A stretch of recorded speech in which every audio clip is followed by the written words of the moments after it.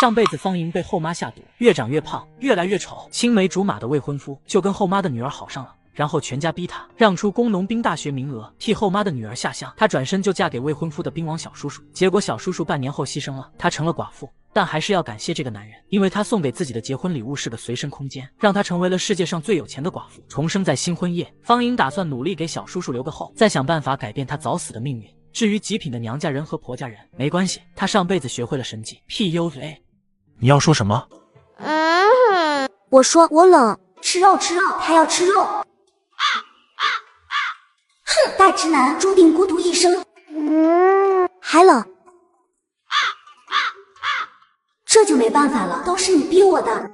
小叔叔，传说中的洞房花烛夜就是这样的吗？还是说你有什么难言之隐？传说中的不行，真的不行呀？小丫头，话不能乱说。天亮了，方莹被冻醒了，睁开眼睛就是窗户上大红的喜字，逼仄的房间，发霉的墙壁，屋里只有一桌一椅一床，一个洗手架。这是他住了几年的林家倒座，原来四合院里门旁的一个小房间给看门人住的，现在住着林家的大少奶奶。方莹兴奋的大笑，她真的重生了。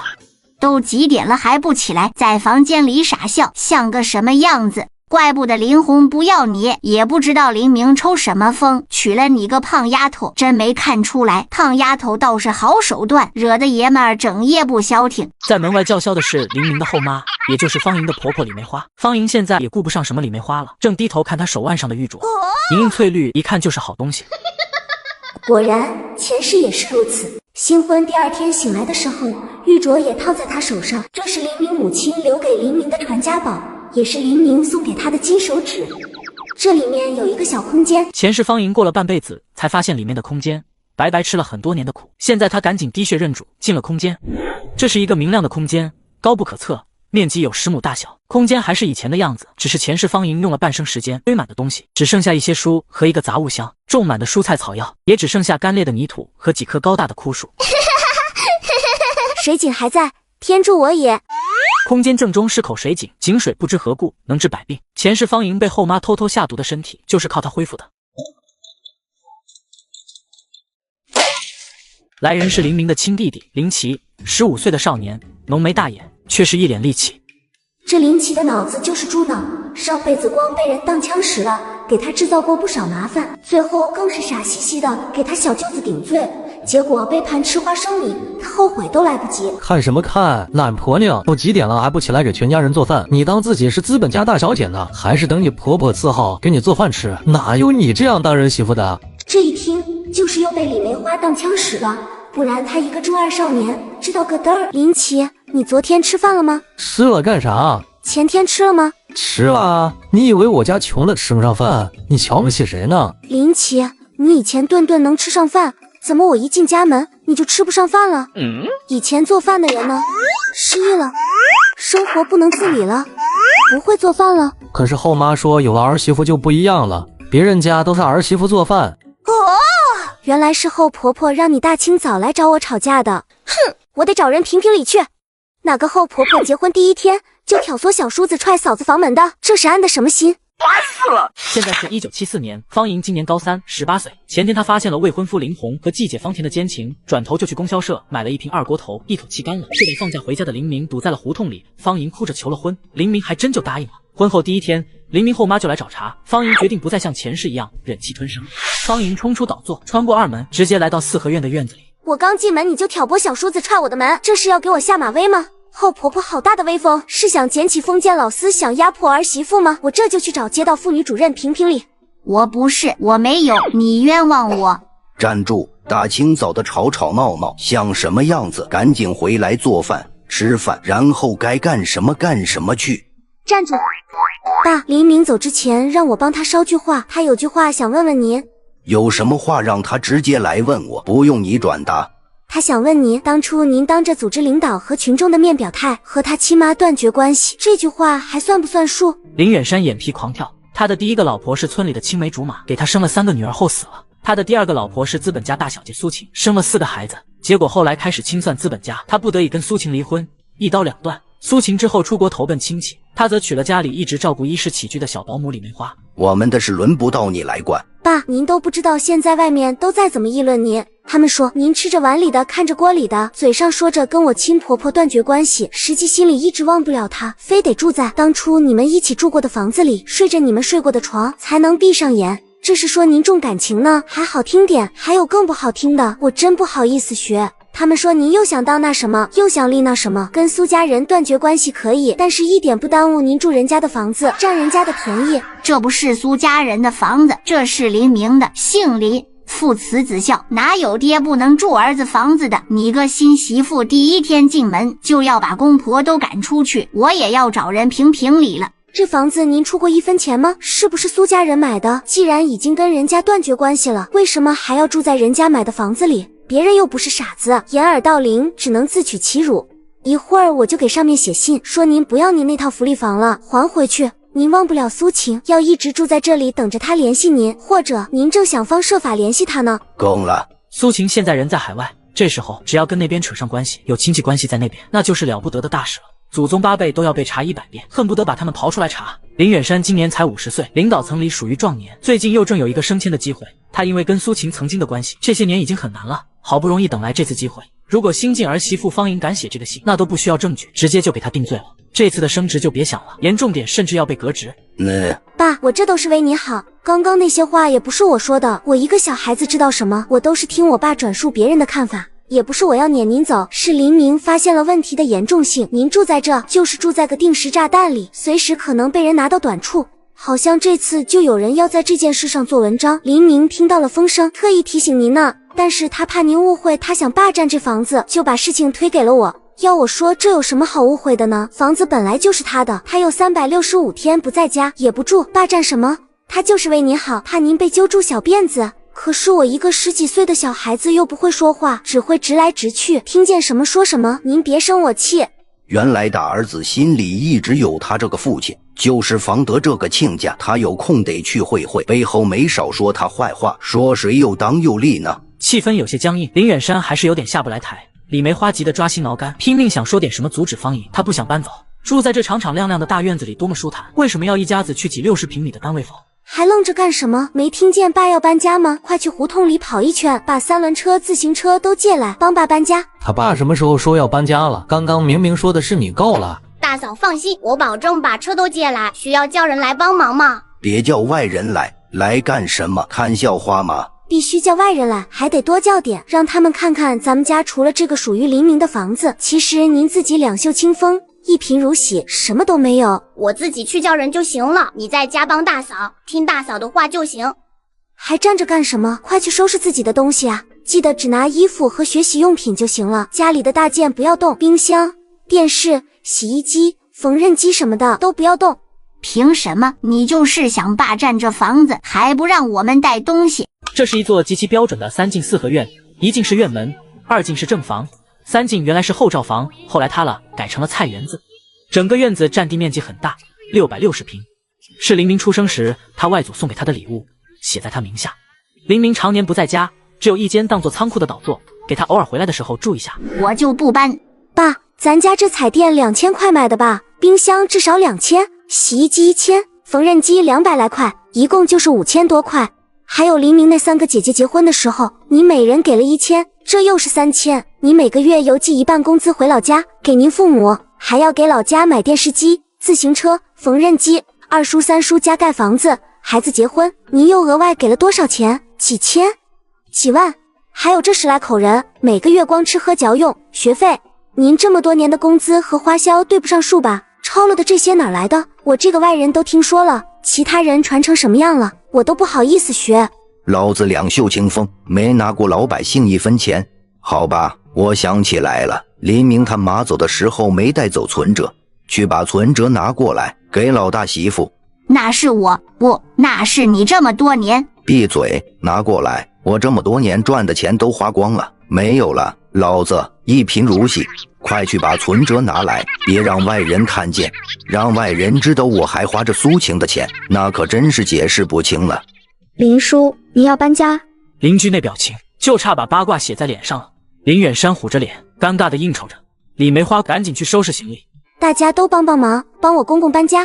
我公公这个人真是不容易，这么多年忍辱负重，顶着巨大的压力住在这里。你们说，黎明常年不在家，我公公能把几个小的单独扔在这里吗？几个小孩子守得住这里吗？这么大的院子，不得被精租出去。现在黎明成家了，我公公就火急火燎的要回自己家。这个黎明的房子，他一刻也不想待了。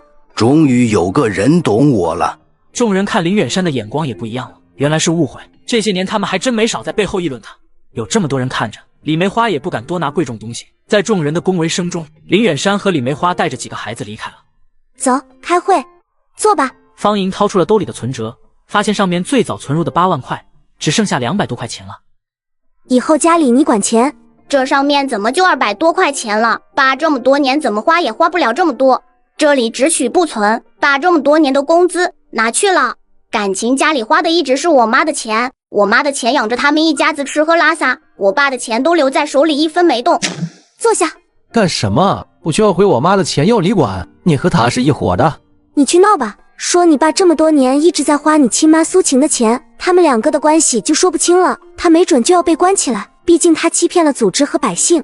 而你和你弟弟还想上学，同学和老师都会瞧不起你们，天天开会批评你们。而林秀就更惨了，肯定会跟着最近一批的知青下乡，去最苦最累的地方，也许是大东北，也许是大西北，也许是沙漠。好了，你别说了，你就不盼着我们点好？傻小子，你想想你去闹的后果是不是这样？我是在救你们啊。那就这么算了吗？那可是8万多块钱，我亲妈的，我爸都跟我妈断绝关系了，他凭什么花我妈的钱？我后妈就更不配了。眼前的姐弟仨，别说对李梅花了，就是对林远山都没有一点好感。因为林远山为了表示彻底跟苏晴撇清关系，对苏晴生的这4个孩子也撇得很清。这么多年，也就是给口饭吃，给个学上。放心，这上面一开始不是写着8万块钱吗？你们等着，不出几年，我肯定让他们都吐出来。真的？要不是他们现在手里肯定没这么多钱，我今天就能让他们吐出来。好了，存折的事到此为止，你们不用管了，交给我。现在我们来分配一下房间吧，这房子是你们大哥的，我们要住正房，你们有异议吗？林奇和林玉住东厢房，林秀住西厢房，有异议吗？以后家里的1日3餐，每天2个人配合轮流做，有异议吗？我不会做饭。不会就学，你都这么大了，10来年时间也没学会做饭，已经很丢人了，不要说这么大声。可是别人家都是女人做饭。在我们家，想吃饭就得干活，家是大家的家，每个人都要为家庭做出贡献，不要想着不劳而获，当蛀虫。大嫂教我，我爱做饭。一会儿我就教你。现在我们说下一条规矩，打扫卫生，以后每个人负责一块区域，每天都要打扫。正房我自己负责，西厢房的卫生秀秀负责，东厢房的卫生小玉负责，倒座和整个院子的洒扫大齐负责。凭什么？前院、正院、后院3个大院子好几百平，一个人得扫1个小时呢。瞪什么瞪？家里就我们4个人，我和秀秀是女孩子，小玉才10岁，就你一个大男人，你不顶天立地多干点，难道让我们干？林奇就听见大男人顶天立地了，顿时抬头挺胸。大嫂放心，我保证打扫得干干净净的，一尘不染。好样的，大嫂信你。家里的琐事安排好了，我们现在来说大事。首先最要紧的事就是林秀下乡的事。林秀今年18岁，跟方莹同岁，还是同学。他们的高中毕业证已经到手了，现在高考还没恢复，只有不到1%的人才能得到工农兵大学的名额去上学，剩下的人要么工作，要么下乡，要么嫁人。我有办法让秀秀不下乡，至于怎么做还不能告诉你们，总之半个月之内就能办妥，你们就等消息吧。我不嫁人，不嫁人，而是给你找个工作。原来是找工作，哪怕给我找个清洁工的工作，我都谢谢他。大嫂，那你也给我找个工作呗，我不想上学。好，答应的这么痛快，怎么这么不可信呢？好了，正事谈完，走，我们做饭去吧。今天就我和林玉一起做饭。 4个人来到厨房，发现厨房空了，大米、白面、蔬菜、鸡蛋和肉都没了，就剩下点玉米面、3个土豆，连咸菜坛子都抱走了。太过分了！哼，我去找他们。回来以后你不要一个人去找他们，你是后妈的对手吗？到时候便宜没占到还惹一身腥。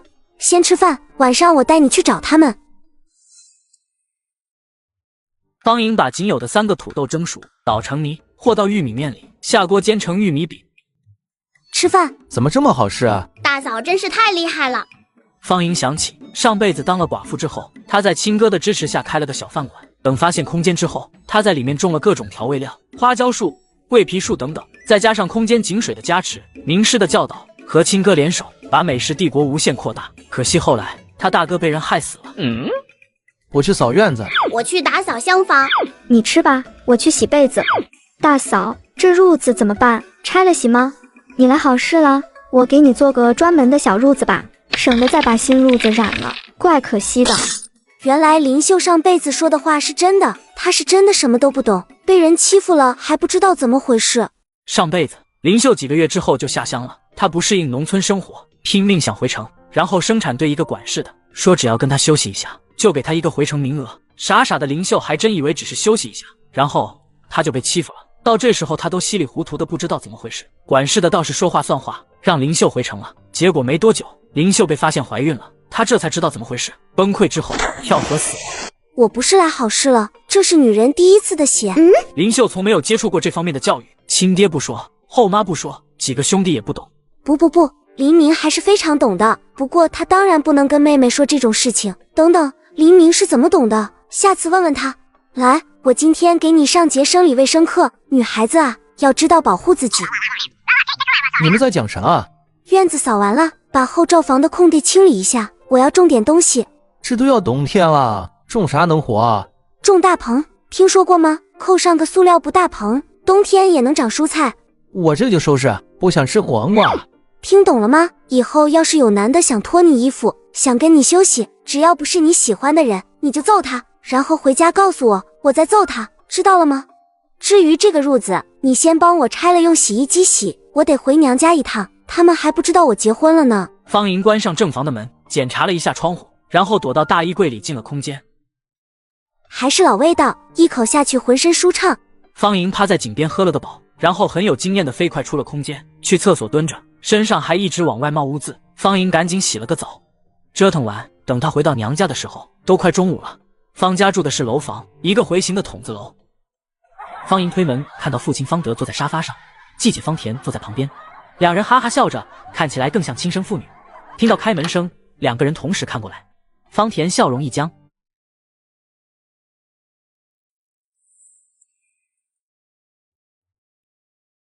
以后不许去同学家住，女同学也不行。我说你昨天晚上去一个女同学家住了，省得你爸骂你，你别说漏嘴。唐真一脸为了方莹好的样子，如果是18岁的方莹，肯定不知道她的险恶用心，只会觉得唐真是个好后妈。你说什么？你跟我爸说我去同学家住了？我没有啊。这个妓女脑子挺灵光的，学习年年第1名，以前每次配合的都挺好，今天怎么犯蠢了？那你昨天晚上去哪了？竟然夜不归宿。谁跟你说我去同学家住了？没水，可能是我听错了。到底听谁说的？我记不住了。我昨天根本没有跟任何人说我要去同学家住，我一个女孩子夜不归宿，她为什么不去找我？甚至还撒谎不让你去找我。爸，你知不知道昨天晚上发生了什么？我不知道，我以为你就是去同学家住了，你这么大人了，有自己的想法。闭嘴！女孩子一宿不在家，这么重要的事情，她竟然以为什么？现在完了！唐真委屈的哭泣，眼神扫过方莹的时候，却是满满的幸灾乐祸。真好啊，活该！看方莹还怎么跟他女儿抢。我们都没错，错的是那个流氓。我们快去报警吧！真是天助我也！现在看方莹还怎么好意思赖着林红，这还不把大学名额让给我？方莹感觉到他父亲的手在颤抖，他竟然看见方德扭曲挣扎的表情和眼底的泪水。其实上辈子方莹和他父亲的关系并不融洽。这事你说要不要报警？报警，女儿的名声没了；不报警，罪犯逍遥法外，女儿白受欺负。我只是结婚了，不是被人欺负了，报什么警？到底是谁欺负你了？好家伙，欺负一次还不够，还想欺负一辈子，还要合法欺负，欺负他女儿傻是不是？我真结婚了，和林明、林红的小叔叔。你怎么可以这么不要脸？林红怎么办？你们下个月就要定亲了，你转头就嫁给他叔叔了，外人会怎么看你？怎么看我？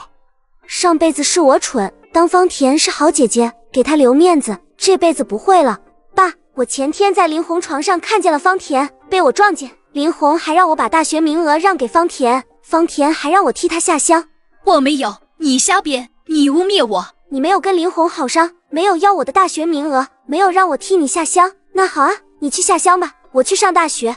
方田道行还是钱，顿时不知道怎么说了，偷偷看向母亲。先别纠结这些无关紧要的小事了。小莹，你昨天晚上被林明欺负了吗？老方，即便你跟林远山关系不错，但我们不能让女儿白白受欺负，我们去告他。方莹从口袋里掏出一张结婚证，递给方德。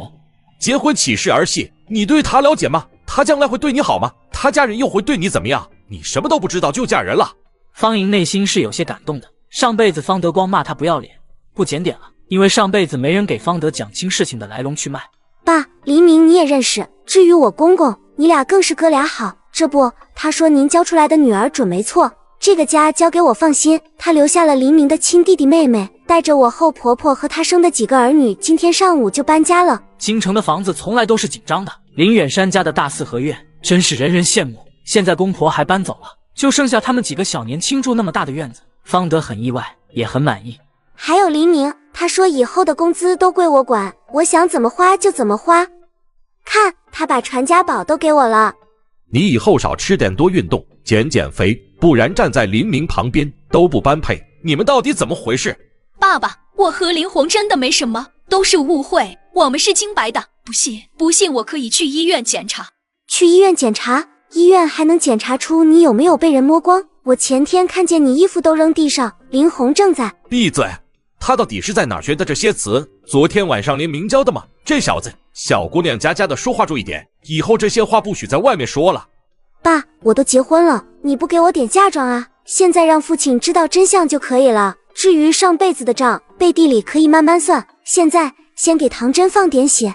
你想要什么？没想到你结得这么仓促。爸，我记得咱家也有一只镯子，我姐说是我妈留下来的，要给我们当嫁妆的。林明给你的，估计是他妈留给他的。那说起来，咱家的玉镯跟这个可能是一对呢。怎么回事？我妈的镯子怎么和她家的是一对？你妈说有一次林明他妈落水了，你妈把他救了上来，苏家感谢你妈，送了他一只玉镯。那镯子在哪呢？我就要它当嫁妆了。你放哪了？拿来给他吧。我还真忘了放哪儿了，得好好找找。那就快去找啊！找不到就是被你卖了。那是我亲妈的东西，竟然被你卖了。老白莲的技能就是张嘴给人定罪，我也会。我就说好好找找，你就说被我卖了，你怎么这么能撒谎了？有空站着指责我，也不去找。你是想扣下我妈的东西，还是真的被你卖了？你这孩子说话怎么这么冲了？是不是以为结婚了就用不到我这个后妈了？枉我这么多年那么疼你，对你比对方田和方燕都好，什么好吃的都是可着你先挑，你不吃了才分给他们。过年买新衣服从来都只给你买，他们只能穿你剩下的，我拿去改了给他们当新衣服。方田懂事，从来不闹，方燕却年年委屈的哭。方燕是唐真和方德婚后生的女儿，比方莹小3岁。呵，爸，我再给你捋捋。首先，后妈明知道我在减肥，罐头、牛奶、烤鸭这些东西我从来都不吃，她却让我先挑，我没选。然后好吃的就都是方田和方燕的，而好名声是她的。方德一愣，回想这么多年，他偶尔看见的姐妹有爱画面，确实如此。再说说过年新衣服的事。方莹说着，突然冲进方田和方燕的卧室，打开衣柜，抱出一大摞衣服来，一件件抖开给方德看。爸，您看这些衣服，是旧衣服改的吗？这都是百货大楼的成衣，一件比一件贵，这还只是他们秋冬季的衣服，您再想想他们夏天的裙子，是不是一条比一条好看？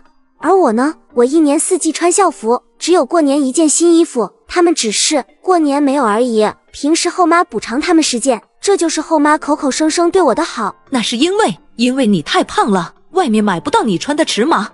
没有成衣买，可以去裁缝店里做呀。什么尺码做不了，但是这么多年，你给我做过哪怕一件吗？家里钱不够，你也知道我和你爸爸那点工资养几个孩子不容易。成衣一件都要20块起步，一件冬天的大衣要100-200，而去裁缝店做条裙子，用便宜点的布料只需要几块钱。方莹一脸索然无味，不想争了的表情，扔了手里的衣服。爸，过去那些年，我为了让您高兴，有什么委屈从来都不说。但是今天，我真的伤心了，也看清了他们的真面目。我昨天失踪了1宿，他们却没事人一样，还瞒着您，不让您找我。多亏我遇见的是黎明这个好人，要是我昨天真被人欺负了，您现在应该再给我收尸。爸，我委屈。方莹本来只想装一下，不知道怎么竟然真把两世的委屈都哭出来。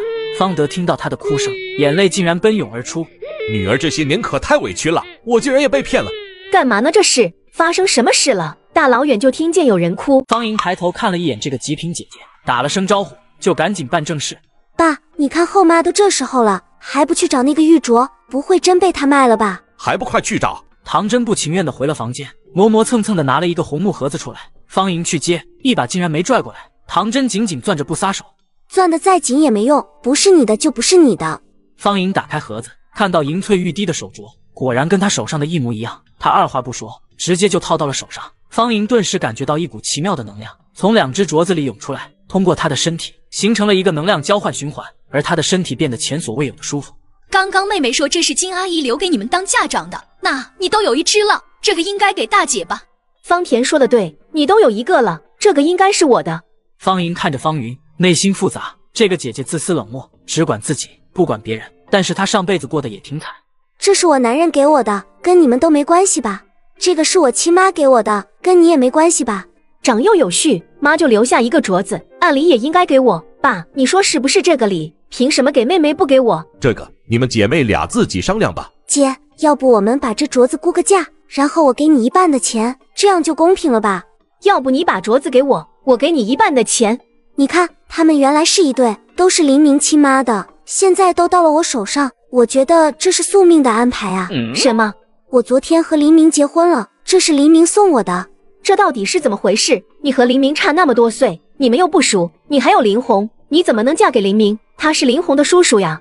原来姐姐也喜欢黎明啊。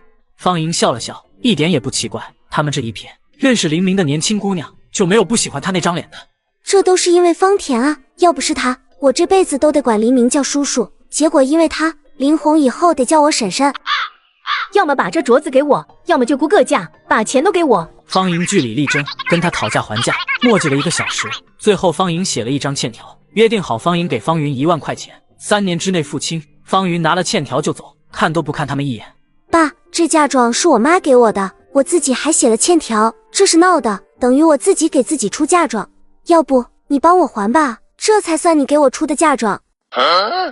爸，我给你捋捋。停，今天就捋到这吧，别捋了。方莹才不管，他想说的话没人能拦住。行了行了，我来说，未来几年的工资没了，心痛以大女儿的小心眼，等她结婚的时候，少不了也要一大笔嫁妆，心更痛。方莹顿了一下，他没想到方德会答应，这可是1974年的1万块。他爸现在是个小领导，但是1个月工资也才200多块，1万是他5年的工资。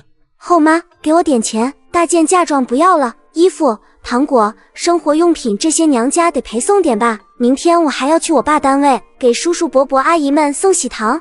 从小到大，你每个月给方田方燕5块钱零花钱，就给我1块，有时候甚至不给。我现在买糖的钱都没有。给他拿500块钱。唐真知道自己今天不放个大出血是不算完了，他放弃挣扎，回房间拿钱去了。你到时候买身做身好衣服，遮遮你这身材，还有喜糖就买大白兔。爸，你看后妈不高兴了。方德格外要面子，更痛恨被欺骗。此时他的脸色比唐真还不好看。方莹才不管事后2个人怎么掰扯，反正今天是掰扯不明白的。哎呀，忘记一件重要东西。方莹去了方田和方燕的房间，在柜子顶上拿出一个信封来。爸，这张工农兵大学推荐名额是我的，林红他们家白耽误我2年青春，损害了我的名誉，关键是他们竟然还欺骗您，这边吊着您一个女儿，背地里竟然勾着您另一个女儿，真是一点没把您放在眼里。这名额我就不还他们了，我找人卖了吧。方田顿时抬头看他，既然是卖，他就有希望得到名额了。方德的脸色更难看了，方莹处处说到他的心坎上，林家简直欺人太甚。哎呀，我知道了，那我就走了。上辈子方莹光顾着生气，还清高，要跟林红撇清关系，就把推荐名额还给林红了。这种找关系要来的推荐名额，都是盖好章的，名字那里却没有填，操作空间非常大。林红转手就给他的小情人方田如愿上了名额上填好的理工学院，但是他学习太差，让他学高数，他不考0分都是因为运气好。方莹就趁机把他举报了，因为现在要求比以前严格，工农兵大学是要成绩好的，学习不好没得过奖，没立过功的不在推荐范围内，方田就被开除了。1977年恢复高考，几乎所有人都能考，唯一不能参加考试的就是上过工农兵大学的人，而方田被开除了工农兵大学的学籍，可以参加高考。结果他走了狗屎运，刚刚够上分数线，混了个第一批大学生，比工农兵大学生说出去好听100倍，含金量还高。当时把方田得意的天天来他面前炫耀，谢谢方莹的成全。方莹做梦都在后悔，不该举报方田。没想到真的可以重来，但是这名额白送方田是不可能的，怎么也得从他们身上扒层皮下来。鱼儿已经下了，就等于上钩了。方莹回了四合院，就带着邻家姐弟去外面吃饭。嫂子，随便吃碗面就行，全聚德一只烤鸭8块钱呢。昨天我结婚匆忙，一大早你们大哥又回部队了，都没有请客，我爸刚给我500块钱，今天咱们好好吃一顿。饭桌上，方莹的嘴也没闲着，把刚刚在娘家的事情都说了。邻家姐弟发现方莹比他们还惨，瞬间拉近了几人的关系。3人吃了饭，方莹又带他们去逛百货大楼，成衣不要不嫖，唯一的缺点就是贵。买。身为全世界最有钱寡妇方莹，一顿买，把身后3人感动坏了。最后方莹被连拖带拽，才出了百货大楼。方莹打发他们3个带着东西回家，他自己则去了裁缝店。师傅，我要这样的 A 字版，就是上窄下宽，横起来不贴身。你很有想法，只刀扬长避短。方莹穿上做好的新衣，去鞋店买了双长筒靴，最后去理发店做了头发。方莹壮实的身材被新做的衣服完美掩盖，只露出她漂亮又有点胖乎乎的脸，显得活泼又可爱。路人频频回头，女人看她的衣服，男人看她的脸。方莹回了四合院，一路把邻家姐弟都惊呆了。她关上门，呵呵笑了半天，躲到立柜，进了空间，瞬间惊呆。以前灰蒙蒙的雾气边界变成了蓝天白云。方莹惊喜地在空间转来转去，发现新镯子变成了山海，三面环山，一面是一望无际的大海，但是没有发现任何动物和昆虫。旧镯子变成了茅草屋，成了空间仓库，以前的架子都还在，水井位置没变，但是井水更甘甜清冽了。方莹不敢多喝，怕自己1天之内变化太大，让人奇怪。方莹出了空间，去后院杂物间找到了铁锹和水桶。大嫂，你来种黄瓜啊？去买2斤肉，晚上我们包饺子，买好了叫我，我自己包。好呀，黄瓜哪有饺子好吃？方莹进入空间，在山谷旁边挖了3个坑，把空间仓库的3棵枯树埋了下去，1棵榴莲树，1棵桂皮树，1棵花椒树。方莹发现可以用意念拿进或者拿出空间仓库里的东西，但是山谷里的任何东西她不能用意念调动，但是有漏洞可以钻。她站在水井边装1桶水，用意念把它收进仓库，然后自己跑到树边，再把水桶叼出来。完美，现在水桶还是太少了，如果水桶多的话，可以一次性浇完。10几桶水下去，榴莲树焕发生机，开花结果，臭臭的香味飘满空间。忍住，现在这身体爬不上去啊！嫂子，你拉屋里了？不至于呀，我们四合院有厕所呀。滚！那么大味你没闻到吗？而且屋里的地砖比石头还硬，不是那啥，打铁锹干什么？我二哥有点傻，嫂子你别理他，肉买回来了，我们包饺子吧。方莹长出口气，劝自己不跟二货一般见识。走，包饺子去。吃完饭，方莹拿出特意留下的2大盘饺子。一会儿你帮我送到方家去，看着我爸吃完，再看看他有没有给我后妈和方田吃的意思。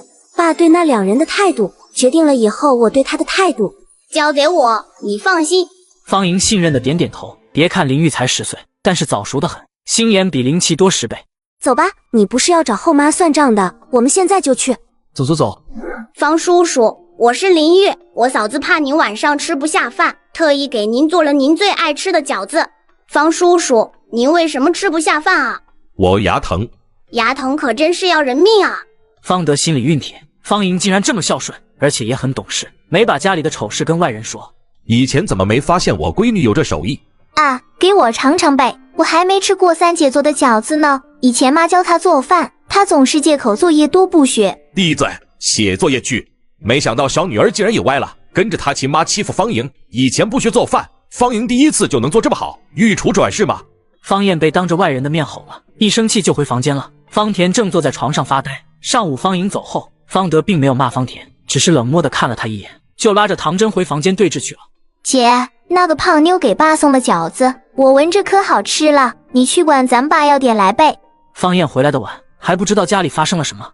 吃，你就知道吃。你知道咱爸为什么生气吗？为什么？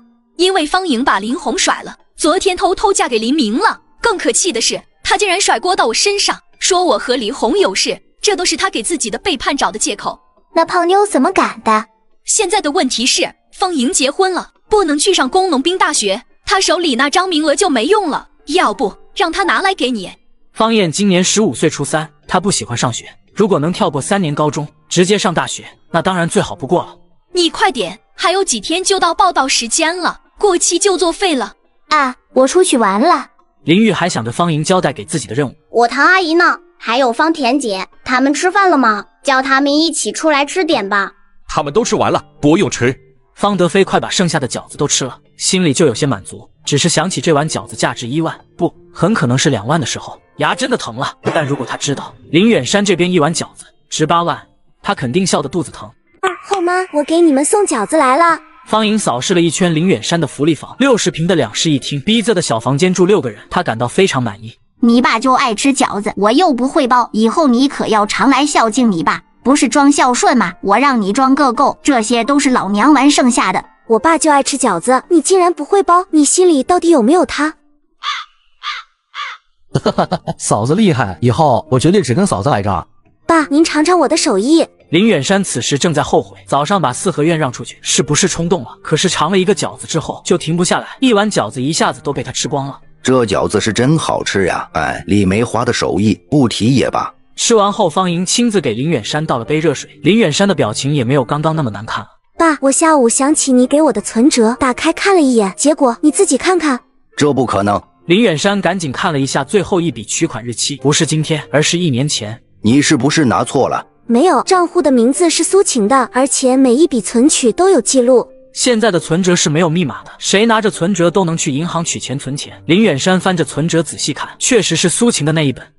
这是我们结婚的时候你说给我娘家3000块彩礼，这是家里买电视机花了2000，这是咱妈说要看病你让我邮寄1000回去，这是大妞结婚你说给1000，这是我妈病了，这是你弟弟病了，这是你侄子结婚。李梅花每笔账都记得清楚，对得上。林远山脸色好了很多，之前的支出他有点记不清了，但最近几年的都对得上。最后一笔对完就剩200块钱，没毛病。林奇几次想张嘴都被方莹制止了。爸，每一笔花销都对得上是不是？确实都对得上。家里买的那些大件，电视机、收音机什么的，乱七八糟的都给你留下了，所以账就平了。平个头，还挺理直气壮。哼，我让你们理直气壮。爸，你花钱老婆的钱娶小老婆，不合适吧？你花钱老婆的钱养你的爸妈、你弟弟、你侄子，你跟前老婆生的孩子，你小老婆的爸妈、弟弟妹妹，不合适吧？这所有的一切花的都是你前老婆的钱，那你这些年赚的钱呢？一分没往家拿，还是被你私藏下了？我没有，之前就觉得哪里不对，现在是知道了，家里家外都花苏晴的钱确实不合适，说出去更不好听，更何况苏晴身份特殊，被人发现就解释不清了。等等，我赚的钱呢？爸，我听说你借给别人钱都不爱打欠条，但是对方不打，我后婆婆就会追着让人打，所以她手里应该有你这么多年借钱出去的欠条，工资都是死的，拿出来对一下，就知道你这些年应该剩下多少钱了。现在他们又在哪里？你追到人家面前要欠条了，我怎么不知道？我没有，你别听他瞎说。爸，你看他竟然还不承认，这在你们单位都不是秘密了，大家都说你假清高、假大方，当面借给别人钱的时候可大方了，但是一不写欠条就翻脸，让老婆堵人家门，而且欠款绝对不能超过日期，不然就坐人家饭桌上抹眼泪。哦，对了，很多你借出去的钱，你以为人家没还，其实人家都还了，不信你去问问。林远山是个很要面子的人，那些借出去的钱他从来不主动要，结果他发现有的好几年了都不还，还有的故意躲着他，反而给他甩脸子。爸，不是人家躲着你怕还钱，而是我后婆婆要钱的手段太让人难堪了，人家不愿意搭理你啊。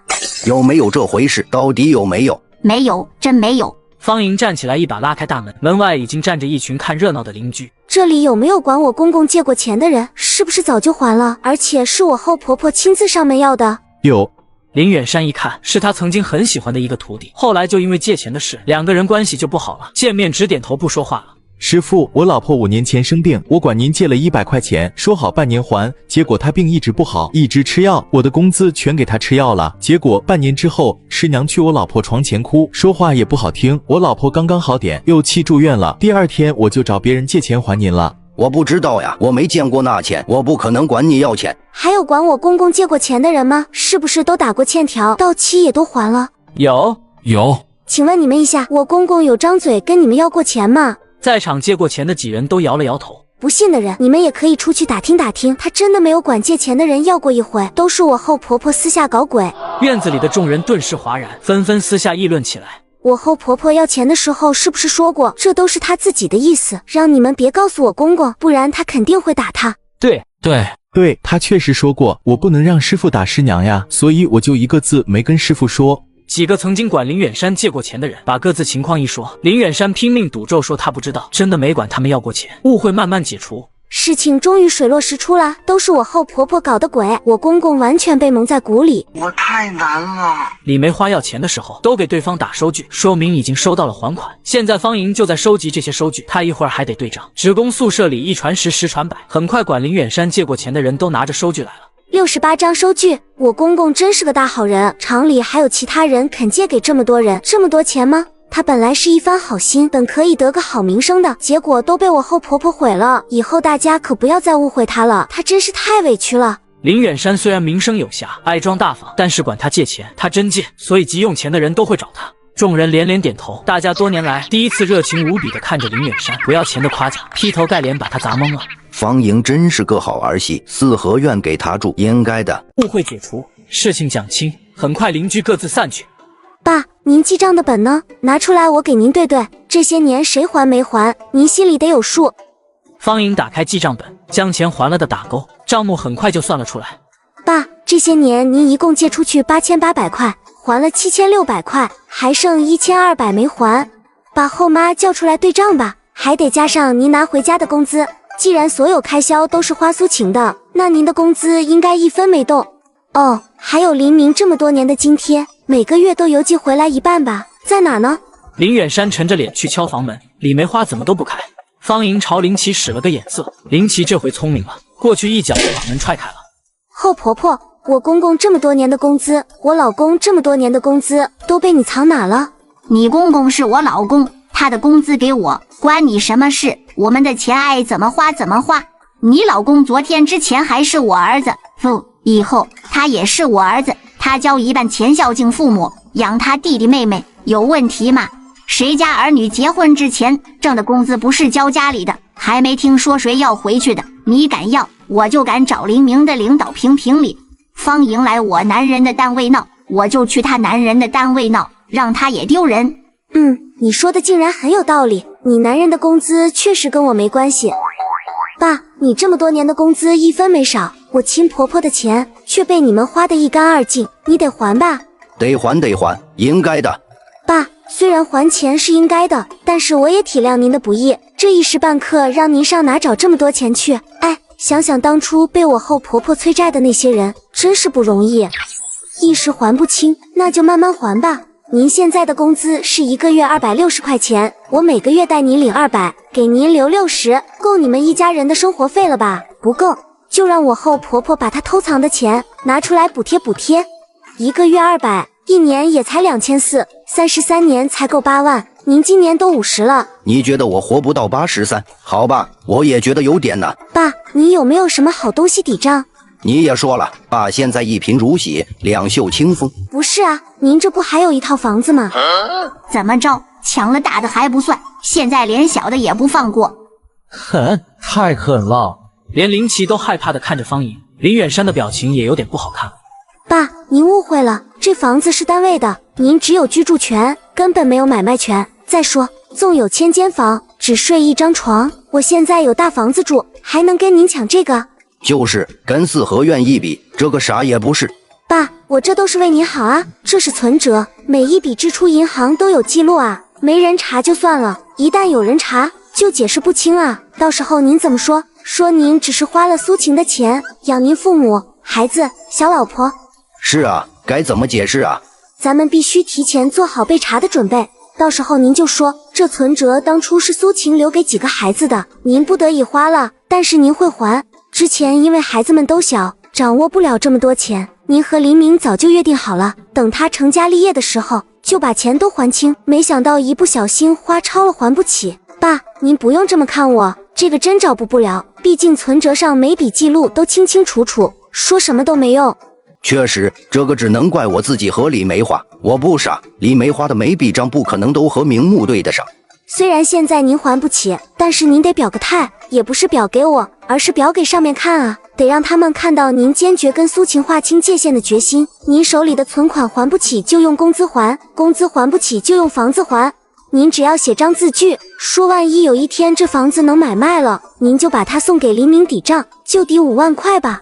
现在的房地产还不能流通，特别是单位福利房，真的是只能住不能卖。但是如果是私人的房子，60平卖5万，也不低了。爸，我真不要您这房子，我还可以给您写个字据，您可以一直住在这，到时候我带领您3万块钱工资就行了，多了不要。这孩子真的处处都在为我着想，只是写个不太能实现的字据而已，跟上面装样子，他却真的给我抹账，咋这么好呢？我们写字据吧，你放心，爸不占你便宜，爸每年还有年终奖金呢，以后这些都给你。爸，咱们把这条也写进字据里，时间是永久，条件是包括年终奖的所有奖励，好不好？林远山的脸皮抖了一下，但是想到方莹2次在外人面前挽救了他的名誉，他脑袋一热就答应了。好。方莹可是知道林远山以后会解决一个世界难题，上面奖励了他100万。方莹虽然不在乎这100万，但是能让李梅花不开心，他就开心。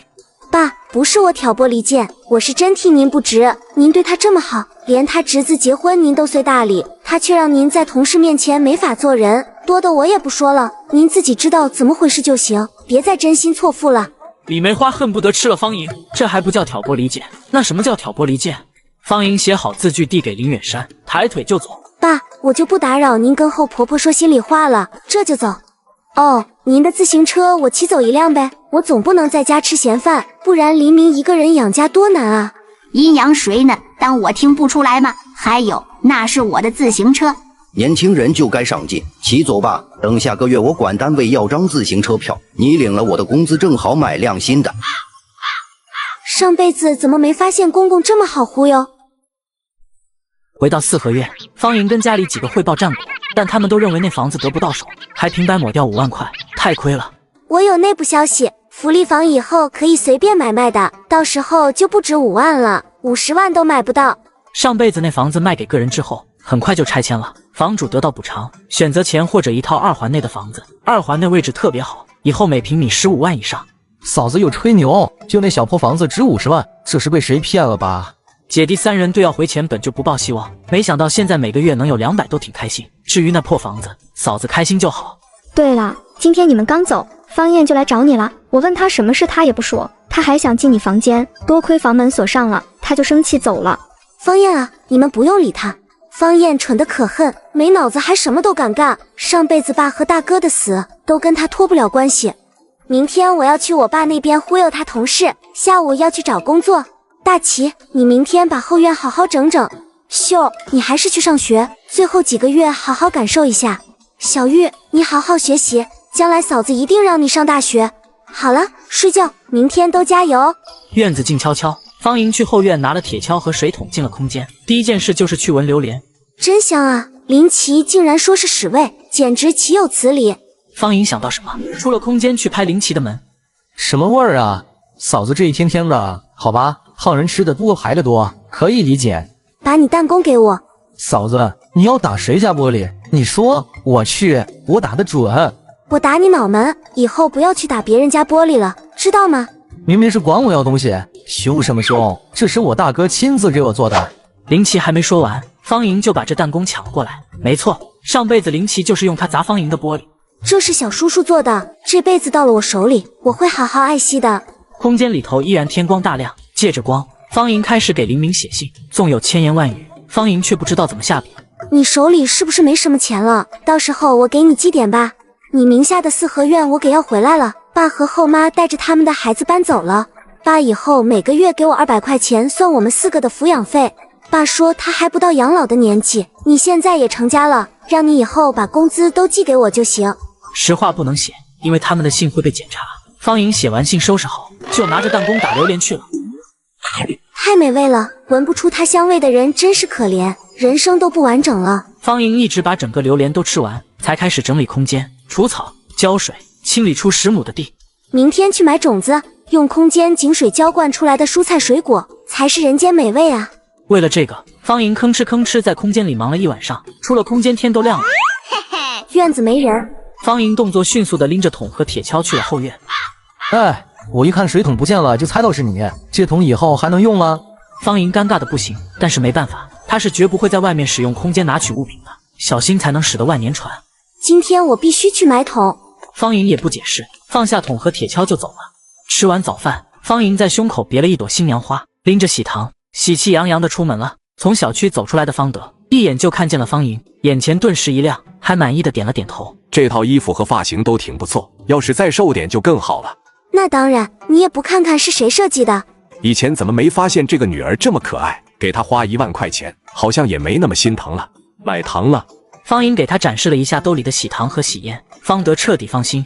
方德在商贸部工作，高大上的单位，但是他在的进出口部门是个清水衙门，因为这10年的进出口贸易非常少，部门内的同事都使劲想出去。可是再过几年就不一样了，上辈子方德就捡了便宜，胜者为王，但他也没得意几年，被方燕的对象算计，差点坐牢，最后被开除，人却抑郁了。哎，爸，您这么多年兢兢业业，眼看也要50了，什么时候能混个小车坐呀？这就要看你了，闺女，你今天白话好了，爸调岗就指日可待了。还有，爸今年45，记住了，是40出头，离50还远呢。爸，老话说得好，您做鸡头不做凤尾，您在这个部门10多年了，想努力跳出去，到别的地方就要从头开始。你是能伏低做小，拼过小年轻，还是能拼爹拼过同龄人？方德的心里相当震惊，方莹竟然能完美猜到他的心思。他爹活着的时候也是个老农民，他能走到今天这一步全靠的自己。热门部门就那么几个，里面竞争太激烈，他去了只能给人当小弟。可是留在这里，爸这辈子都混不上个小车座。我们部门老大比我还小2岁，我熬不过他呀。爸，一叶障目了呀！你想走，他不想走吗？他比你更想走啊！等他走了，你就是你们部门资历最老的人了。这是上辈子的真实轨迹，只要再等2年，对方就走了。不能吧？你不知道，他以前留学的时候就学的国际贸易，又是主动请缨到我们部门的，说是就爱这一行，要焊死在这位置上。男人的嘴你也信？有句真话吗？爸，你要迟到了，快走！方德的自行车蹬得更快了，他终于确定了自己努力的方向。王叔叔好，李叔叔好，孙叔叔好。被叫的几人都茫然地接了喜糖，笑着寒暄2句离开了。这些人方德都不知道姓什么，更不熟，因为不是一个部门的。方莹却都没叫错，因为这些人以后都是经常上电视的。赵叔叔好。你哪认识的人？都不是爸爸同事，一会儿糖不够了。报纸上看见的，多个朋友多条路，开头我已经给你打好了，后续你要维护好啊。知道知道。方德带方莹见了部门老大王军，方莹笑得更甜了，因为这位可是将来霸屏的人物。王叔叔好，我是小莹。这是我二女儿，刚结婚，非要来我单位亲自给各位叔叔阿姨送喜糖。小莹，孙阿姨，好多年没见，您还记得我呢？还记得我小时候有一次来，您给我块糖吃，卡到了，我差点没吐出来，都把您吓哭了。哈哈哈，原来是记着仇呢。谁说的？当时要不是您给我拍出来，我这条小命都交代了。以前小不知道怎么报答您，现在我长大成人了，以后可要常跟您走动了，您到时候别嫌我烦。方莹的表情管理已经到了炉火纯青的地步，孙平只看到了真诚。阿姨可记住了，你以后不来我可生气了。你结婚了，什么时候的事？好你个老方，这事都藏着掖着的，怕大家蹭你喜酒啊。闺女，这是演的哪出呀？我不知道台词啊。爸，都这时候了，你还替他们隐瞒？你不说我说了呀，我可不背过。没有台词，让我怎么接？好孩子，到底怎么回事？孙姨，您之前听说我和林红处对象的事情吗？其实我们早就分手了，林红喜欢上我季姐方田，知道这么做不好看，他们还不让我爸说出去。快别说了，你什么时候这么好脾气了？任他们在你头顶上拉屎，他们不让你说你就不说，小莹的名声不要了。孙姨，您别怪我爸，他也是不得已，后爹难为啊。他为了我的名声就把事情传出去，那我季姐的名声就没有了。他说女孩子的名声比什么都金贵，为了这个他就只能吃了这个哑巴亏。王军和孙平顿时抬头看着方德，都在心里想，原来他们之前都看错了，方德竟然人如其名，这么有品德。闺女真厉害，我辛辛苦苦20年都没有树立起这形象，那现在怎么又想说了？我爸能忍，我不能忍啊，不能让林红脚踩2只船。对，不能忍。但是我爸又压着我不让我说，我脑子一抽就打算先斩后奏，找个人结婚，和林红的关系不就自动解除了吗？方莹不能说林红这边跟他季姐好上了，他转头就跟林红他叔好上了，别人就会觉得这一家子都是些什么人，乌烟瘴气的，所以就得实话实说。我想找个处处都压林红一头的，找了几个月没找着合适的，结果前天看见黎明了，我来不及多想，就把他堵胡同里了，求他娶我，他真就答应了。你可真厉害，胆子也真大。黎明处处压林红一头，是林红他叔吧？王军不是京城人，来京城1年，林家这个不上不下的家族，他不是很了解。这婚结得好，结得好，黎明比林红高还帅，听说还因为立功连升了好几级。爸，您看孙阿姨都说我和黎明结婚是好事，您就别生我气了，您不能总想着季节，一点不顾及我呀。这句话里带着无尽的委屈，孙平眼眶都红了。王军看方德的目光也是不认同。傻丫头，我要是真不顾着你，什么好东西能只想着你？为了这个，你亲姐姐生多大气，你不知道吗？赶紧进行下一个主题吧。这个镯子是黎明母亲送给我妈妈的，当年说要留给我们姐妹当嫁妆。爸爸知道我嫁给了黎明，就做主把他给我了，说他跟林家有缘，算是物归原主。姐姐发了好大的脾气，让我写了个欠条。不过我有个好爸爸，爸爸说替我还了，但是他又没有钱，他说要跟我公公学，以后用工资还债，每个月让我大姐来领走200，几年就还清了。孙平和王军顿时佩服地看向方德，这是真宠女儿的，也不算偏心，他却愿意补偿老大1万，确实是个好父亲，对妓女也好。养了18年，终于见到回报了。你公公又是怎么回事？他也需要拿工资还账，不是听说他家挺富裕的？哎，要说我公公也是不容易。方莹如实把林远山家的事情都说了。面对王军，方莹必须留下诚实的好印象，以人家的身份，没准回头一打听就能查到事情原委。王军现在对方莹印象深刻，眼神也不陌生疏离了。好家伙，这小姑娘的娘家、婆家，还有和对象怎么结婚的事，我现在都知道了。好了，快别耽误领导时间了，我们出去吧。看我话太多，叔叔阿姨，我先走了哈，去别的办公室表演，不发喜糖。很快，方德是个慈父的形象就立起来了，身上立刻就自带了好人的附属性。不错，但是今天话有点密呀，你完全可以下次再介绍你公公的事情。我怕到时候传言传到这就变味了，而且也顺便增加一下王叔叔对你的关注力，我公爹还是很有能力的。林远山在研发纺织这块他是顶流，而且林远山有个好堂哥，就是林红的爷爷，现在职位不小，方德现在多少也算沾亲带故了。还有方田和林红的事，虽然你的解释也不错，但是有点自损800。爸，他们骑在你脖子上拉屎了，你真就忍了？你真想替他们瞒着？不是，是林红这人品德败坏，他将来肯定走不远，就是个废弃了。方田应该找个对咱家更有利的对象。方德现在有点怕得罪这个女儿，因为他心眼子好像比他还多。爸，方田和林红的事情必须成。给我一个理由。一是事情已经传出去了，方田找不到更好的对象了。2当然是这样能让林红家难受。您没相中林红，其实林红父母也没相中方田，真喜欢方田，他们早就好言好语来跟您商量了，更没相中我。我去他们家，他们正眼都不看我一眼，使唤我跟使唤他家小保姆似的。你怎么不早跟我说？我以为算了，都是我傻，现在说这些也没用。林红父母现在就是利用方田，让他拆散我和林红的婚事，然后您肯定也不同意方田嫁给林红，这样双方都理亏，他们就不用给您低头了。现在如果方田嫁给林红，就能击碎他们的美梦，废了他们的旗。嫁，必须嫁，不嫁他就别姓方。其实方莹还有个3没说，上辈子方田踩着林红攀上了别的高枝，过了很多年好日子，这辈子他只能嫁林红。爸，你有钱吗？给我点。昨天刚给你500，你干啥了？喜糖、喜宴、衣服、鞋、包，还有我家的生活用品。你是不知道我后婆婆这个人多么会算计，她走的时候就给我们留了3颗土豆。方德的另一个特点就是抠，特别抠，只有装面子的时候特别省。比如昨天那500，现在方莹任务都完成了，他就有点想卸磨杀驴。爸，我后天想去孙姨家，总不能空手去。听说孙姨父是铁道部的。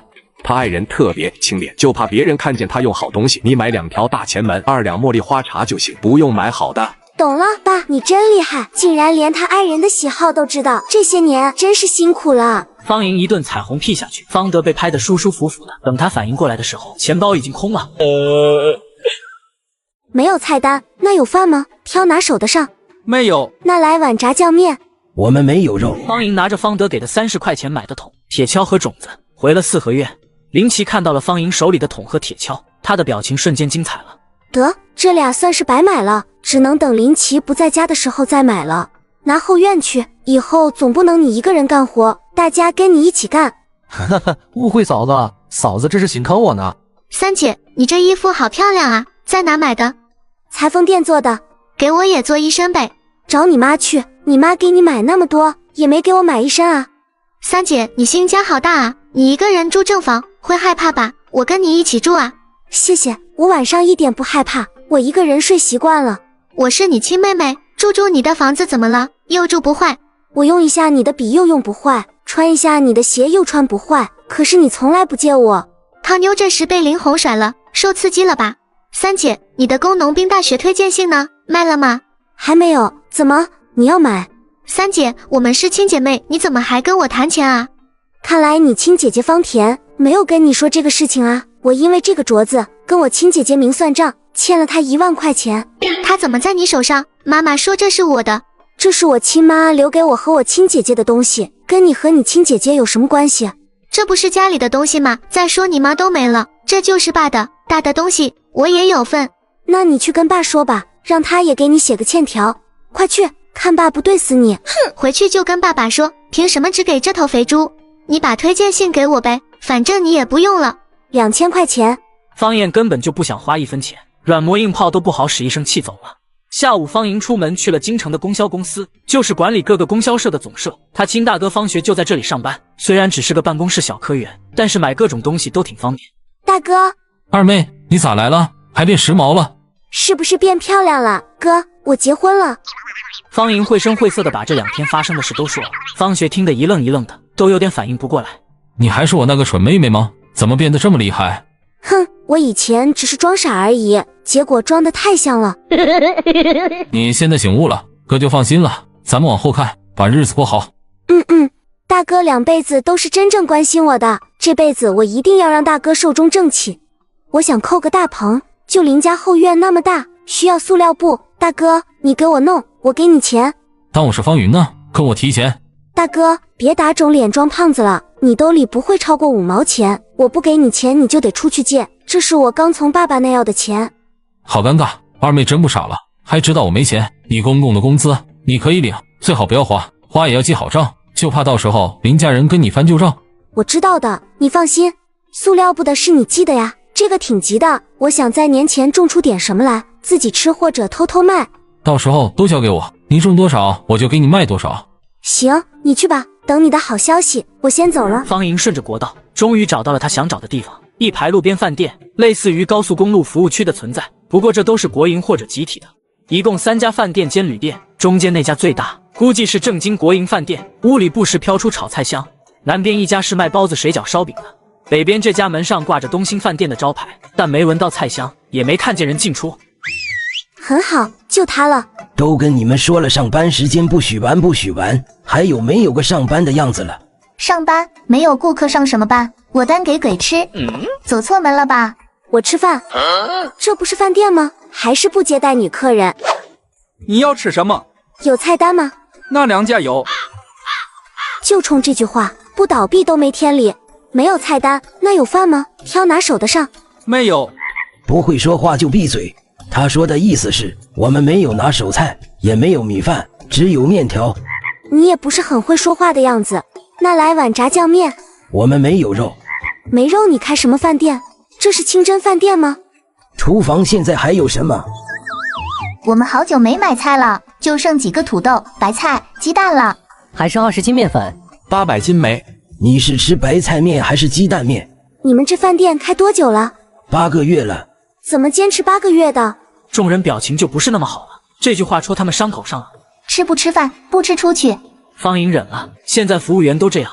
一样一碗白菜面和鸡蛋面，我尝尝大师傅的手艺。我不是大师傅。方莹还以为他在谦虚，结果2碗面上桌，他不用吃就知道了，这人真实在。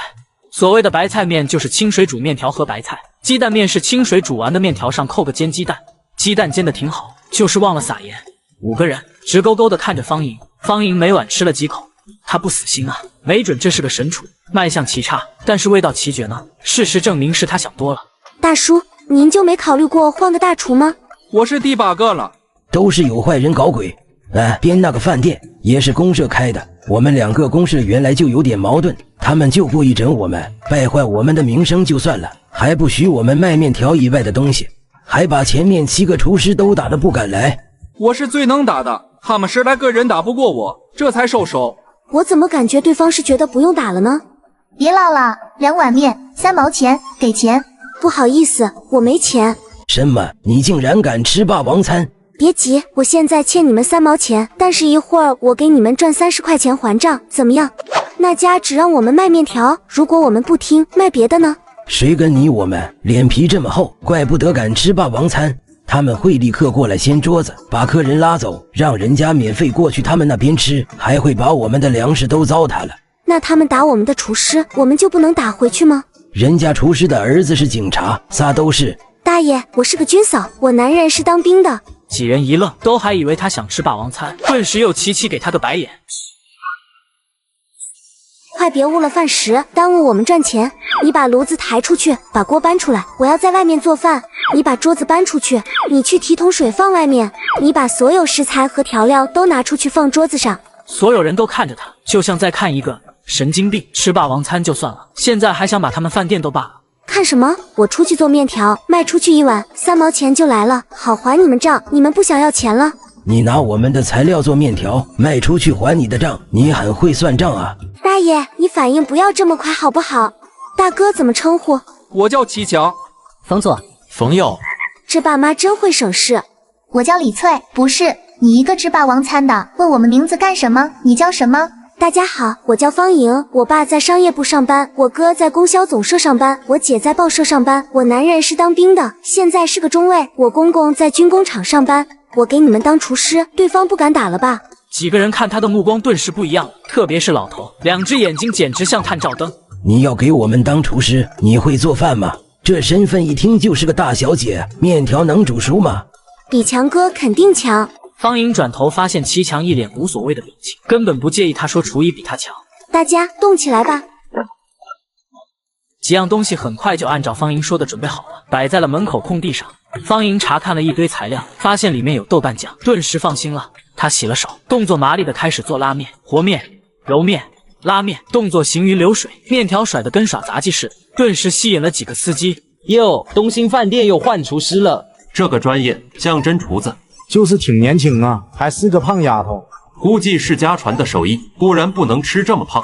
那得尝尝。别了吧，别刚吃一口就又让南边那家过来掀了桌子，扫兴。更何况那家的包子也不咋地。南边富强饭店的厨师是靠3个当警察的儿子上档的，厨艺比光头只强了一点点。还是中间的国营饭店最好吃，就是太贵，出菜还慢，服务员那脸还比驴长。他们去吃饭就跟去要饭似的。这你就不知道了，富强饭店给东兴饭店定了规矩，只要他们做面条，就不掀他们的桌子。那走，尝尝去。 3个人走了过来，方莹的面条已经下锅开煮了。小童子做的兰州拉面，但是我看你这清汤清水的，牛羊肉呢？这位师傅见多识广，一眼就看出来了，我这是正经的兰州拉面手法。但是我们不卖兰州拉面，卖炸酱面。今天是鸡蛋酱，明天就有肉酱了。炸酱面也行啊，冲你这拉面的手艺，来一碗尝尝。 现在城里1碗素面就1毛钱。方莹想起自己刚刚吃的2碗面，李翠要他3毛钱，估计是大车店可以贵点。不瞒您说，我是御厨的徒弟，手艺一绝，所以我做的面条卖的贵，3毛钱1碗。几人头一次听见这么夸自己的，但是方莹的表情很严肃，也很骄傲，还真像那么回事似的。 3毛钱就3毛钱，谁吃不起似的？让我尝尝你这御厨徒弟的手艺，不好的话可别怪我砸你师傅的招牌。你师傅叫什么？ 说了你也不知道，你只需要记得我的名字，厨神小芳就可以。几位大哥进屋等着吧，马上就出锅。说话也没耽误方莹手里的动作，她已经把酱调好，鸡蛋搅好，葱姜蒜也都切好了。方莹狠狠炒了空间出品的花椒和桂皮，味道顿时就不一样。鸡蛋和葱花一下锅，周围全是香味，立即有人从隔壁2家饭店跑出来看是哪飘来的味道。南边富强饭店的人反应很快，2个凶猛男人立刻冲了出来。干什么？ 你过来试试，打不死你！2个男人顿时停住了，看冯左冯右的眼神明显带着畏惧。方莹顿时高看了2个小年轻一眼。哟，看样子他们还挺能打，喜欢。不用过来了，我做的是面条。再自我介绍一下，我叫小芳，是个军嫂。2人彻底不动了，不过也没走，就看着方莹。方莹很快炸好了鸡蛋酱，然后捞出几碗面条，1碗面上浇了1勺子酱，鸡蛋酱就用光了。为了保证味道，一锅不能炒太多酱。 屋里几个司机已经等不及了，立刻跑过来自己端碗。现在很多国营饭店也是这种规矩，自己去窗口端菜，吃完了还得把碗筷送回窗口，就差自己刷碗了。哇，真好吃！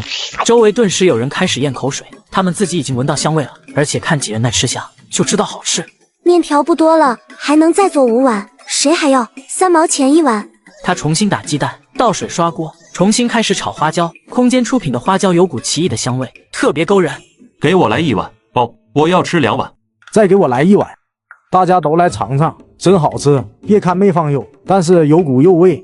咋做的？要么我为什么敢叫厨神小芳？难道你以为是吹的？难道不是？但是想想刚刚吃完的鸡蛋面，我还真有点信了。抬2张桌子出来，摆外面，别抬太多，2张就够了。方莹怕俩人太实在，把所有桌子都抬出来，到时候空空荡荡，显得生意不好。不如现在这样，有人围着摊子站着，就显得生意火爆了。又一锅鸡蛋酱炸好，做出5碗面条。方莹又开始重新和面、拉面，吸引了很多司机过来看。饭店门口围着一堆人，还有浓郁的香味。就有好奇心重的司机把车开下公路，停到东兴饭店门口凑热闹，然后就都留下了。这一中午，方莹都没闲着，20斤面粉很快消耗光了，鸡蛋正好也没了。现在人都能吃，碗也大，所以一共就做了40碗面条，收入12块钱。我不算吃霸王餐了吧？不算不算。大爷，还没问您怎么称呼？我叫钱来，你叫我钱大爷就行。那我就走了，回见了您。等等，小同志，晚饭还没做呢。晚饭做什么？做空气。我已经让齐强去公社拿面粉和鸡蛋了，很快就回来了。你再待会儿，马上就到晚上的饭点了。大爷，您不会叫钱来，钱都是讹来的吧？12块钱还不够我还账的吗？我还得白给你们做晚上的饭。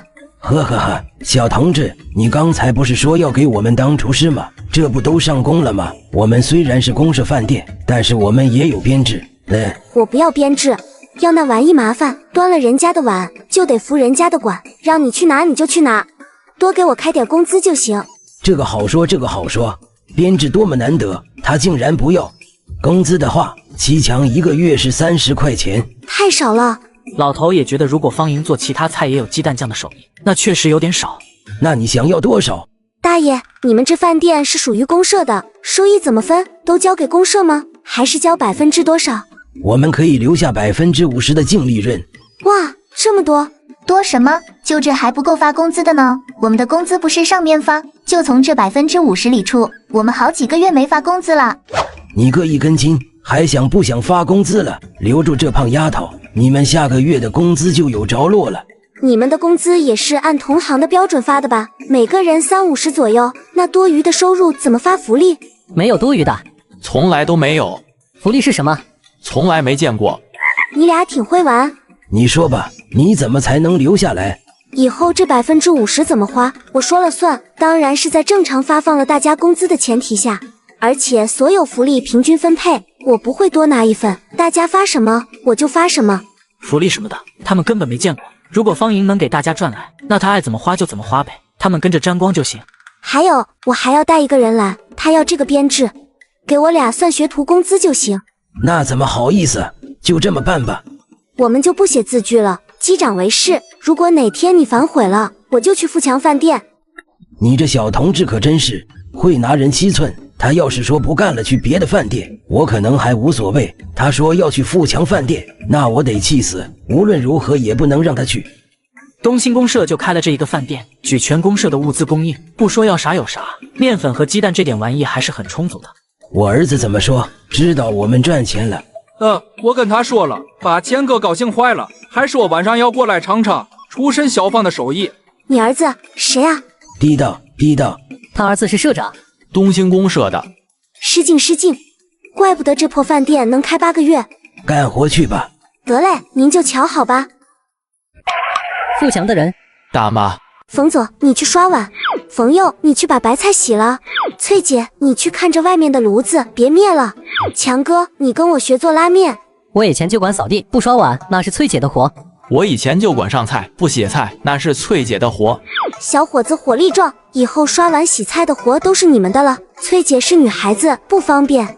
我看你拉面了，太难了，我学不会。没眼力见的玩意，人家是要教你技术。多少小工苦熬10年，大师傅都不教，人家上来就要教你，你还不学，不识抬举的东西。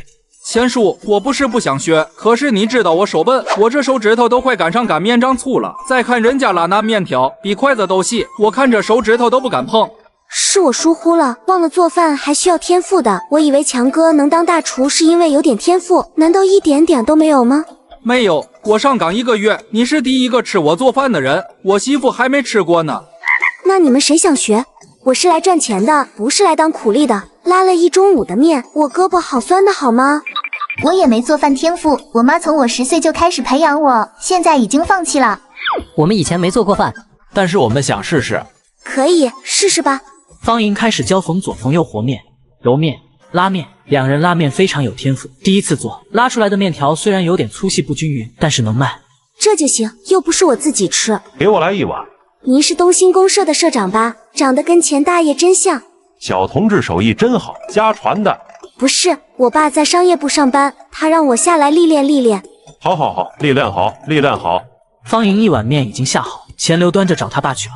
到了饭点，方莹又把锅往路边移了移，让路过的人都能闻到味道。他用干辣椒、葱姜，配合空间出品的花椒、桂皮，下锅油炸做料油，切了白菜、干豆腐和粉丝，做了个拌三丝，最后用熬好的料油往上一浇，顿时激发出一股浓烈的香味。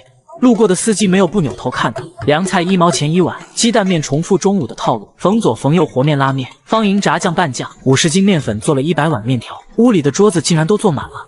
很多人期待着明天早上的早餐，直接住在了这里。饭店后面有2间大通铺，一张炕上能睡10个人，5毛钱1宿。大爷，我这霸王餐吃的好吧？好，好，好，太好了。中午12块，晚上30块，外加凉菜卖了30碗，3块钱。这一天收入45块钱，还没算上后面爆满的大通铺，又是10块钱。这点钱，前来都数了好几遍。我说下明天的安排：白菜、干豆腐、粉丝准备全，反正你们准备多少我做多少，不准备就没得卖。白菜好说，我给你来1车过来，5000斤，怎么样？那倒也不必，储存不好，放烂了还得算我们的，不如您放着，我们每天要20颗就行。干豆腐目前每天要2板，粉丝可以多上点存着，还有黄豆酱、豆瓣酱，如果能弄来豆子，我自己也可以做酱。这个哟，我给你拉500斤来。可以，还有要五花肉20斤，大骨头随意，再来点香菜、黄瓜、豆芽，我们做个正经的老北京炸酱面。其他都好说，就是这个香菜和黄瓜，快到冬天了，我上哪给你整去？这些大棚菜都是供应高档饭店的，我们这庙小，抢不到也买不起啊。这个好说，我来安排，不过要过几天才能弄到，我尽量争取比市场价便宜一点点。好，好，好，你有物子就行，反正用的也不多，买了。早上几点上班？明天我就带另一个人一起来了。这个我们早上有点早啊，按理5点半就上班的，关键是司机们出发的早，他们天亮就走。那我5点过来吧，你们谁来的早就把准备工作做好，把面条抻出来。他们早上4点就要起来练功，还真会功夫啊！你们家住哪？方便送我回家吗？对于富强饭店，方莹还是有点怕的，她怕把人打死。方莹上辈子有钱之后学了点功夫，而且她空间里还有个电击棒呢。但是这种高科技的玩意不能暴露，能不用还是不用。我们就住饭店，送你回家再回来。方莹觉得这俩人说话真有意思，双胞胎她见多了，但是默契的像一个人在说话的，她还没见过。结果出了饭店推车要走，才知道这2个人没有自行车。我们穷，父母在我们5岁的时候就去世了，后来我们就被师傅收养了，师傅也去世了，再后来我们就来饭店了。方莹观察2人，他们目光清澈，甚至有点呆萌，眼里并没有多少阴霾。你们2个的理想是什么？有个家。方莹还以为是变有钱什么的，刚想承诺有个家，这就有点难了。不过其实也简单。我想起来了，明天早上我们2个女孩子天不亮就赶路，有些危险，以后就让他们住我家吧，我们一起上下班安全。你家住得下吗？谁家的房间也不富裕啊。我家666平，大4合院，现在只住着我和我小叔子、小姑子4个人。去吧，快走吧，别在这气我。走吧。你骑，我们跑。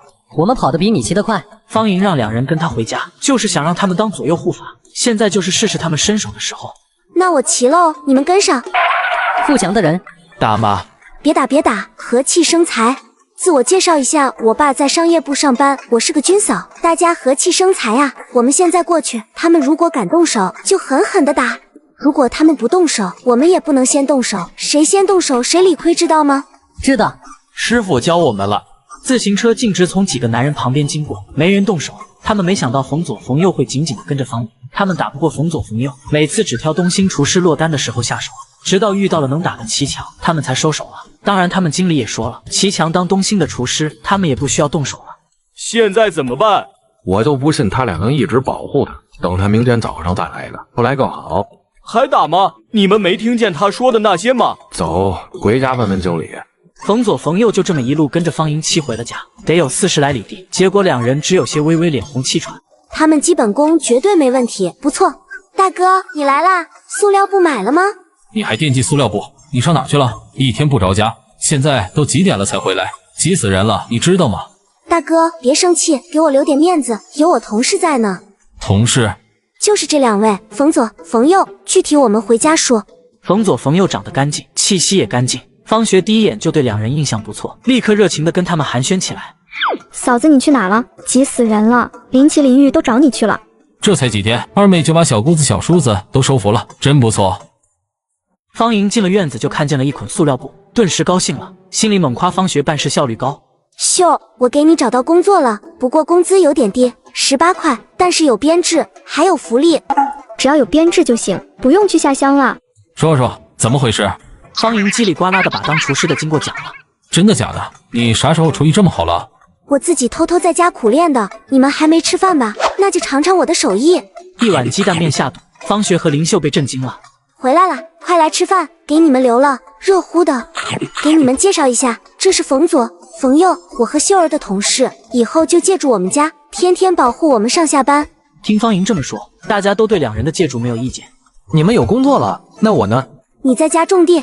林奇的脸顿时垮了。种出来的东西卖了，给你10%的分红。等林奇匆匆吃完面条，冯左冯右就帮着林奇去后院扣大棚了。我今天去看爸了，他说明天要去林红家谈方田和林红的婚事。你不说我都忘了。走，看戏去。看什么？以爸的为人，事前肯定要问问方田的意见，他肯定不同意，后妈也得闹，我得去阻止他们。惊了，真的成精了。干嘛呢？这是不知道的还以为你们3个被我爸卖了呢。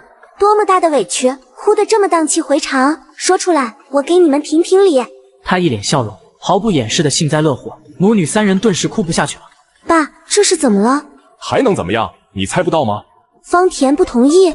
你不同意嫁给林红，那你跟他滚什么床单？需要男人，饥不择食。你别说话了。好你个林明，把我单纯的二妹教成啥样了？等你丫回来的。我没有，我和林红没有任何关系，你血口喷人。反正没有真那啥，我不承认就行。爸，他当你是傻子。你看看你这些年掏心掏肺的，竟然养了只白眼狼。我都知道，不用你说。你知道个嘚儿啊！方田，你的那些伎俩对我没有用。方田低头抹泪，心里却是一点不服气。没用，没用，这些年对我那么好。我不管你跟林红到底有事没事，林红，你嫁也得嫁，不嫁也得嫁，不然你就离开方家，找你亲爸去吧。爸爸，这是我爸。不是你爸，你要是真当他是你爸，现在还当他是傻子，不跟他说实话。我爸今天已经去找过林红了，他什么都承认了，包括你们什么时候好上的，他什么时候第一次亲你的，什么时候第一次摸你的，什么时候第一次钻被窝啃你的。可，跳过这一段。这回方德没让方莹闭嘴，而是继续让他炸方田。方德这一天都在单位忙着串门，哪有空找林红？好吧，反正林红今天跪地痛哭，求我爸成全你们，说他和你是真爱，还有你们一起写的诗作证。你是开在我心头的一朵彼岸花，我们的爱情至死方休。你不觉得不吉利吗？这首诗是方莹后来知道的，林红自己说这是他们的定情诗。哦，上面还有俩血爪印，属于你的那个你还故意印得很模糊，当时你就想过不认账吧？可怜那傻子到现在还不知道你在玩他呢。方田真的信了，要不然方莹怎么会知道的这么详细？方德也很奇怪方莹是怎么知道的。现在你的选择呢？老方，咋的？你想替他嫁？唐真震惊的不知道自己要说什么。我知道你想说啥，你肯定要说那林红胆小懦弱，好色无能，不是良配，不能给家里带来帮助，不能让方田掉火坑。唐真就没吱声，他确实要说这些。所以胆小懦弱、好色无能的林红就可以娶我，不能娶你亲生女儿。以后再别说你对我比对亲生女儿好了，恶心。不是，我也是现在。够了，闭嘴，让他自己说。所以你的选择呢？快点说。我嫁。看什么看？都被人摸光了，还不嫁给人家，不要脸。好了，都散了吧。女孩子家的，以后什么话该说，什么话不该说，自己长点心。方德突然恨恨地看向唐真。方莹现在能毫不害羞地说这种话，不可能是林明一晚上就教会的，肯定是平时唐真误导方莹。好你个唐真！对了爸，今天方燕去找我了，让我把推荐信摆给她。她还说我妈留给我的镯子，她妈早就承诺了给她当嫁妆。好，你们真好啊！我过去原来都生活在狼窝里。爸，我可不放心你继续住在狼窝里了，万一他们晚上给你来一下怎么办？你想想武大郎是怎么死的，太可怕了。别在这瞎说，不至于。不至于武大郎怎么死了？爸，最毒妇人心啊！再说我后妈是个护士长，可以接触到很多危险药品。我听说有种药给人吃了，人就会慢性中毒，平时一点症状都没有，就是身体会越来越差。今天胸闷一下，明天头疼一下，后天感觉有点没力气，就这些小毛病，但是人没多久就死了，各种仪器还都检查不出来。不至于吧？哪有这么神奇的药？不可能的。方德脚步不受控制的跟着方莹往外走了。大哥，把爸的公文包和换洗的衣服都拿上。好。看戏看吃了的方学顿时冲进卧室，划拉了几件衣服出来，跟着方莹一起把方德架回了林家。这不合适，我住林家算怎么回事？我今天晚上跟你大哥凑合一宿。爸，我家今天住进俩外男，家里没个长辈不方便，不然我名声不好听了。怎么回事？方学终于找到了发言的机会，叭叭一说，方德就不走了。方莹躺在房间里睡不着，想他爸上辈子是怎么死的。钱是方燕的男朋友，扯着方德的虎皮在外面收了不少钱，最后方德被举报开除了。回家之后，方德就把自己关在房间里，抑郁了，身体也一天不如一天，几个月之后就那么死了。等方德死后不久，唐真就去了护士，和她前夫和好了，因为唐真前夫的老婆也死了，她前夫继承了岳家亿万家产。现在仔细回想，方德那么要面子，不可能让自己那么憋屈的死掉。上辈子唐真肯定是给方德下药了，2辈子的仇，这辈子一块报了吧。方莹气哼哼地拿了水桶和铁锹进了空间，榴莲飘香。方莹拿出弹弓，把树上100多个果子都打了下来。他意念一动，所有榴莲消失，进了空间仓库。昨天晚上被他整理出2亩地，现在直接被他种下一些常见的蔬菜和调料。忙累了，他就喝点井水解解乏；喝多了，他就悄悄出去跑厕所。等天色还没亮的时候，他赶紧把水桶和铁锹还了回去。你吃坏肚子了？跑了一晚上厕所，我就说大好肚子不好吧。我去做饭，吃完我们就上班。爸，你什么时候去林红家？我今天还得上班，晚上下班再去。那你下班回这等我，我跟你一起去。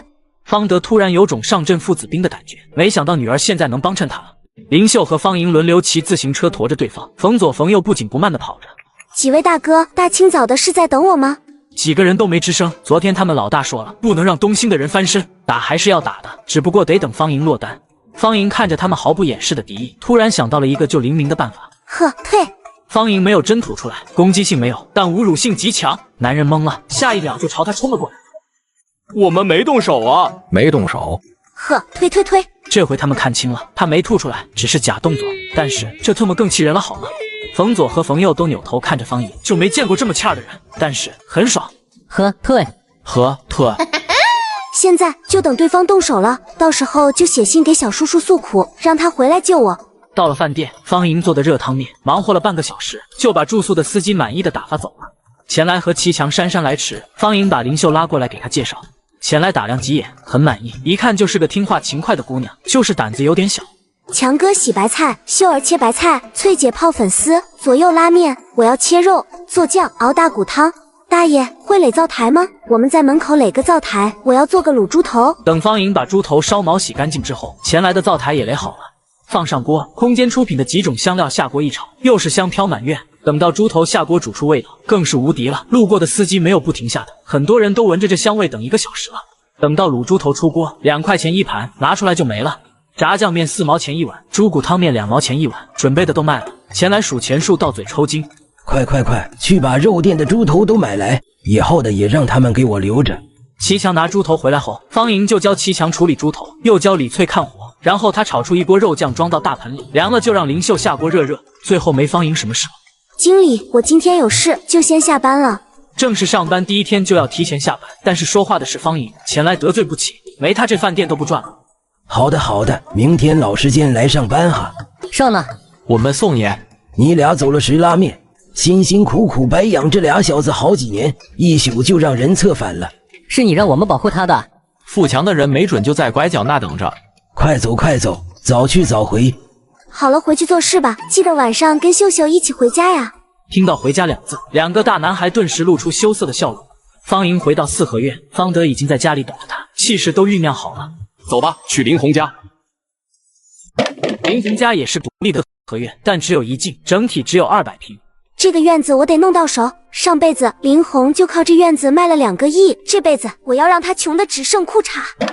谁啊，砸什么门，这么没礼貌啊？是方兄弟啊，还有小莹，你们怎么来了？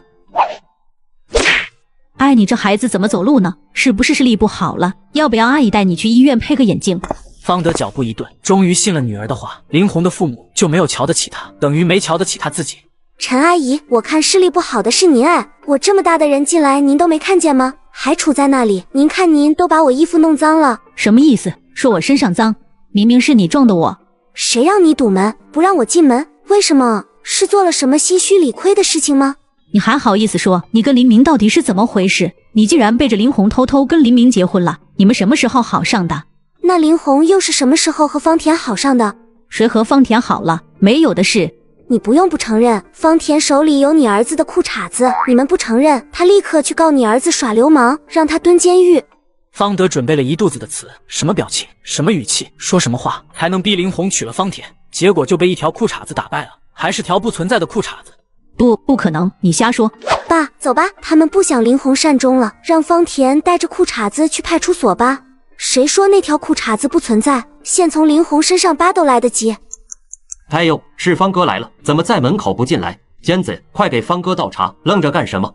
林红的父亲林清站在门口朝他们笑道。方德知道裤衩子赢了，他会了，他换了副表情，理都没理笑容满面的林清，转身进屋。大家不用虚与委蛇，就说林红和方田的事怎么办吧。按理方田做出这种事，应该被我乱棍打死，但是现在是新社会了，讲究法律，法律又有流氓罪，你们看着办吧。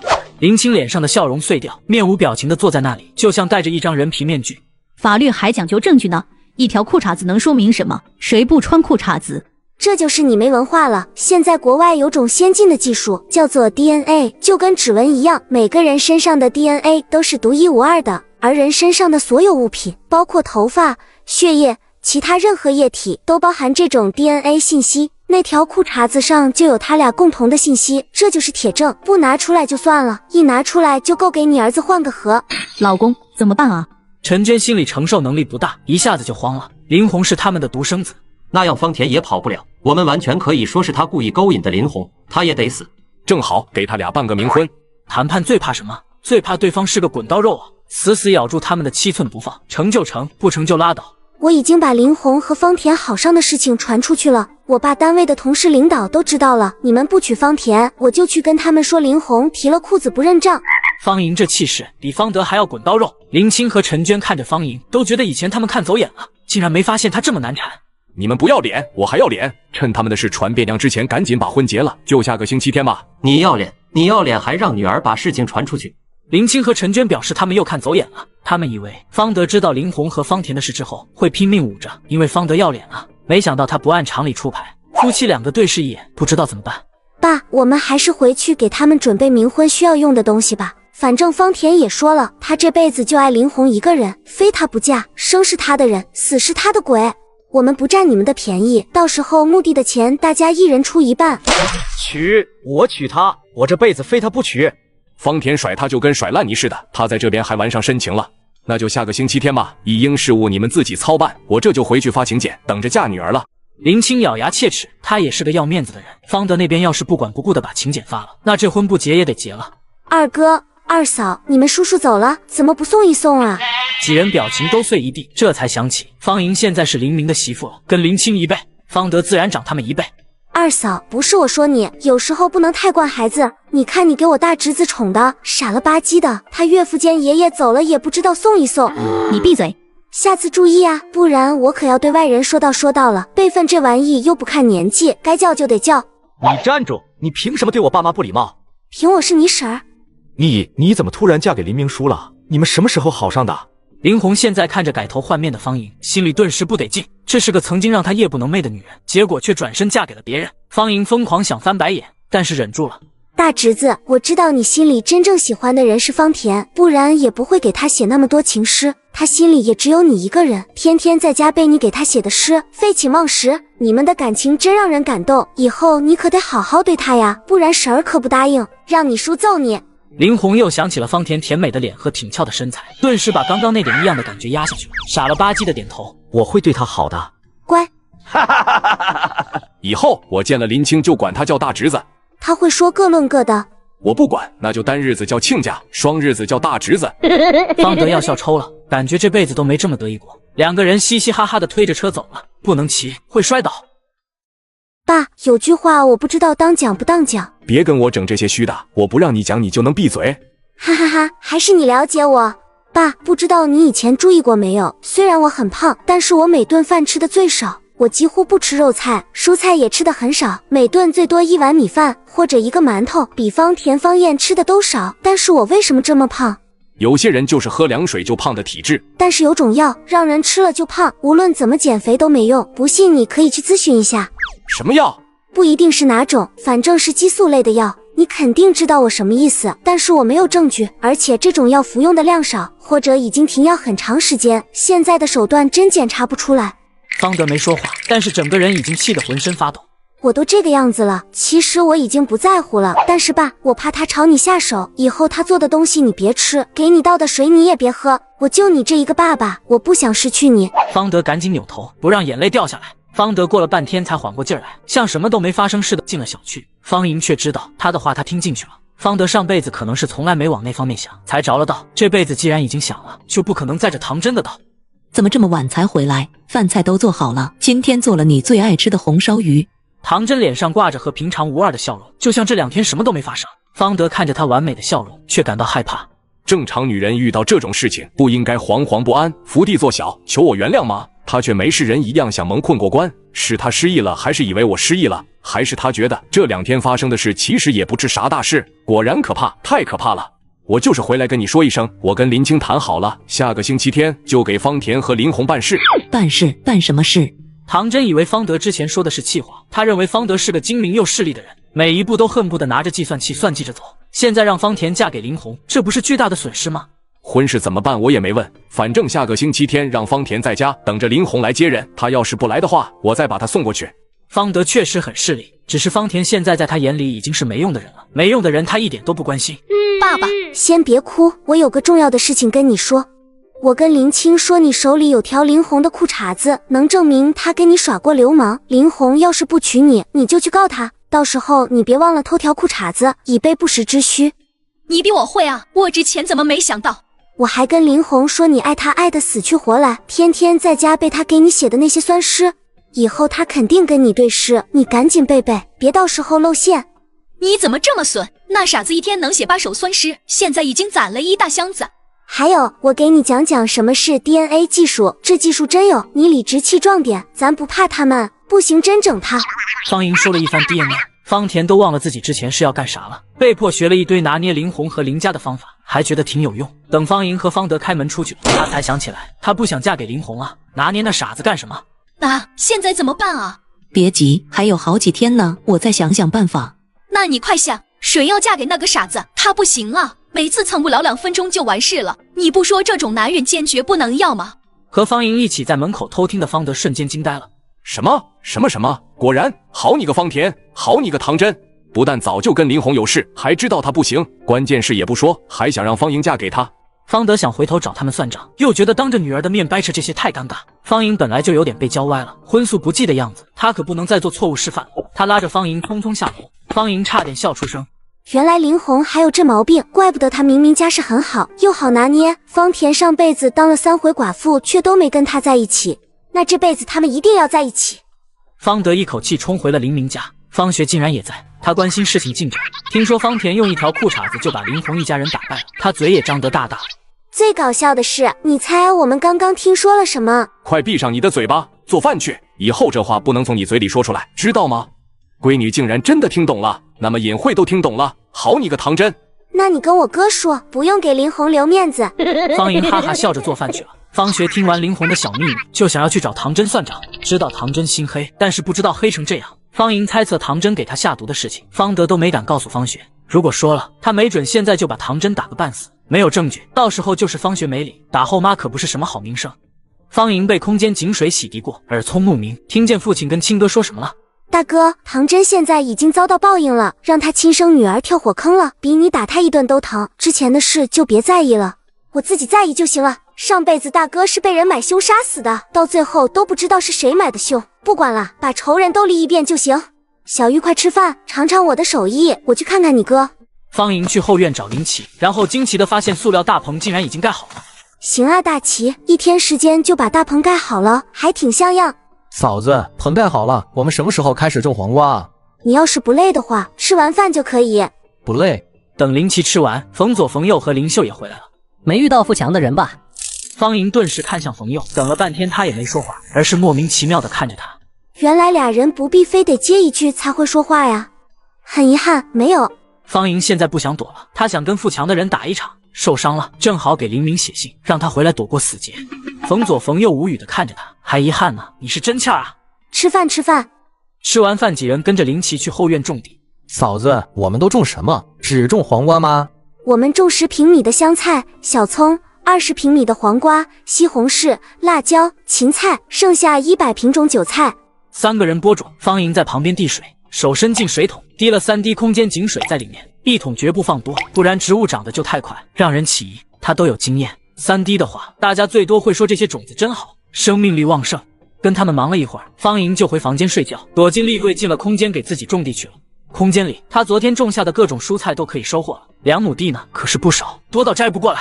方莹本来想干通宵的，但是到了后半夜突然非常困，浑身没力气，就想睡觉，喝了几口井水都不好使。他也没感觉自己身体有什么毛病，不舍得出了空间睡觉去了。干什么干什么，还敢打老子了？告诉你，谁敢动老子一下，老子就去谁家养老。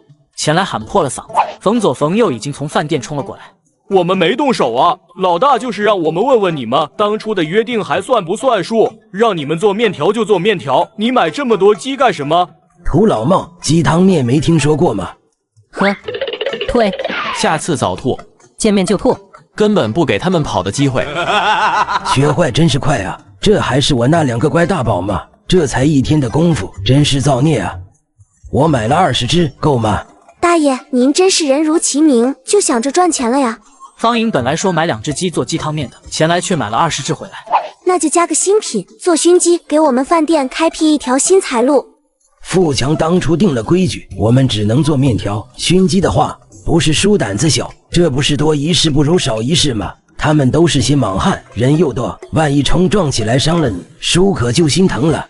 做了熏鸡，我们不在这卖，我们出去卖，他们总管不着了吧？出去卖是上哪卖？比如卖到火车上，让每条火车1天订我们10只8只的熏鸡。中，好好好。我们还缺2个锅，在这旁边再垒个灶台，另一个垒后院。熏鸡的方法我们先保密。应该的，可不能让人学会了，到时候我给你把门。过了10几分钟，前来就驮着2口大锅回来，身后还跟着东兴公社的2个人，3个人手脚麻利的就垒好了灶台。方莹把大骨汤、鸡汤都炖上，就去后院专门做熏鸡去了。后院的宿舍白天没有住客，这里本来就有个灶台，平时烧热水用，现在拿它卤鸡。熏鸡得先卤入味，最后熏一下加味，不然不好吃。等后院的熏鸡飘出了独特的烟熏味，路过的司机纷纷停下来了。什么味？好特别，好香好香，好像是熏鸡的味道。但是以前吃过的那些熏鸡也没有这个香。管它是啥呢？是哪家卖的？下车的司机都冲中间的国营饭店去了，结果被臭着脸的服务员骂出来了。吃就知道吃，什么好吃吃什么，当个司机挣俩臭钱了不起呀？你们在外面吃香的喝辣的，有没有想过家里的老婆孩子在吃糠咽菜？没一个好东西。方莹端着盘子出来，惊得差点绊倒。听说服务态度差，也不至于差成这样吧？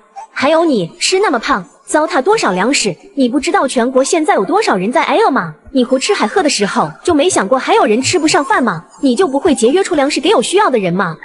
有大病！别跟他一般见识，他男人就是个司机，和别人好上了，跟他离婚了，他现在见谁都要。方莹就没去掰扯，把盘子摆在门口的桌子上，顿时有司机围了过来。这鸡咋卖？多少钱1斤？这鸡不单卖，这是我们鸡汤面的配菜，5毛钱1碗。秀，煮几碗鸡汤面。好嘞。方莹当着众人的面用椅子好好洗了洗手，然后开始手撕鸡。熏鸡撕开，卤鸡的味道混合着烟熏的味道顿时飘了出来，但凡闻到的都走不动道。方莹撕了几块，放到1碗鸡汤面上。熏鸡面5毛钱一碗，谁要？就这么点，5毛钱太贵了，我还以为放半只鸡呢，一只鸡才1块钱。方莹一点不生气，挑剔的才是客人。大哥，我后院还有活鸡，你要吗？就1块钱卖你。饭店卖的就是手艺，想我厨神小芳当年半只熏鸡10块钱一盘，领导都抢着买。您可别小看这只鸡，这里面放了18种名贵中药材一起炖的，不但能补气养血，还能滋阴补肾。好了，别说了，给我来一碗。哇，真香，就没吃过这么好吃的鸡汤面，真要好使，我天天吃。咦，老王你不行啊！滚，你才不行，我就是说这面真好吃。哈哈哈哈，给我也来一碗。众人一边八卦一边抢面，补肾呢，哪个男人不希望自己肾好？冯左冯右拉面，林秀煮面，方莹手撕鸡，摆一碗卖一碗，10只熏鸡很快抢完，鸡汤和大骨汤也卖完了。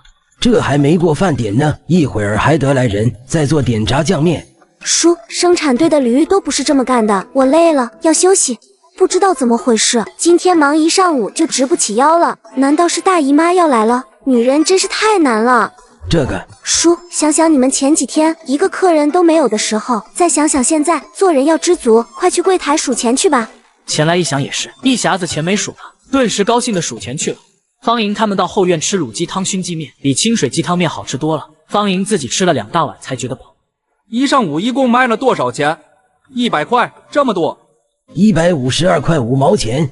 主要是方莹太狠了，一只鸡他能撕出20份来，10只鸡200份，这就赚了100块。如果再卖些炸酱面、卤肉面，我们还能赚更多，没准破200了。明天可不许偷懒了，年纪轻轻的驴，呸呸呸，年纪轻轻的小姑娘，累什么累？叔，眼光放长远点，我们真正赚钱的地方在外面。想起方莹画的大饼，前来激动的不行，其他人纷纷好奇询问。方莹说了自己的计划，把熏鸡卖到火车上。当然也不一定能成，这个叔叔我还没见过呢。方莹打算走孙平老公的路子，他就在铁道部工作。好了，白高兴了，还以为他有多么铁的关系呢，结果人都没见过。小李，小莹，叔再说句掏心窝子的话，下次画饼晚点画，别让叔白激动，叔有心脏病。方莹笑笑，这算什么饼啊？这顶多是个饼干渣子。我拿2只鸡，晚上去看看这位叔。去吧去吧。休息了一会儿，方莹把林秀、李翠叫过来，手把手的教他们炖鸡汤、炖骨头汤。为了让他们更快上手，他一人先教一样。林秀和李翠都学得格外认真，也学得挺像样。骨头汤、鸡汤炖好，他又教2人炸酱。一次学太多记不住，没关系，那也得学。反正他的目标是甩手掌柜，这些活都交给其他活驴干。炸好一盆酱，他又把2人拉到后院学熏鸡。差不多行了，你快留点压箱底的本事吧。叔，我会做满汉全席。前来一愣，这次他有点信了。一锅鸡卤好，熏好，晚饭饭点也到了。方莹又出去宣传了一下熏鸡滋阴补肾的功效，顿时开张了。然后手撕鸡的活就交给李翠了。接着方莹下班了，前来看他把酱炸好的份上，放人了。方莹路上买了2包中档茶叶，回到家留下了1只鸡，带着另1只出门了。你说2天后来，这都过了3天，你再不来姨都要生气了。你咋还买了烧鸡？你人能来，姨就很高兴了。孙姨，这是我自己做的熏鸡，香吧？一会儿您和我叔尝尝，吃起来更香。叔你好，我是方莹，方德的2女儿。你得叫我伯伯，我比你爸爸大几岁。周伯伯。周东微笑点头，顿时觉得这个女孩果然如老婆说的，还挺可爱。这真是你做的？真的假的？你还会这手艺？我现在在一个公社饭店当大厨。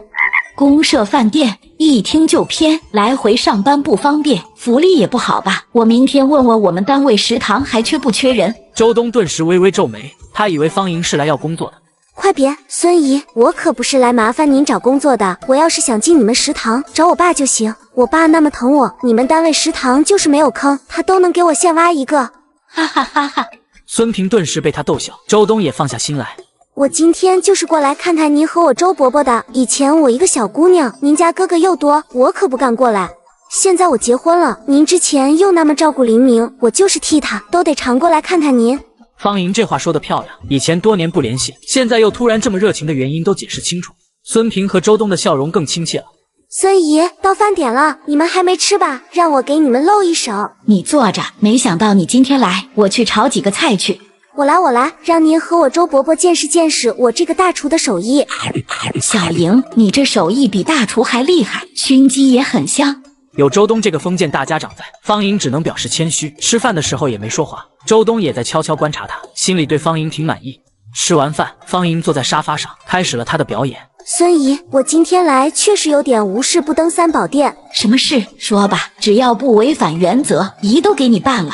我不是刚刚高中毕业吗？以前光知道学习了，结果年年考年级第1也没用，出了学校才知道社会上的知识，学校一点也没教。周东顿时看了方莹一眼，没想到这小胖丫学习这么好，还是个聪明人。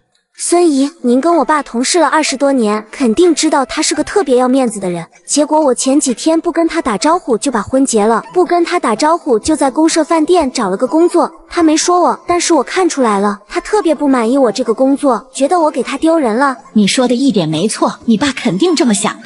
所以还是要让我给找个工作吗？现在想找个好工作，动用的人情可就大了。但也不是不行。孙姨，我真不是来麻烦您给我找工作的，我是这么想的，我喜欢厨艺，我想当厨师，但是以我的年纪进大饭店肯定也出不了头，再有本事也不行，人家那些大饭店的大厨哪个没本事？孙平和周东顿时都觉得这孩子实诚，不骄傲自满。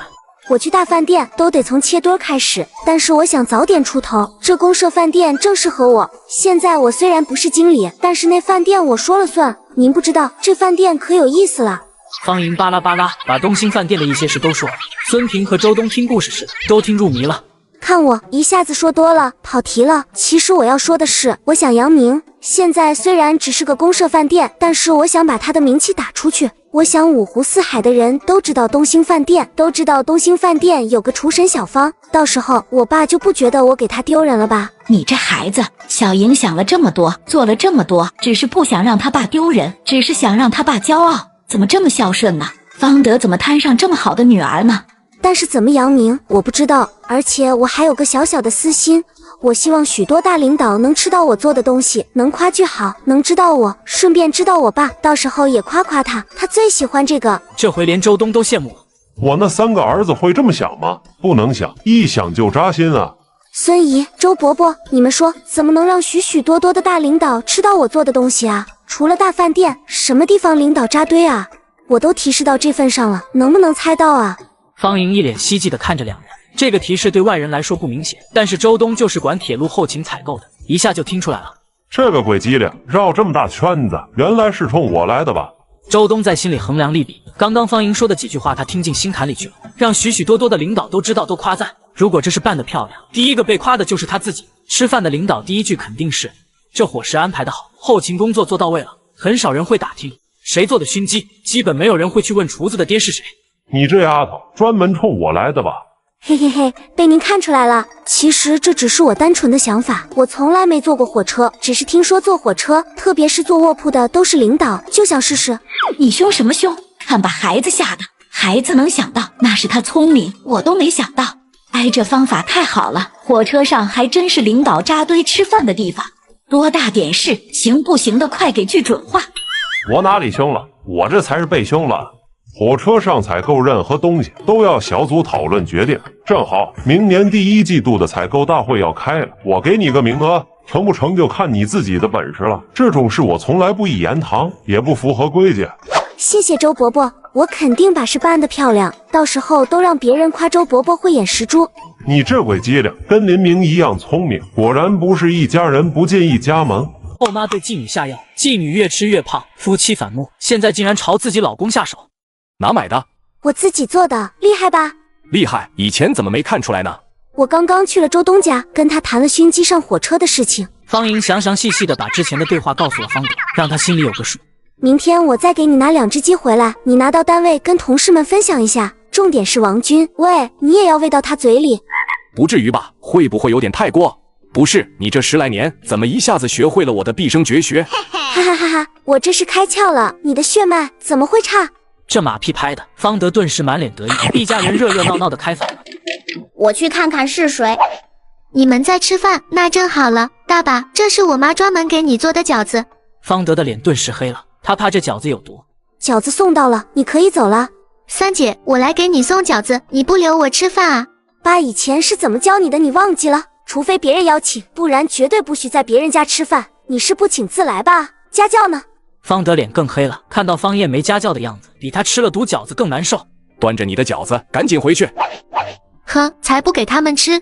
方德莫名松口气，不然他还真不知道怎么处理这碗饺子，扔了吧，没法解释，还糟蹋粮食，给别人吃也不厚道，万一毒了别人就不好了。方莹发现方德把他的话听进去了，也放心了。吃完饭，林秀和林玉抢着洗碗，冯佐和冯佑拉着林奇查看大棚去了。今天下午生意怎么样？有人闹事吗？生意挺好的，目前一切正常。富强下午的生意就不太好了，他们也不干活了，就站在那里虎视眈眈地看着我们。我真害怕他们哪天忍不住真冲过来打架。到时候你别跟他们硬拼，你就跑，保护好自己，不用别人救你，就是给其他人帮忙了。第一次听说逃跑还这么高尚的，但是又好有道理的样子。来，我再教你做炸酱面，早点出师，我好早点甩手啊。林秀开心的被压榨着，以为嫂子给她开小灶，实心实意教她。好感动，嫂子对我太好了。怎么吃一半就拿回来了？别提了，我爸不识抬举，他不要，让我端回来。怎么说话的你？没大没小的，让你爸听见，该不喜欢你了。我看他已经不喜欢我了，呵，稀罕。你爸没吃吗？那怎么就端一半回来了？剩下的谁吃了？方莹吗？方莹更不识抬举，竟然不留我吃饭，还说我没家教，我跟他的家教是一样的。快说，这半碗饺子谁吃了？我吃了啊，怎么我不能吃啊？你也偏心吗？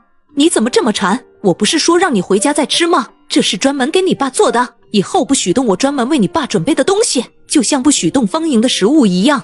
咋的了？我爸也得传染病了。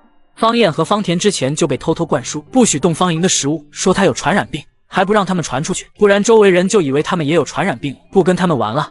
哎呀，跟你说不明白，那是我给你爸准备的蜥蜴，小孩子动什么动？咦，这么大岁数的人了，恶心不恶心啊？唐真看着走开的方燕，又气又心疼。她在那饺子里加了料，是慢性毒药，长期服用能让人智力下降，还能引起视力障碍和神经系统障碍。这是她第一次下这种药，放的很少。本来只是想给方德和方莹一个教训，没想到让自己亲生女儿吃了。当然，偶尔吃一次两次没事，就当给自己一个教训了。下次下药要小心，最好做到万无一失。妈妈，你想好怎么退掉婚事了吗？好他妈险！林红那傻子竟然真的考我背诗，多亏昨天晚上背了2首糊弄过去了。难道我以后真要把那一箱子酸尸都背下来吗？突然有点想吐。当然想好了。什么办法？只要你去上了大学，这婚事就能拖一拖，拖到你毕业2年时间，会发生很多事。我也想上大学，但是怎么弄到推荐信？爸不给我弄，方莹的，他现在也不可能给我了。但是他要往外卖那推荐信，我们找个人帮我们买过来就行。找人帮买，这个主意好，我怎么没想到？还得是妈妈你，但是找谁帮买？这个就要看你了，最好是你的同学，你觉得谁靠谱，能把这事办成，只收钱办事而不觊觎推荐信。我觉得张丽丽行，她以前就看不上方莹，现在更看不上了。敌人的敌人就是朋友，而且她家里好像已经给她安排工作了，她学习又不好，应该不想上大学。妈信得过你的判断，你明天就去找她谈，一定要在周日之前把推荐信拿到手。等什么明天啊？我现在就去。上辈子恶毒季姐因为自己举报被工农兵大学开除，继而有资格参加高考成为大学生，这辈子必须让他锁死在工农兵大学，并且高价推荐信甩卖给他们。你到底什么时候和林红搞一起的？根本没有的事，都是方莹见了林明就想甩了林红嫁给他，把屎盆子扣我头上。张丽丽没有多少心眼，别人说什么她就信什么，毕竟林明和林红比，林红啥也不是，是她也这么干。我不想让他得逞，不想让他支配我的人生，凭什么他要我嫁给谁我就嫁给谁？凭什么我要接他的屎盆子？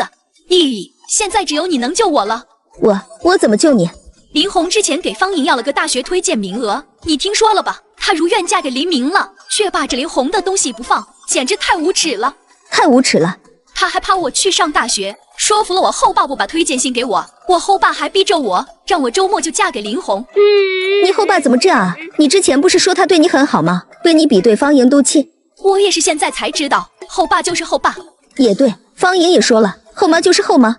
你的情商是被狗吃了吧？方莹后妈是我亲妈好吗？我不能让她得逞，我一定要破坏她的阴谋诡计，我要得到那封推荐信。咦，你帮我？我怎么帮你？你让我去偷，咱俩还没好到这个份上。不是让你去偷，我怎么可能让你去干这种事情？方莹说了，她要卖掉这封推荐信，我出钱，你出面把它买来。如果是成了，我给你100块钱好处费。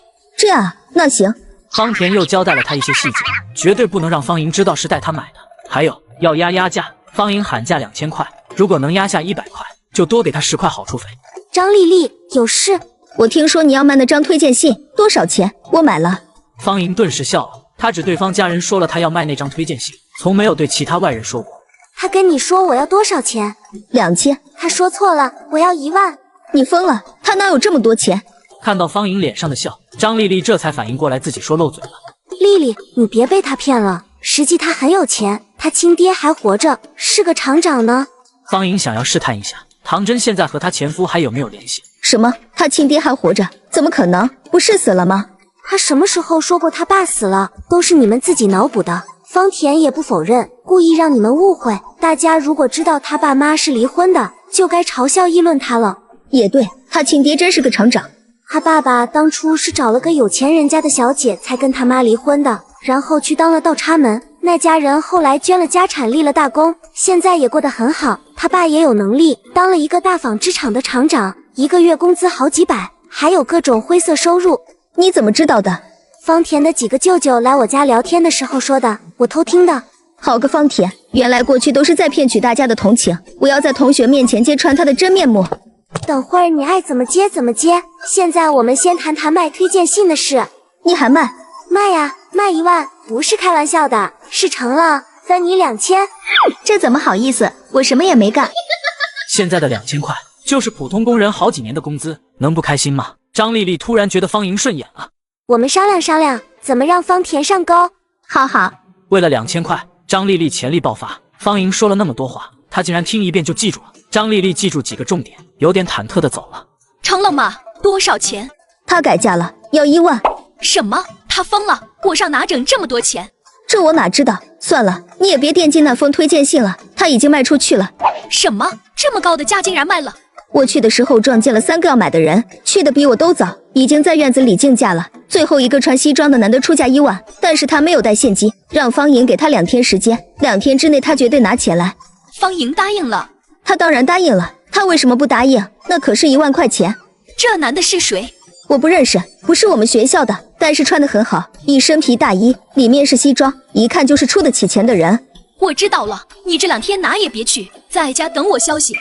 原来方莹说的都是真的，1万块钱，他真的出得起的样子，还是方莹更可信。方田匆匆回了家，进门就找唐真把事情说了。那现在怎么办啊？唐真表情挣扎，1万块钱他手里没有，要不找我舅舅借点，或者找我亲爸。方莹之前对张丽丽说的都是真话，方田的亲爹就是个倒插门厂长，有钱。我去打电话试试，不过不一定成。唐真年轻的时候也是个美女，而且身上有股媚劲儿，到现在还能吸引中年老男人。唐真给前夫打了电话，2个小时之后，她竟然带着1万块现金回来了。那怎么这么快？我让他找朋友借的，先给我拿来用。他一听说关系到你上大学的事情，立刻就办了。要说这个前夫，实际比方德好，好拿捏还听我的话，对我也好。可惜人家攀高枝去了，好在他也没白攀，1万块就这么轻松拿出来了。那以后我就多给他打几个电话吧。我爸真好，还得是亲爹。小点声，以后这种话不要说出来，放在心里就可以了。走吧，我跟你一起去。那个张丽丽收钱的时候，得给我们打个借条，等她拿了推荐信回来，借条再还给她。还是妈想的周到。这是我的好处费。什么？之前不是说好100的吗？而且本来说的是便宜100，就多给你10块钱，现在多了8000，你还好意思要好处费？多的钱又不是我让他多收的，是别人出的价，跟我有什么关系？反正就200，不嫌你们找别人去。那我就去找别人。那我就去告诉方莹，是你要代买，让方莹还是把推荐信卖给那个男的。原来这人不傻啊。张丽丽当然不傻，还看懂了方田的表情，顿时生气了。你还好意思拿这眼神看我？你也不比我聪明，我倒数第1，你倒数第5。上次数学你考了8分，我还考了15呢。那是我运气不好，你那15也是蒙的，得意什么？好了，别吵了，200就200。就冲他这眼神，这绝对不是什么好后吗？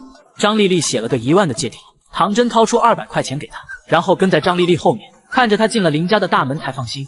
2人站在胡同里，看着林家整齐的院墙，他们眼里都是羡慕。妈妈，这大房子我想要，让我亲爸给咱们买一个。大房子以后会有的，但是现在可以让他们从这大房子里滚出来了。妈妈，这话怎么说？方莹没上班，就在家等着，她也想看看唐真和她前夫关系到底有多甜。现在看到了，很铁。方莹压下情绪，拿了2000块出来，和推荐信一起递给张丽丽。合作愉快，期待下次合作。不过你得保密好，你家人都不能告诉，不然传到他们耳朵里就没下次了。我知道，我谁都不说，告诉我爸妈，这钱就不是我的了。张丽丽出门把推荐信给了唐真，要回了借条。唐真把推荐信仔细看了又看，确定是真的，名字那栏也空着，这才长舒口气。大傻子，1万块钱买张推荐信，真是人傻钱多。唐真和方田回家收拾好行李，就直接去了火车站。运气很好，2个小时之后就有一趟火车。唐真亲自把方田送上火车后，也没有回家，而是去找了一个老朋友。这都中午了，你怎么不晚上来上班？熏鸡过几天就能上火车了。叔，你能不能弄点鸭蛋、鸭头、鸭舌、鸭脖、鸭掌、鸭翅、鸭下水来吗？我再做一些放火车上卖。能，咱公社啥都有，要啥有啥。前来将鸭头鸭下水拿回来后，方莹就开始教齐强怎么处理。经理，我们还需要几个工人。这么快就开始扩张，真的好吗？那你去摘鸭毛吧。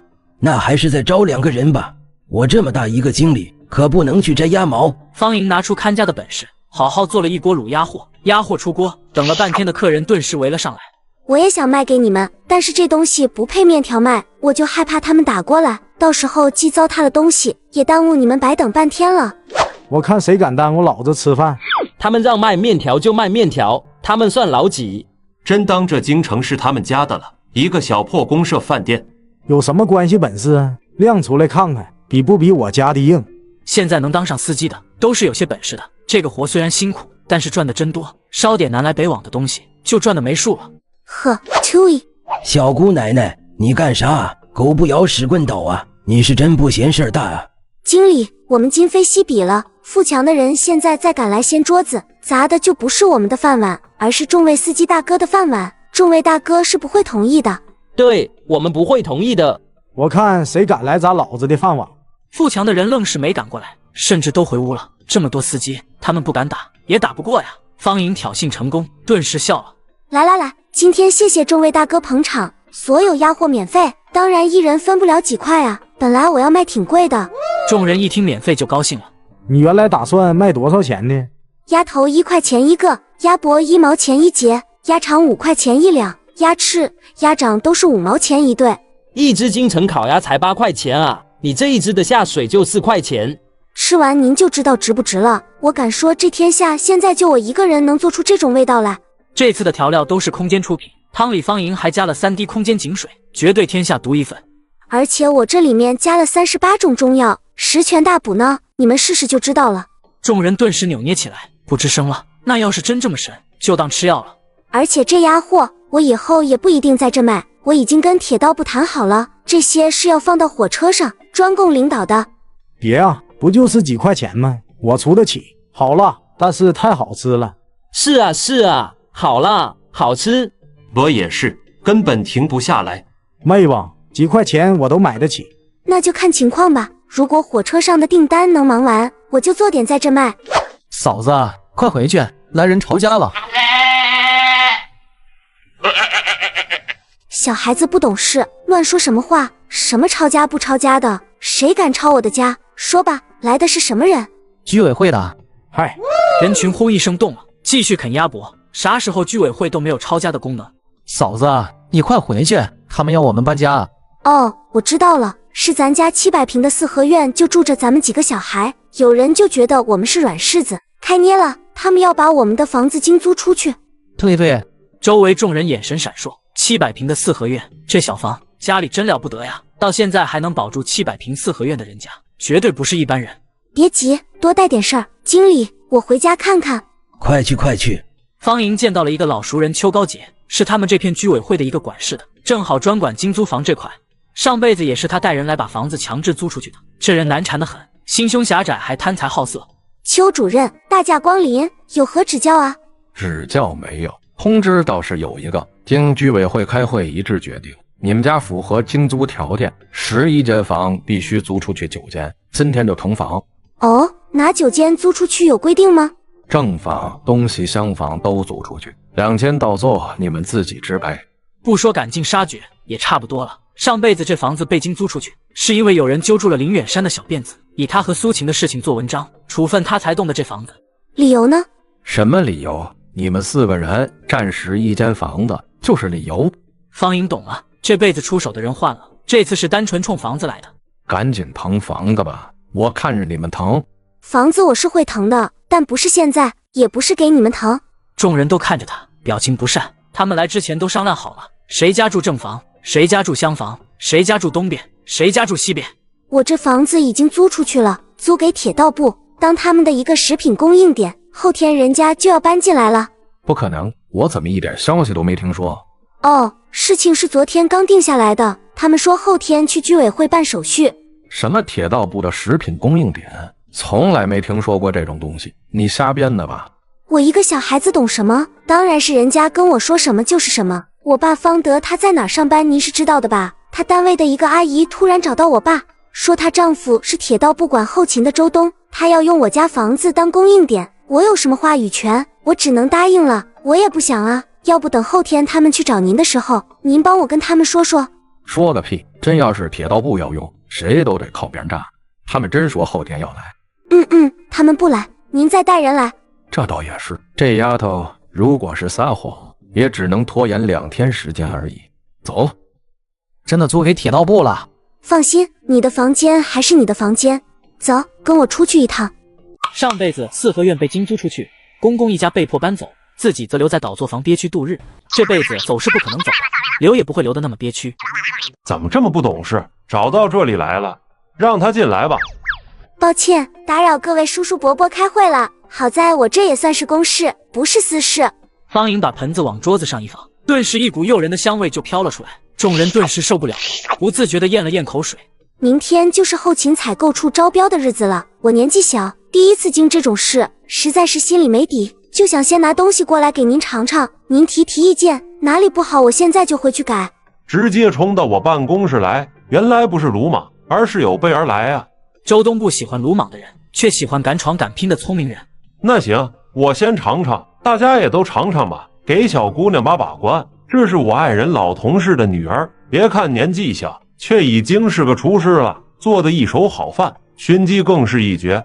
最近我们列车不是要提高服务质量吗？食品提供这就是重中之重，不能只有酒水、饮料和零食，我觉得熟食也可以加进来。对，领导说的对，自由揪碎或另死太单调了。而且零食就那么几种。众人心里想的却是，你快闭嘴吧，我们要开始吃了。你拿一个，我拿一个，好吃的根本停不下来，一盆很快就给搂光了。各位叔叔伯伯提意见，哪里不好我立刻就改。意见啊，意见就是太少了。我觉得有点不够辣，要是再辣一点就好了。这还不够辣，我觉得太辣了，但是真好吃啊。确实，好吃是好吃，但是我也觉得有点辣。我知道了，我可以做成3种口味的，一种麻辣的，一种微辣的，一种不辣的。哎呀，谢谢叔叔伯伯了，这次真是来对了，要不是你们提醒，我一时都想不到。还有件事我想说一下，就是关于这些卤味的定价，我是这么定的。方莹把他定的天价一说，众人顿时笑不出来了。简直胡闹，太贵了，我觉得一样1毛钱就很合适了。领导，账不是这么算的，您知道我这里面加了多少配料吗？我一锅里加了1颗10年的野山参。方莹真的从盆地扒拉出一根像人参的东西，但是他们不会知道，这实际就是个萝卜须。方莹手里现在还没有人参种子，只能拿萝卜凑数。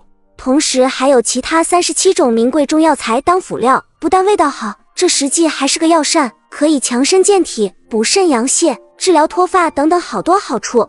真的假的？你在哪得到的方子？我从小学开始就跟一个祖上是御厨的师傅学做饭，师傅教了我很多药膳方子，这就是其中之一。管不管用几位叔叔伯伯试试就知道了。反正我这个定价是绝对不能再低的，不然都不够买这颗人参的。1颗人参只能煮1次，多了就没药效了。有人赞同的点头。10年的野山参200多块钱呢，多大个锅能煮下200个鸭头啊？可不得卖得贵点。那卖的也太贵了，外人不知道真相，只觉得贵，要写举报信的。卖的再贵，赚的钱也是上交国家的，为国家做贡献，还有人不愿意？再说坐火车出差的人都有餐补吧，特别是领导。小职员的餐补有限，1天几毛钱，大领导的餐补可就多了，根据级别升大，不花自己钱，花的钱都是在为国家做贡献，那卖贵点也不是不行。而且我能力有限，药材也难买。其实一天我也做不了几锅的，不一定每个列车都能分到，也不一定能分几斤。饥饿营销，如果只有一点点，被抢着买，贵点也无所谓。周东赞叹地看着方莹，原来他把什么都想好了。快回去再做几锅其他口味的吧，明天早上8点来开招包会。好嘞，谢谢几位叔叔伯伯，我刷了盆就走。还有什么事？还有件事想问问伯伯的意见，我觉得我做的食品应该再单独包装一下，真空包装，这样既可以增加食品的保质期，也更安全。不然这么一盆一盆的敞开着，要过无数人的手，又都是给领导吃的，万一被有心人利用了，我都没处喊冤。你说的很有道理，真空包装什么样的？做成罐头，那样成本就太高了。塑料抽气的真空包装，您见过吗？您知道哪里有这种包装机吗？塑料抽气的包装，我想起来了，我运过一批特供部队的压缩饼干，就这么包装的，军需部生产的，他们应该有这个机器，我帮你问问。不用麻烦伯伯了，既然是军需部的，我回去问问我公公，他是做军工的，应该好打听。周东也想起来了，方莹现在是有公公的人，他这公公可也是个有名的，他笑容更和善了。伯伯，我是这么想的，食品我在饭店做出来，然后找个地方包装一下，包装好了再送到指定地点。真空包装还有个好处，食物变质会胀袋，被人做了手脚也会胀袋，提醒大家胀袋的一律不卖，给我们打回来，这样更安全。就这么办。这个包装地点本来我是要定在饭店的，让他们把住宿业务停了，但是现在我想定在我家，我家地方大，600多平，一个大4合院。因为刚刚居委会的人找到我家，要把我家的房子精租出去，我想着租给谁不是租，不如就租给铁道部当个仓库，到时候如果招标成功，麻烦您开个条子写个声明，就说租了我家的房子当仓库了，租金我也不多要，1个月1块钱就行。原来是这样，去吧，你家的房子我们租了。谢谢伯伯。走吧，不但房子保住了，还给你找了个活干。既然在家包装，那我再雇个工人可以吧？这个工人还可以负责送货。什么工作？到时候你就知道了。现在还要去攻克下一个难关，走，去军工厂。真空机，哦，我知道了。难得儿媳妇开个口，林远山立刻就用门卫的电话开始摇到军需部要真空机。什么？不借都有用？行，不借就不借。一看方莹这表情，林远山就乐了。多大点事儿，不就是真空机吗？咱不借别人的，我给你做一个。爸，您还会做真空机？连这个都不会，我都不好意思出门。爸，我着急用，您多做2台，材料钱我也出，但是如果太贵的话，得分期付款。要钱要什么钱？我还能要你的钱？爸，不是我出，是我们单位出，不要白不要，不能让您吃亏。我这就回去做了，今天晚上加班，你明天过来拿。谢谢爸，您真是我英勇无敌的好爸爸。这孩子精整些没用的，行了，快走吧，我干活去了。林奇的自行车蹬得飞快，车轱辘都要冒烟了，他心里有股莫名的气。刚刚他就站在嫂子后面1米，结果就跟个隐形人似的，他爸连个膀胱都没给他。不要生你爸的气，他粗枝大叶的，还是个被动型的人，你要主动跟他说话。下次你夸他是个无敌好爸爸，他也喜欢你。是哈，下次顶多叫他生爸。嫂子，我1个月工资多少啊？28，外加提成和分红。自行车顿时飞得更快了。两人回到饭店，方莹却没时间做饭，而是把收拾出来的鸭货又炖上。很不巧，锅不够用了，她要做3个口味的鸭货，还要开始熏鸡，明天就要用。方莹直接就往富强那边去了。我的小姑奶奶，你真是狗不咬屎棍倒啊！孙经理，你们有多余的锅吗？借我几个使使。挑衅，绝对的挑衅！在场的所有人都看着方莹，心里升起个疑惑：胖人的胆子是不是就比正常人的大？孙经理，把你们的锅借我们使使呗，反正你们也用不上了。我家的锅你也敢用？为什么不敢用？除非你用它煮过屎。富强的人愣了好几秒才反应过来，这能忍？这坚决不能啊！几个人顿时冲了过来。你们急什么呀？我就随口一说，怎么还急眼了呢？没煮过屎，你们激动什么呀？行了，你快闭嘴吧。我锅还没借到呢。你还真敢使啊！都知道不干净。说好的拉架呢？你补什么刀啊？富强的人都要气疯了，不该这么欺负人。结果他们打不过冯左和冯右，几分钟时间，愣是让2人踢翻全场。行了，回去洗手，继续做面条，客人还等着吃饭呢。方莹有点遗憾，好不容易打起来了，结果李翠和林秀拦着，她没冲进去。这也没法给黎明写信说我被欺负了呀！哎，全程都是我欺负别人。你们也太欺负人了！你们之前砸我们那么多回电，怎么不觉得自己是在欺负人？现在自己被欺负一次，就哭天抢地的，好像多委屈，不要脸！孙富贵顿时无言以对，只不过看方莹的表情更不善了。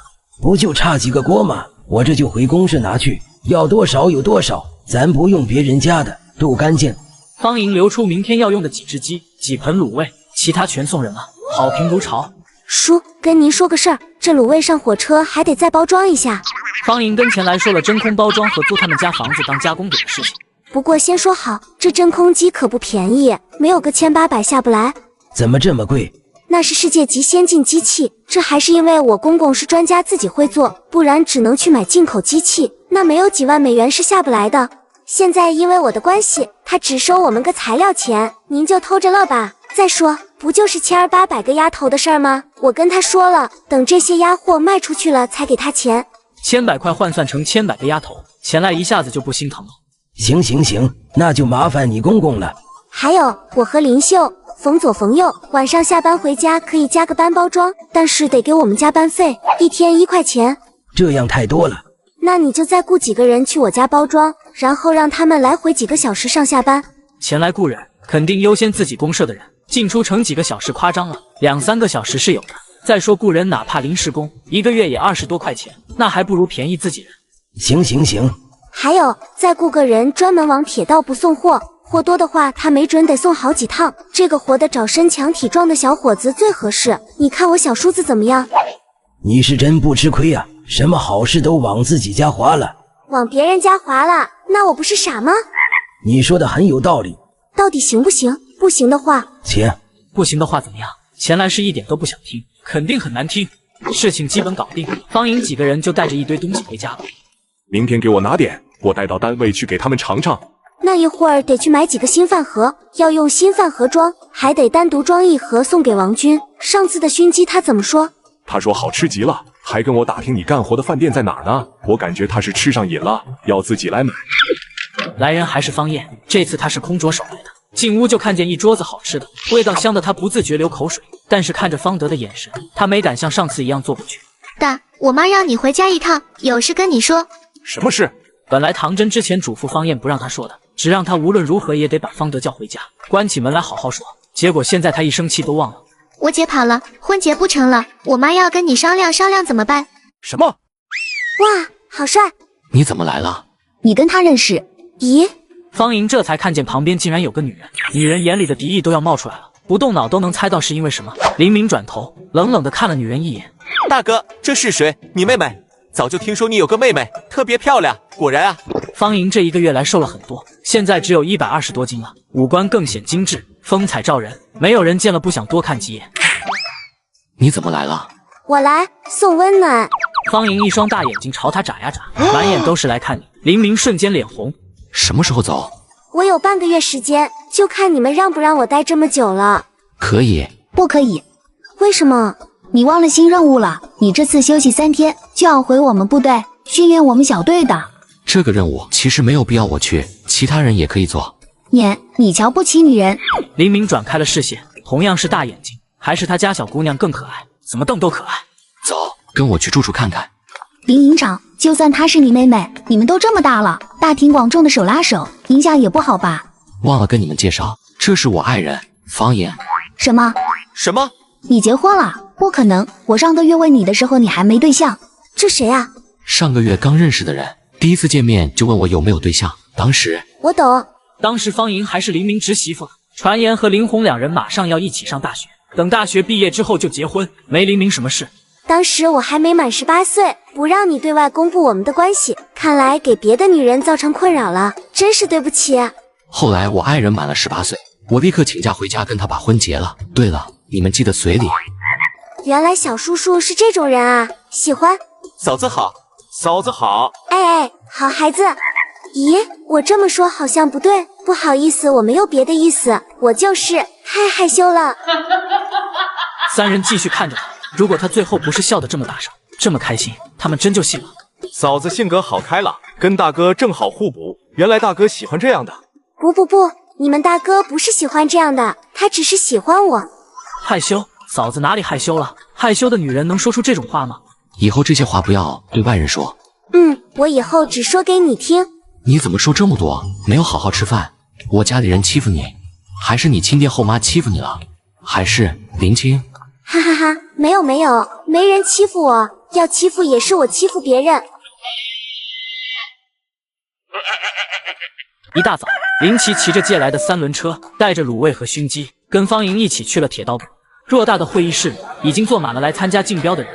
按照昨天说的做，去吧。叔叔姐姐，要尝尝我们饭店的新品吗？好香，什么东西？这是鸭头鸭掌，这玩意也能来参加竞标？来，大家都来尝一尝。好吃。小姑娘，你是哪个单位的？方莹看她面前的东西，竟然是几种汽水。这玩意不管是在什么时候，都是暴利，而且是鸭货伴侣，可以合作。我是东兴食品厂的。东兴食品厂，咋没听过？刚开的，就在几秒钟之前现场开的。你这东西怎么卖的？我买几斤？这是我们厂的新品，还没定价，等一会儿跟领导们谈过之后才能定。现在还不能说价格，说出来这些人一会儿贵的，影响领导们的判断。你们厂的领导呢？怎么你一个小姑娘来了？方莹跟众人说笑，能说实话的就说实话，不能说实话的就说假话，场面上过得去就行。很快，负责竞标的领导们就到了，流程跟后世的竞标流程大同小异，出结果也非常快。方莹是唯一一个熟识供应商，之前就把领导们拿下了，所以她非常顺利的通过。后天开始，我供货100斤，塑料袋真空包装，1袋2两，你们自己怎么分配自己说了算，卖几天看看，到时候需要什么口味，多少数量咱们再调整。可以，就这么安排。小姑娘想得真周到，听说这东西是你自己做的，年纪轻轻的就这么厉害。方莹一看这人挺好说话，顿时打蛇随棍上，一顿彩虹屁拍下去。这小姑娘真不错，长得可爱，说话又好听，还跟领导有亲戚关系。周东说了，这是他亲戚家的孩子。对了，不知道周伯伯昨天说没说，派人去我们居委会说租房子的事情，我应该去找谁？说了，找我就行。小王，过来一下。昨天跟你说的事办好了吧？跟着姑娘去吧。走吧，去你们居委会。周东不错呀，真把我的事儿当事儿办了，这人情我记下了。走吧，事情都办好了。3人一起回了胡同，方莹让林奇先回家，他则领着王斌直接去了居委会。居委会里那天的人马又聚齐了，正打算去方莹家。进门这一刻，王斌的气势就变了，瞬间变得高傲，拿下巴看人。谁是主任？我是铁道部运输科的科长，找你们主任有公事。主任开会去了，您有什么事？这位就是专门管精租房的邱组长，找他也好使。找你也好使，找我好使。邱高杰一点都不敢生气，王斌这个年纪就能当上运输科科长的人，他都不敢想他爹是谁。我们铁道部要租方莹家的房子。还真是真文件，公章都有。哎，好房子跟我无缘了。邱高杰写了3份精租协议，盖上章，递给方莹和王斌，眼神莫名。林明的房子不管租给谁，反正是租出去了。自从这个政策出来之后，就没见谁家收回去的。事情也不算办砸，唐真给的辛苦费可以不用退了。方莹能猜到他的眼神是什么意思，其实他想的也不错，精租出去的房子很少有收回来的，林明的这个房子就是如此。上辈子因为林明去世，房子产权就乱了，后来直接就分给几个租户了。这辈子可不会了，我是租给公家，个人不好往外请，公家却非常好请，到时候政策一下来，他们肯定第一时间响应政策，人家又不差我们这个小仓库。事儿办完了，我回去也好跟领导交差了。你下次再来看领导的时候，给哥烧点今天的鸭货啊，真好吃。王斌有意无意的让方莹走他前面一步，几个盯着他们的人思绪纷乱，却是再也不想去找方莹的麻烦了。王哥喜欢我做的东西，还等什么下次啊？一会儿就让我小叔子骑车给你送一盆到家去。哈哈哈，那我就替你嫂子谢谢你了，她就喜欢这一口。这真是个妙人啊！王斌说要点吃的，方莹说让他小叔子给他送去，王斌就说这是给他媳妇要的，他媳妇喜欢吃。2个人把嫌撇得干干净净，不会让人误会。方莹就直接带着王斌回家了，给了他一盆各种口味的鸭货。下次有啥事直接去单位找我，哥能给你办的都办了。谢谢王哥。方莹能看出来，王斌对他没特殊意思，他只是相中了方莹和周东的关系，人之常情，这样更好。走，找你爸去。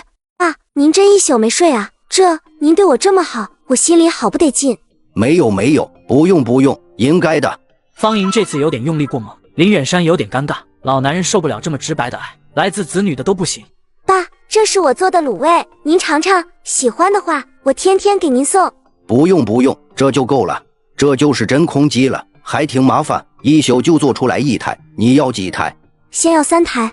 要不要告诉他有几种材料很贵呢？就这1台的材料都是我贴了老脸要来的，昨天晚上已经把2张脸都贴出去了，第2台没脸换了。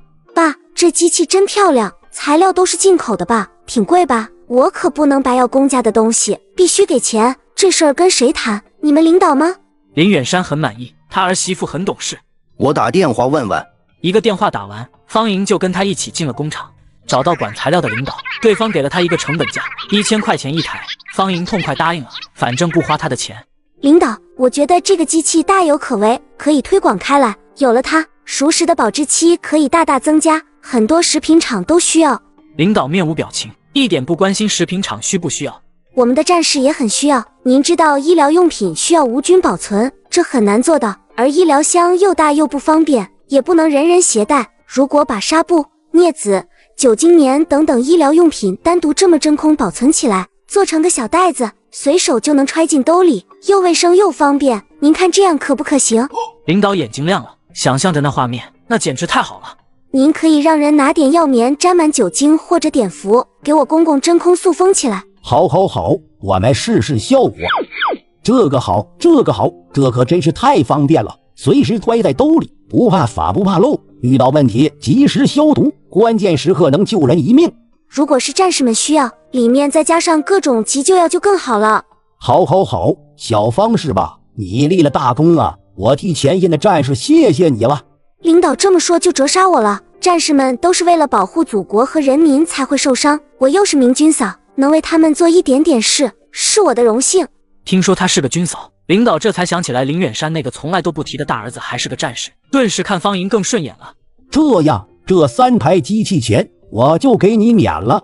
别，我不能占国家一分便宜，只是我们工厂现在还没有钱，给我几天时间，等我们赚了钱立刻就把账结了。方莹说着赶紧不好意思般的跑了。真是个觉悟高的好同志啊。领导回头就把医药包的事情上报了，上面很重视，要求立刻开始生产，还把林远山专门叫了过去，夸了又夸，还要给他发奖金。林远山就接到了新任务，把这个真空机的图纸画出来，在此基础上能改进一些就更好了。自从大儿子娶了这个儿媳妇，邻居们看我的眼神变了，同事们看我的眼神变了，就连领导都夸我了，这儿媳妇有福，旺家啊。方莹准备打电话去供销公司找方雪，因为她把真空机拿回家，才想起自己忘了件事，塑料袋没要，但她需要的量大，人家也不能白给她。哥，再给我买些塑料布。咋了？大棚坏了？没有，这次不要扣大棚的塑料布了，要食品级的无毒无味的塑料布或者塑料袋。你认识塑料厂的人吗？我要1批。认识倒是认识，但是你要1批，1批是多少？太多得有批条。方莹差点忘了，现在还没开放呢，不是他拿钱就能随便买东西的时候，现在是计划经济，所有生产物资都是计划着来的。塑料厂生产什么，生产多少，卖给谁，都是有计划的，一般情况没有多余的给计划外的人。你知道有哪个塑料厂能生产食品级的塑料就行，我这就要批条去。不，我先把厂子开起来吧。一个饭店是批不下来批条的，方莹又指挥林奇骑车带着他去饭店。这次他学聪明了，自行车后座上垫了垫子。经理，竞标成了。钱来高兴的不行，昨天晚上他都没睡觉，就在家算账了。一个鸭头1块钱，一节鸭脖1毛钱，一天他能做几千几万个，那是多少钱？他不敢算。我跟领导说，后天开始每天供货100斤。什么？才100斤？太少了。先试试市场，大家都喜欢什么口味的，什么品种，我们适当调整，不然你都做成鸭翅，结果大家不喜欢，放那里烂掉吗？方莹去了后院，又开始调配新的卤料，剩下的就是掌握火候。看了几次的林秀基本出师了，他就轻松很多。方莹又带钱来进了没人的大通铺。你这个经理怎么连个办公室都没有？因为以前根本不需要啊，不过以后还真需要一个办公室了。想想就不错。不说废话了，叔，我们得开个厂，东兴食品厂，专门生产卤味和熏鸡，这样才能跟铁道部合作，人家不跟饭店合作。好，我等需要个手续，我这就给你办下来。我当厂长。好好好啊！看什么？我不配，那我就去找富强的人，问他们想不想。停，不就是个厂长吗？给你就得了呗，至于这么吓唬人吗？还有真空机，我把价钱压下来了，人家看在我公公的面子上，只要1000块一台，先订3台。之前他说的128千的，结果现在才1000块钱，前来顿时觉得好便宜。3台够吗？不够再订。还有塑料布，这个我们也需要，具体要多少钱还不知道，总之都是在能承受的范围内。现在方莹说什么前来都点头，不然能怎么办？反正生意是他带来的，不同意人家就去找别人合作了。最气人的就是找富强的人。不过叔得提醒你一下，你可是把富强的人得罪狠了，你现在就是去找他们，他们看在钱的份上，肯定也会答应的。他说的很对，好气哦。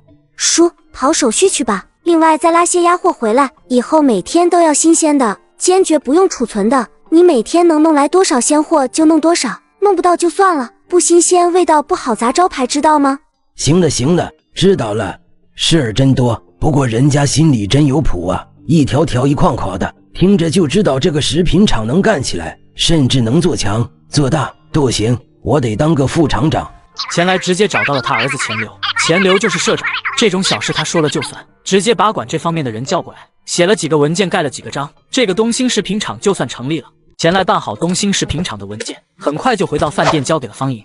叔，说正事儿，咱们厂需要个运输工具，把做好的鸭货送我家去包装，再运给铁道部，买辆车吧。是该买辆3轮车了。行吧，买2辆，1辆不够。前来动作很快，1个小时之后就和钱流一起推了2辆2手3轮车回来。方莹已经没脾气了。好吧，万事开头难。做完几锅鸭货，方莹也没管是不是饭点，没到下班时间，也没管前来脸色好不好，他就和林奇骑着3轮车走了。叔，我加班去了，记得给我记上啊，可不能少了我的加班费。我想了想，直接给你买塑料布你也不好用，所以直接去了包装厂。他们还真有这种食品级的塑料袋，还能印上商标和生产日期，我就订这种了。还得是我大哥，办事就是稳妥，我之前都没想到。事情交给方雪，方莹就知道他肯定能办好，他想不到的他也能想到，他大哥就是个经商奇才。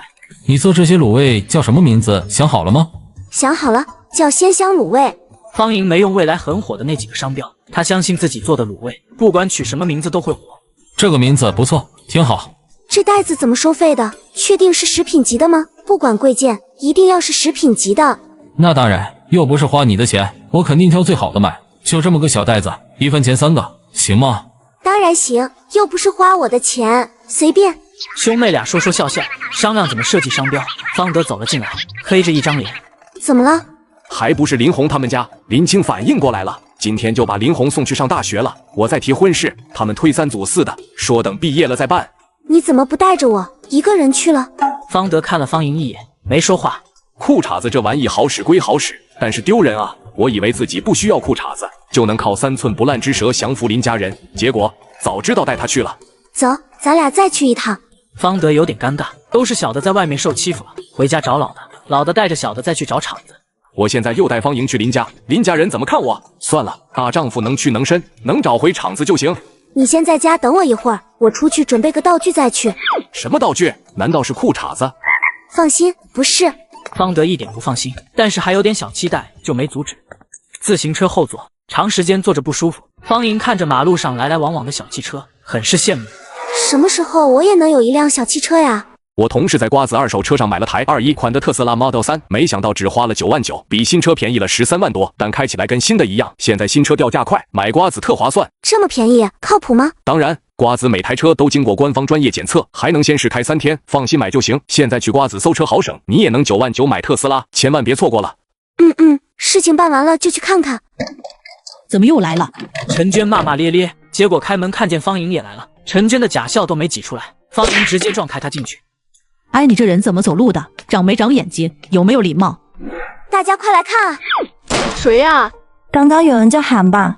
水闸啊，人呢？陈娟的脸色要多难看有多难看。我去，那的方莹死哪去了？现在这么厉害。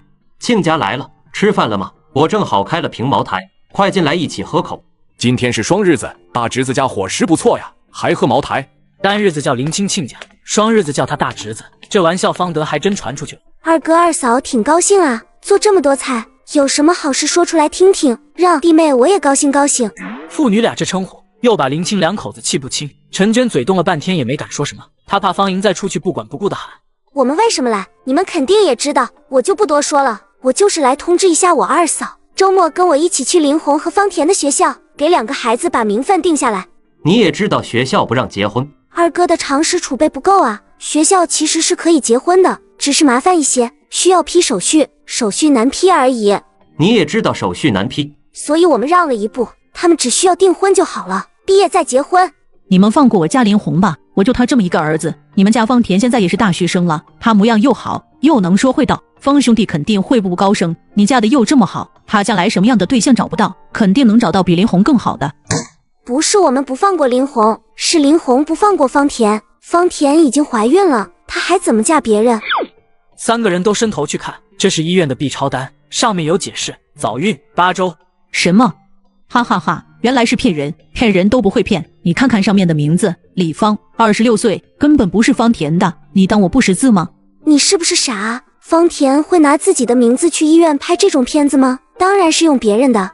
陈娟一下子就笑不出来了。我为什么会把大学推荐信给了方田，让他跟林红一个学校？因为他告诉了我实情，并跪下来求我，我如果不成全他们，方田还怎么活？林青也笑不出来了，只有方德拼命忍笑。既然孩子都有了，可以打掉，我们赔钱。赔多少钱？2口子眼睛一亮，这么痛快，原来是要钱。1000块。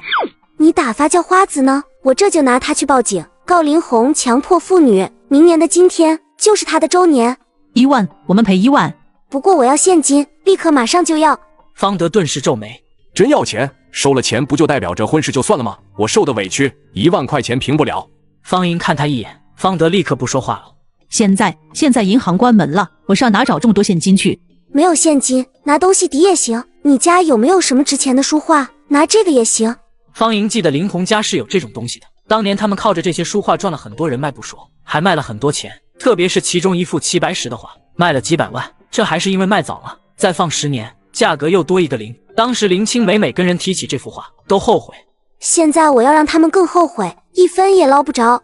林青和陈娟看着方德父女的眼神更鄙夷，装的跟什么似的，原来就是个贪财小人。他们很快就把书画拿过来了，现在没有哪幅画是值1万块钱的，所以方莹一下子收了他们10多幅画，才算了1万块钱。东西给你了，但是你得保证方田把肚子里的孩子打掉。放心，已经打掉了。陈娟和林青都无语地看着方莹，可是他们就是来骗钱的吧？陈娟就要抢回书画，孩子都没了还怕什么？胚胎我们专门留着， DNA 技术你们这几天去咨询了吗？有胚胎就能证明这孩子是林红的，照样是铁证。陈娟缩回了手，2口子又不吱声了。他们还真去咨询这个 DNA 技术，拐了很多弯，终于找到个北大的生物学教授，证明方莹说的都是真的，还真有这技术，真不是诈他们。胚胎可比裤衩子好使。来，写个字据吧，说这些东西都是因为你们悔婚，补偿我的名誉损失的，省得他们哪天后悔说我从他们家偷的。也不能写明是给方田的补偿，那不便宜他了。林青一愣就想明白了，当然不能把林红让方田怀孕的事情落到纸上，只能换个说法，他只能认栽。刷刷刷写了个字据，此时他不是很心疼，文物商店一幅画也就200-300块钱，这些字画都是祖上传下来的，宰卖爷田不心疼。方莹挺较真，让他把每幅书画的名字都认真写下来。他还打算明天给这几幅书画拍个照，然后拿照片回来再让林青在背面写上字据，以防万一。这个人才是真的不要脸，等这些书画升值了，看在那么多钱的份上，他什么都敢干。收好字据，抱上书画，方莹就要走了。方德坐着没动，看着他。我的委屈并没有被安抚，现在还多了个贪财小人的名声。林青明天肯定的出去散播，方莹不把事情办好了，我就不走。方德很不满意，他也看不上一堆破画。方莹看着他笑了笑。还有件事没说，方田还告诉我，林红不行，每次最多2分钟，有时候还没开始就完事儿了，也就他不嫌弃他，还要嫁给他。其他女人谁跳这个火坑啊？他还跟我说，行了行了，你别说了，我就说不带他来不带他来，他真整个比裤衩子更狠的，B超不算什么，这才是王炸。我家家教真不是这样啊，唐真，老子跟你没完。他还说你们相不中他，相中谁他就去告诉谁，看人家还跳不跳这个火坑。你闭嘴，你撒谎，你骗人。我也不知道真假呀，都是方田跟我说的。不过你周末去问你儿子啊，你别问他行不行，他知道个的啊，他没准以为男人都那样呢。你问他是不是2分钟就行。碎渣啊！我听着像邻家。发生什么了？什么玩意2分钟？方德也把自行车蹬成了风火轮，很快就到家了。这回稳了，等陈娟问完，就不是我们求着她娶方田了，她得求着我们把方田嫁过去。早知道林红这样，上次都用不着裤衩子。这个 B 超是怎么回事？方田真有了？我去医院说我是个早孕病人的家属，让大夫重新给我打印的。至于方田，应该怀不上吧？林红都不行，能让人怀孕吗？方莹突然想起，上辈子林红是结过婚的，还结了2次，有2个孩子。离婚后孩子的抚养权他都没有。现在想来，那2个孩子长得跟他都不像。方德的嘴紧紧闭上，他一点都不想跟方莹讨论这个问题。哪来的这么多书画？这是林红家给我的补偿，不能白让我当了订过婚的女人。那确实应该好好补偿你。只是他们有这么大方吗？你们刚才做了什么？我什么都没做。他怎么了？嘿嘿，他害羞了。闭嘴，吃饭不许说了。哈哈，我不吃了，我回去把这些宝贝收好。这里面就有那幅最值钱的齐白石的书画，还有几幅也是曾经林青用来走关系的，值钱不说还有用。现在没了这些东西，林青这辈子的路肯定不好走了。林家还有些好东西，不知道方田能不能怀2次，嘿嘿，到时候试试就知道了。方莹进屋拿了1000块钱和东兴食品厂的文件出来，递给方雪。哥，商标的事以后再说，你现在就拿着钱和文件去让他们印一些带生产日期的空白袋子，我今天就要用，明天就要给铁道部那边送过去了。好的，你哪来这么多钱？饭店给的？今天走得急，忘管钱经理要钱了，这是我卖推荐信的钱，卖了8000。哥，你用钱跟我说呀，妹妹，我现在有的是钱。哪个冤种买的？方田。他怎么可能有这么多钱？可他妈管钱付药的。方学瞬间看向方德，感觉他爸脸有些发绿，他不敢再问，赶紧走了。新仇旧恨，方德现在恨不得立刻回家去跟唐真算账。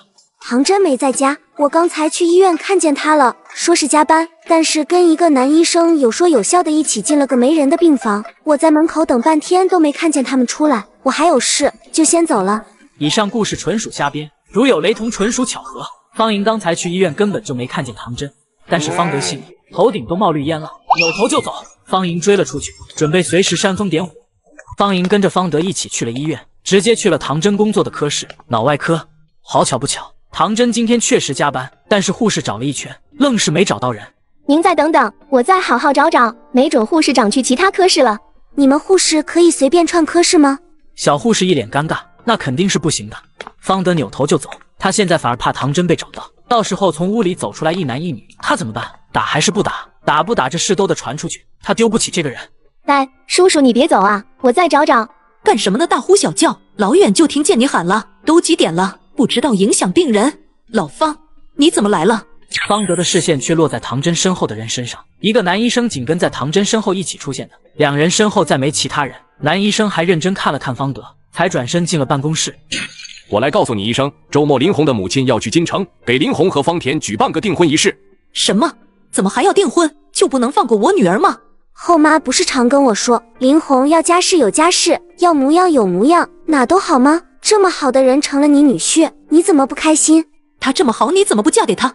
因为林红喜欢方田啊，给他写了一箱子情诗。现在两个人又在同一个大学上学了，再加上林红父母也同意，你怎么还不高兴了？周围人已经竖起耳朵，满脸八卦了。护士长的女儿要结婚了，都没听他说啊！关键是护士长这一家子气氛不怎么和谐啊，这可跟他平时说的不一样。唐真为什么不高兴？要不是知道林红只有2分钟，这女婿实际他是很高兴的。他早就看出女儿在撬方莹的墙角了，他还知过招，结果真抢到手才发现中看不中用，现在还不给人后悔的机会了。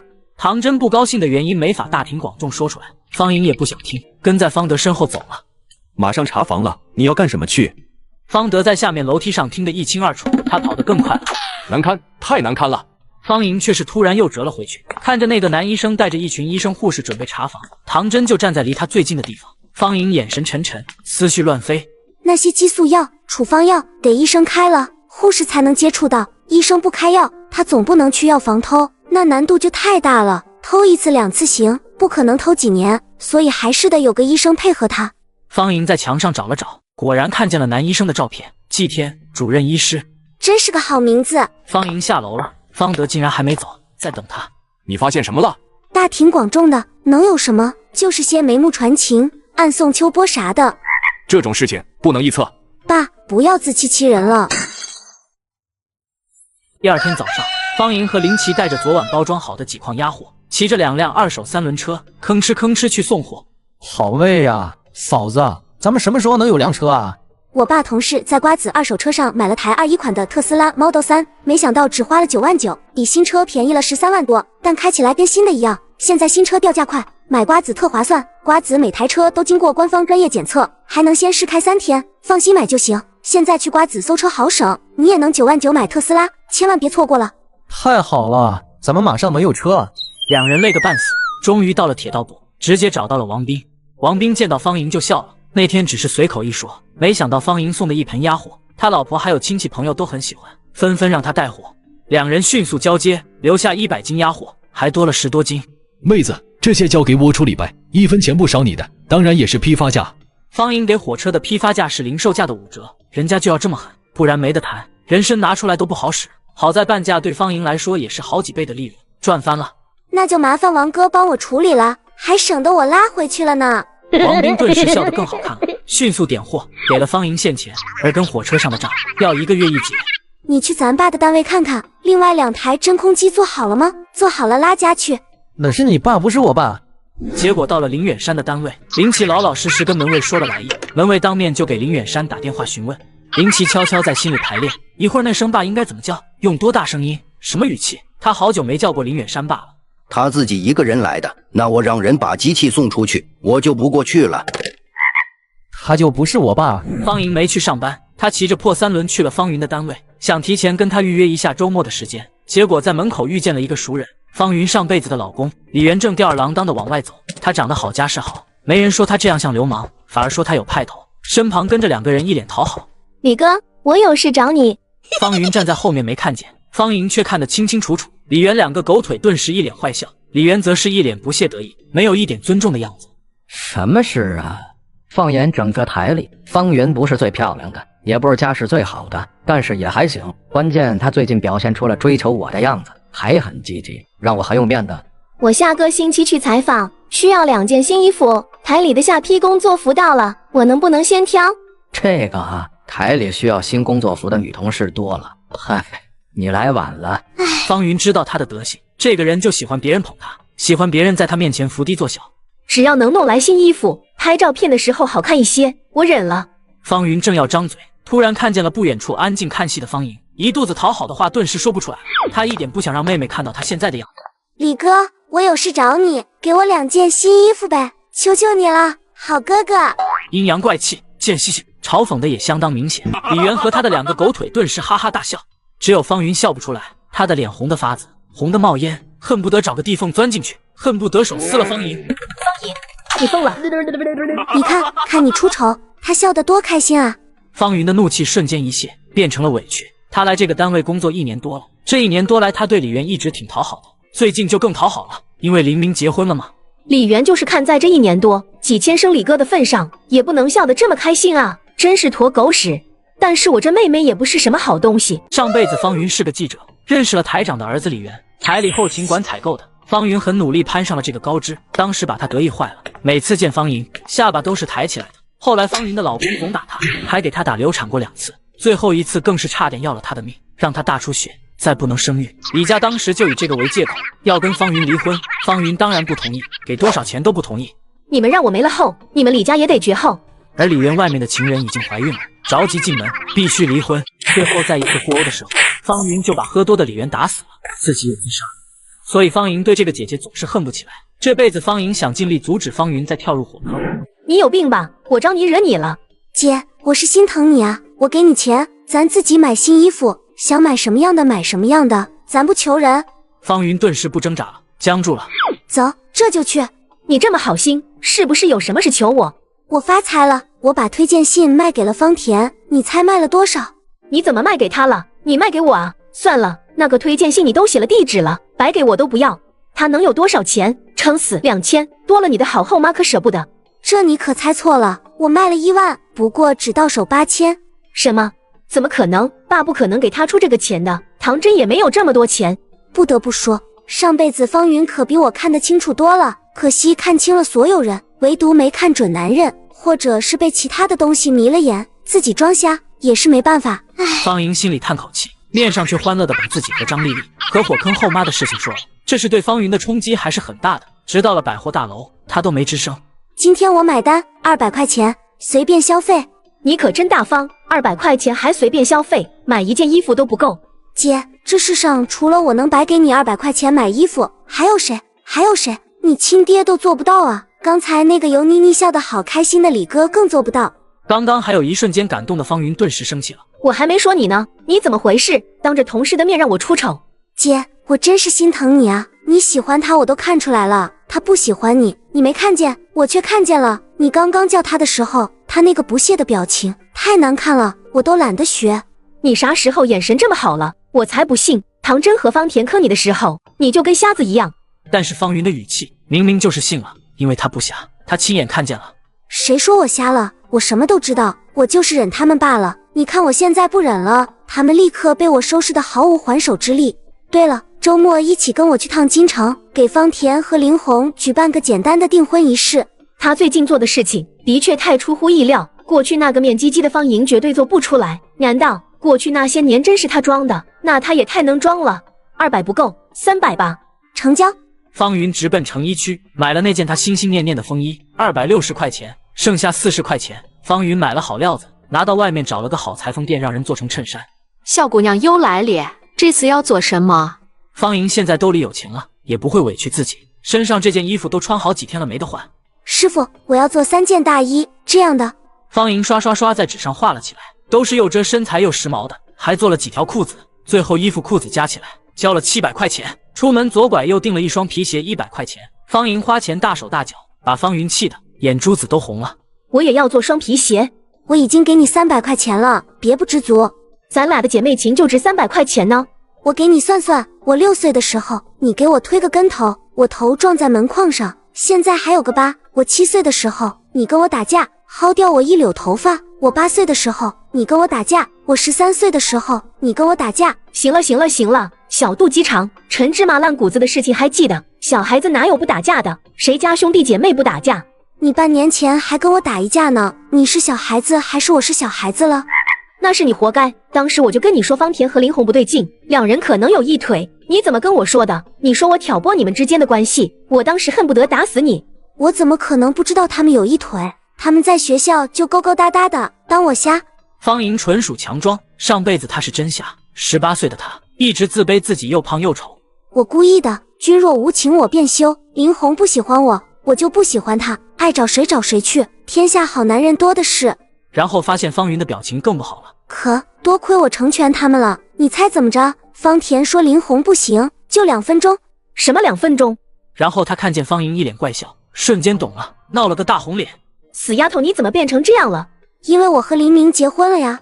不喜欢听我就说，听多了他就接受现实了。方云脸色顿时更不好了，姐妹俩追逐打闹一阵，方莹骑着破3轮送方云回了宿舍。有些女人不但脸好看，气质也好，走起路来摇曳生姿，还带着古味。有些人是莲味，有些人是骚味。现在这个女人就属于2者都有，一颦一笑，一扭一摆，透出一股莲骚味。方莹这么评价她，就是因为看她不顺眼，因为这女人是方云的好闺蜜蓝梦，上辈子怀了李元种的情妇。可谁知道是不是李元的种呢？姐，你买新衣服了，真漂亮。蓝梦毫不掩饰的羡慕，其实就是变相的讨好。她来电视台半年，处处讨好方云，替方云洗衣服打饭。有几次方云跟其他女同事有矛盾，蓝梦就拼命跟别人理论，方云也都护着蓝梦，真当她是个小妹妹。走，回屋，我买了苹果，一起吃。方云和蓝梦手挽手的进了宿舍，根本就忘了方莹。方莹翻个白眼跟了进去。你怎么还没走？我也要吃苹果，自己洗去。我来。不用，我洗得干净。谁知道他那手都摸过什么地方啊？蓝梦脸一僵，有些委屈的看了眼方云。你现在说话是不是只会阴阳怪气了？我怎么了？我刚刚就说了我洗得干净，难道我要说我洗得不干净？不就是装白莲花吗？我也会。方云顿时皱眉，这么说好像也对，但是他总感觉哪里不对。方莹已经洗好了3个苹果，给我的。此苹果可非比苹果，我看挺实惠的，就买来送你了。刚好我发现转转上的二手手机就很划算，我这苹果14只花了3300，比新款便宜了2000多。最近又在他家买了天梭利洛克腕表，性价比也挺高的，很多明星都戴过这一款。关键是转转官方验的数码产品，都经过多轮检测，跟新机一样支持1年质保，买二手上转转就对了。姐，你妹妹对你真大方。你是哪里人啊？我听你口音不是京城的。方莹对蓝梦的初始信息不了解，只是后来姐姐出事之后，蓝梦把孩子生了下来，继承了李媛的遗产，变现后扔下孩子自己出国了。她和大哥才知道有这么个人存在，却再没找到这个人。这辈子可不能再让他跑了。姐姐好，我是蓝梦，老家是隔壁省的。你多大了？今年19了。你还比我大1岁呢，我得叫你姐姐。姐姐好。蓝梦脸微微一僵，她就喜欢装小女孩当妹妹，这样就能被所有人照顾。台里也确实她最小，这是第一次有人叫她姐姐。姐姐，你是怎么来京城的？人家蓝梦是大学毕业生，谁像你似的，有大学不上，竟然结婚了。要是我，即便发现林红劈腿了，我也要上大学。上了大学什么好男人没有，竟然为了一个男人放弃上大学的机会，还嫁给林明。当然这个才是最让我生气的，那是我暗恋了好多年的人啊。现在好了吧，这辈子都捞不着大学上了。结婚了才知道，小叔叔比一张大学推荐信好多了，嫁给他真值啊。你今天不上班吗？怎么还不走？生产队的驴还放假呢，我今天休息。你上的哪所大学啊？蓝梦小声说了个位置，在京城郊区的中正卫校。咦，那你出来应该当护士啊，你怎么还进了电视台了？我在医院实习的时候，遇见了咱们台的台长去看病，他说我是个好苗子，就帮我调了工作。19岁迎春花一样娇美，一股连骚味的女孩，老男人肯定遭不住啊！而且她这理由挺正大光明的，蓝梦形象确实不错，而电视台又是个需要漂亮女人的单位，肯定不止这么简单，漂亮女人多的是，很多专业对口的女生还进不来这好单位呢。所以原来蓝梦和李媛的爹线认识的呀。那你现在在台里干什么工作呀？你话怎么这么多？这个是保密内容吗？我目前在后勤办公室工作，就是个打杂的。和李媛一个部门，那姐姐是怎么没有想到这两个人会搞在一起的呢？还是说她也是装瞎？今天李媛是不是又欺负你了？姐姐，要不我还是不在这干了，她太讨厌了。方莹安静地坐在那里看蓝梦表演，她说了10分钟李媛的坏话，一副她是世界上最讨厌的男人的样子。这招好使，谁能想到半个眼珠子都看不上男友的闺蜜会去勾引男友呢？这种闺蜜跟男友独处，女人只会担心两人打起来，绝对想不到两人会打到床上去。你想开一点，李媛那个人就是讨厌了点，高傲了点，嘚瑟了点，但是人不坏，电视台的工作难得，还是要保住的。方云这样说，其实也跟蓝梦的讲述有关。他这10分钟就说李媛怎么在公事上为难他了，说的李媛很讨厌，但是不好色，没有大恶。这也给方云灌输了错误的思想，让他以为李媛就是个做精二代，但是人不是太坏。那我就听姐姐的，再忍忍他。看这种人生大事，他都听方云的，人家对他这么信任，这让方云都没法拿他当外人。蓝姐姐，其实你说的这个李媛，他是喜欢你啊。有些男人就是这样，不知道怎么表达喜欢，就拼命欺负女孩子，引起他的注意。哪个缺心眼的会这么表达喜欢？这样女孩子讨厌他都来不及。方云一脸你有病的表情，蓝梦却是眼神闪躲。姐，这可不是我说的，这是一本心理学书上说的。科学研究表明，就有一部分男人因为思想不成熟，会这么表达爱慕，不这么做，女孩子根本不会注意到他。而且他是蓝姐姐的领导吧？他这么为难蓝姐姐，蓝姐姐是不是得说好话求他？蓝姐姐这么漂亮，说话又这么好听，伏低做小的求他，他见了下半个身子都酥了吧？他肯定很喜欢，所以就天天欺负他喽。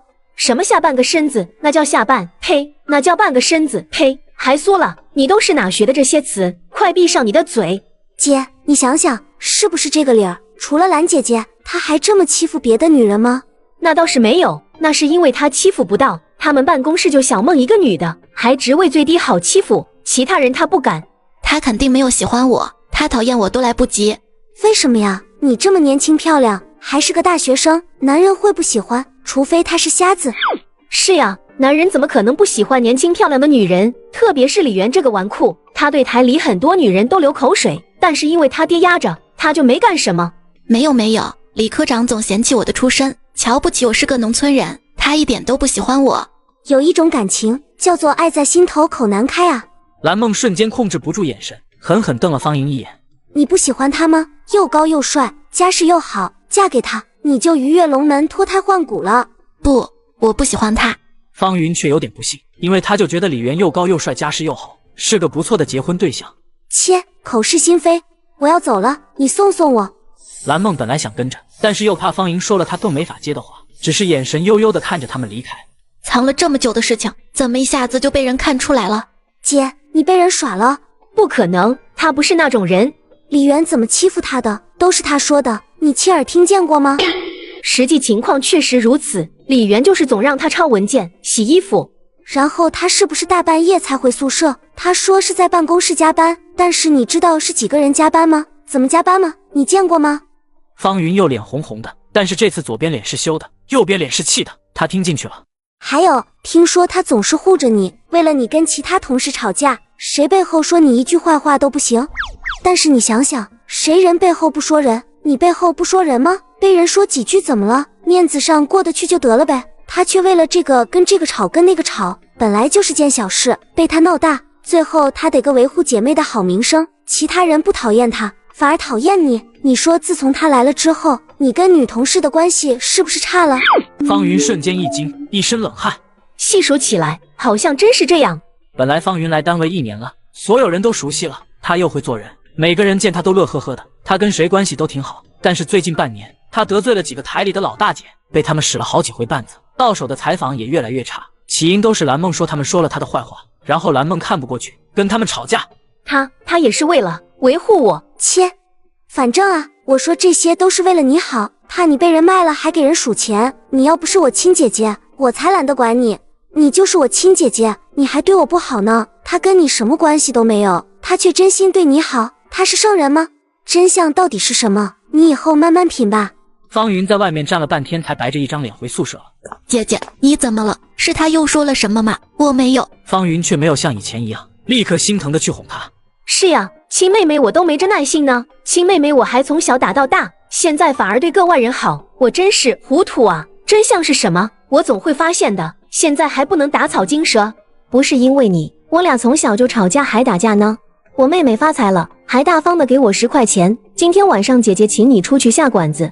原来这样啊，那我就放心了。方莹骑着破3轮，也没去上班，找农户收活鸡活鸭去了，还买了一对小鹅和一对小猪仔，都是1公1母，带着它们不方便又很重。方莹没办法，只能找个没人的地方弄到空间里了。方莹被安排在了部队招待所里，没有多高级，胜在独立、安静，晚上随便折腾。可可，小叔叔，你叫我什么？林明现在特别讨厌小叔叔这个词。一开始方莹只是打趣他想当警察叔叔，谁知道后来他真的差点变成他叔叔。现在每次听见方莹这么叫他，他的心都像被捶了一拳似的难受。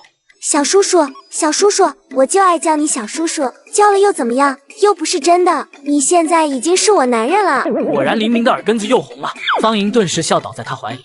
原来他这么害羞，上辈子真没发现。他们以前也就上下学的时候经常一起走一走，偶尔在学校里、胡同口、大树下、小公园里遇见的时候说几句话。咦，好像遇见的真有点多，不过每次黎明表现的都很正常，就是个邻家大哥哥跟小妹妹闲聊，但是他看起来真不像是有心情闲聊的人啊。你怎么来了？当然是想你了。方莹瞬间感觉揽着他的手臂一紧，下一秒人已经倒在床上，窗帘被拉上，门被锁上，衣服掉落一地。喂，天还没黑呢。不管。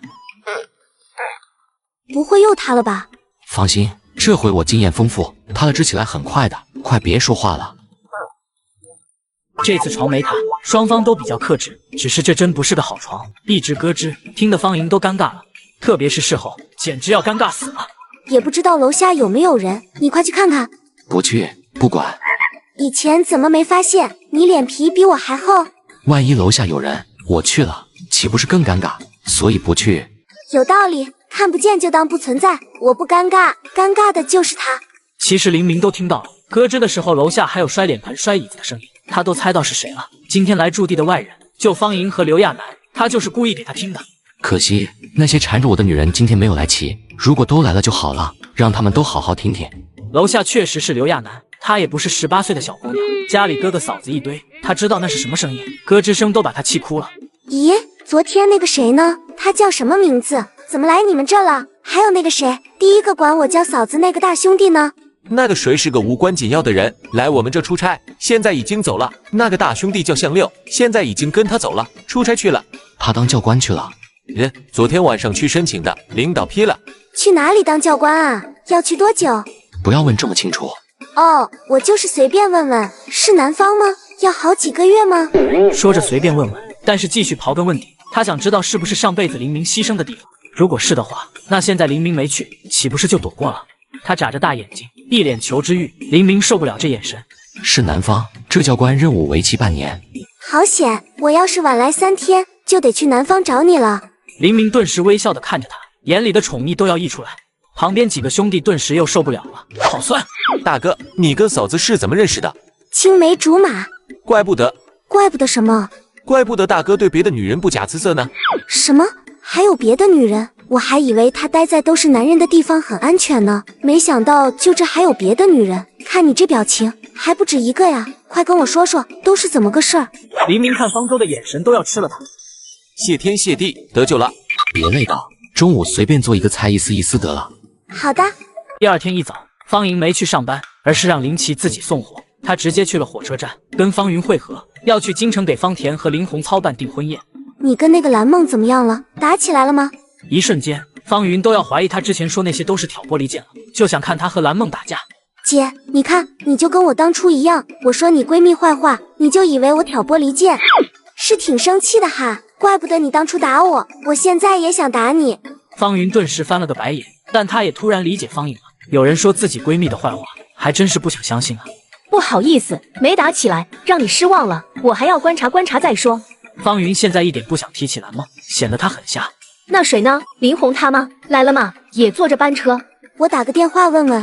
你换新手机了，旧的呢？放转转上门回收了，靠谱吗？当然了，我是转转老用户了，像我换下来的旧手机、平板、手表都会叫个转转上门回收，他们价格公道，打钱又快又干脆。我那台 iPhone 15都卖了4100多，当场拿钱的滋味太爽了。要我说，趁着旧机还值钱，赶紧叫转转上门回收就对了。林红他妈已经提前过去了，估计是领他儿子看病去了，不知道现在哭了没有。方莹猜得非常对，陈娟正带着林红来第二家医院看她2分钟的问题。昨天就看过一家医院了，诊断结果不理想，当时他就想换下一家医院继续看，结果林红配合不了，没看成，养了一晚上，今天终于又醒了。看着儿子进屋没5分钟就拿着个纸杯出来交给护士，陈娟的心已死。妈，我又没事，您带我检查这个干什么？怪尴尬的。你不是上大学了吗？先做个体检。林红现在就是以为他挺正常的，男人都是他这样。陈娟也不想在他儿子面前说出残忍的真相。你先去外面等着，我去找医生拿结果。好的。大夫，我儿子这样还有没有救？西医目前没有什么特效药能治这个病，您还是带他去看看中医，他时间这么短，提升的空间还是很大的。吃好了能翻个2、3倍，多了就别想了。这玩意是那么好治的吗？陈娟也知道这个道理，抹着眼泪走了。该死的方莹，他怎么不早说啊？早说我肯定不能让方田流掉，那是我的大孙子啊，何其有幸能怀上个大孙子啊，没准是唯一的孙子呢。心好痛。不对，方田怀孕过，说明我儿子还是行的，起码能让女人怀孕，也或者是方田体质特殊，容易受孕。这个好儿媳，我绝对不能放过。没事了，回学校吧。方田也来你们学校了，你见过了吗？什么？他什么时候来的？他为了我，到底是把那封推荐信拿到了。方莹那么不好说话，不知道他付出了什么才拿到的啊。林红这个样子，陈娟心里又不得劲了，这一看就是有了媳妇忘了娘的德行。算了，以后进了门再说，其他的不用我们操心。我这次就是来给你们办订婚礼的，今天就把你和方田的事情定下来。我们现在上大学了，不合适吧？就说你们之前就订过婚了，今天请大家吃个饭而已。总之是让同学们都知道你们的关系。方田那么漂亮，小心她跟别人跑了。如果是之前，方田跑得越远越好，但是现在晚跑腿打折。谢谢妈妈，妈妈真好。之前在家的时候就说过不娶方莹，换方田的事情，结果爸妈都不同意。没想到现在还得谢谢方莹，要不是她快刀斩乱麻的结婚了，我和方田还不能修成正果。方云一脸好奇，用全新的眼光打量林红，长得高高大大的，模样也不差，没想到只有2分钟。二嫂、大侄子，你们去哪了？怎么不在学校里？我们出去买喜糖去了，一会儿要给他们同学分一分。你去找方田吧，我和你二婶一起去跟学校领导说一下情况。等一下，别说，求你100块。什么？封口费啊，不给就说。方德真是好家教，一个女儿不要脸，一个女儿贪。200，再叨叨300。你们干什么呢？长辈的是小孩子别管。见到二婶也不打个招呼，转身就走，有没有礼貌？林家的家教呢？陈娟都要气死，就你还提家教？林红石心眼，现在又高兴，马上能跟方田把名分定下来，看方莹也顺眼了。二婶，乖，下次记得见面就叫，不能没礼貌。二婶过年给你压岁钱。方云无语的看着他，他的语气就像在关爱智障儿童，太损了，损得还让人没法回嘴。陈娟和林红也只能一肚子憋屈的先走了。林红他们找到方田的时候，正看见他对着一个男人笑得一脸荡漾，林红的脸顿时拉了下来，大步走了过去。林红过去就拉着方田的手，怒瞪着男人。方田见到他吓了一跳，下意识的就要甩开他的手。松开他，我让你松开他！方田顿时一声尖叫，躲开机敏。他其实是厌恶林红的，一点不想嫁给他，现在也是迫不得已才跟他同一个学校。哪来的臭流氓，给他抓到校尉队去！臭流氓，抓走抓走！林红被一拳打懵了，现在根本没办法说话。他长这么大，第一次挨打。别打别打，他不是坏人，他是方田的未婚夫。什么？大姐，我说的不对嘛？按照两家的意思，今天本该是你们结婚的日子，因为你们上大学才延期了。难道你上了大学，就连未婚夫都不认了？方田顿时无话可说，周围人也顿时离方田远远的。进了大学门就甩了对象的，他们都很鄙夷。这不是陈世美吗？方田入学2天建立的好形象顿时没了。谁说我不认了？我是没认出来。他刚才见面就拉我手，我还没看清他人呢，他就被打倒了。叶银红，你疼不疼啊？我给你吹吹。少女的香气扑鼻而来，林红非常受用，原谅他了。是我不好，刚才应该先打招呼了。方云顿时翻个白眼，后退一步，看了眼呆滞的篮球男一眼。这也是个没用的，刚才怎么没一拳打死他？爹，你怎么来了？方云知道这个继妹难产，不想得罪死他，所以就甩锅了。是方莹拉我来的，她代表咱家跟林红的母亲一起过来给你们准备订婚礼。方天瞳孔一缩，所以逃到这里来也不行，就非得逼我嫁给林红。这一家子人没一个好东西，都要把我往死里坑。谁打的？谁敢打我儿子？也不打听打听我是谁？到底是哪个短命鬼打的？我这就让校领导给他开除。他打的。陈娟立刻找校领导评理，一副拽天拽地不依不饶的样子。没办法，篮球男没磕过林红，校领导让他给林红道歉，还要写处分。方莹顿时失望，多带点事，都是误会。要我说，这位同学不但不应该记过，还应该表扬。不知者不罪。他第一次见林红，怎么可能知道他是方田的未婚夫？林红二话不说就对一个女人动手动脚，这位男同学挺身而出保护同学，何罪之有？你怎么还胳膊肘？林红他……陈娟的声音戛然而止，众人眼睛都瞪大了。怎么还有老的怕小的？这是有故事吧？林红他是我大侄子，我得教他怎么正确做人。陈娟怒气冲冲，都快被气死了。合着他教的就是错误的呗？好了，我也是林红的长辈，我说了，这件事就这么算了。快中午了，还是去食堂办正事吧。方云跟在几人身后来到食堂，当自己是个局外人。不过他看着方莹目光复杂。我这妹妹真的不一样了。陈娟大方的点了许多菜，还洋洋洒洒的发表了一堆讲话，大意就是怕出什么意外。两家人决定在学校办个订婚礼，虽然没明说，林红和方田的同学都懂了。事办完，方莹和方云就坐火车回去了，一起去裁缝店拿衣服。姐姐明天有个挺重要的采访，你能不能把这件大衣借我穿一下？我用完就还你。还了，下次再借。行啊，不过别弄脏了呀，弄脏了得干洗，不能水洗。纯羊毛的料子，水洗之后就完了。好的好的。方云喜滋滋的接过来，突然觉得他俩的姐妹情升值了。姐，你又买新衣服了，这个更好看，很贵吧？以前方云觉得他这表情挺可怜的，从小过惯了苦日子，连件像样的衣服都没有。但是心境变了，想法就变了。他突然觉得蓝梦这表情有些上不来台面，小家子气。不就是件衣服，台里的新衣服你也能穿？方云看着蓝梦床上挂着的一件衣服，眼神一闪，电视台的服装道具只有播音员和记者能穿，但是因为蓝梦家庭太困难了，又是负责日常清洗这些衣服的，他也能穿。不过这需要他领导的批准，也就是李元的批准。我找李元正常理由都借不出个衣服，蓝梦这个经常被李元欺负的人，他却同意他随便穿，想穿哪个穿哪个。我以前真是瞎了，这都没看出来。刚刚台长通知所有报社过来的记者下午4点开会，你快去吧。方云台表一看，这都3点50了。台长什么时候通知的？昨天你请假出去买衣服的时候通知的，我忘了告诉你，多亏刚才想起来了。昨天我回来的时候他没想起来，晚上他没想起来，今天早上我出门之前他也没想起来，现在马上要迟到了，他想起来了。多亏你想得及时，不然我就来不及了，谢谢你啊。方云快步跑了出去，蓝梦看着他的背影，总觉得他刚刚有一瞬间眼神不对。方云卡着点进台长办公室的时候，正好是4点，他是最后一个到的，所有人都看着他，特别是台长，表情不好。抱歉台长，我差点迟到了，实在是刚刚才有人告诉我4点要开会。昨天上午就发通知了，你现在才知道？你这2天忙什么大采访去了，顾不上。抱歉，是点私事，我妹妹方田今天订婚，跟林红、林庆的儿子林远方老爷子的孙子。台长的表情一下子就变了。林远方在京城很出名的，这种大喜事你怎么不提前说一声，也不给同事们发个喜糖？就是2家人私下吃个饭，不是正日子。结婚那天我肯定通知大家，请大家都去喝喜酒。旁边的大姐扯了扯嘴角，硬挤出个笑容，台长就笑得和蔼可亲了，开始说正事。明天的采访非常重要，绝对不能出错，稿子方云来写吧，采访也让方云来。稿子都让他写能行吗？这么重要的事情，万一有句话说错了，就得连累我们整个电视台。台长顿时也有点犹豫，刚才冲动了。姐姐忘了，我就是因为稿子写得好，连续被领导表扬过几次，台长才把我从报社调过来的。对，小芳不说我还真忘了，小芳最擅长的其实是写稿子，事情就这么定了，散会。小芳啊，明天早上出门之前把采访稿写出来给我看看。好的，我这就回去写。谁啊？是我。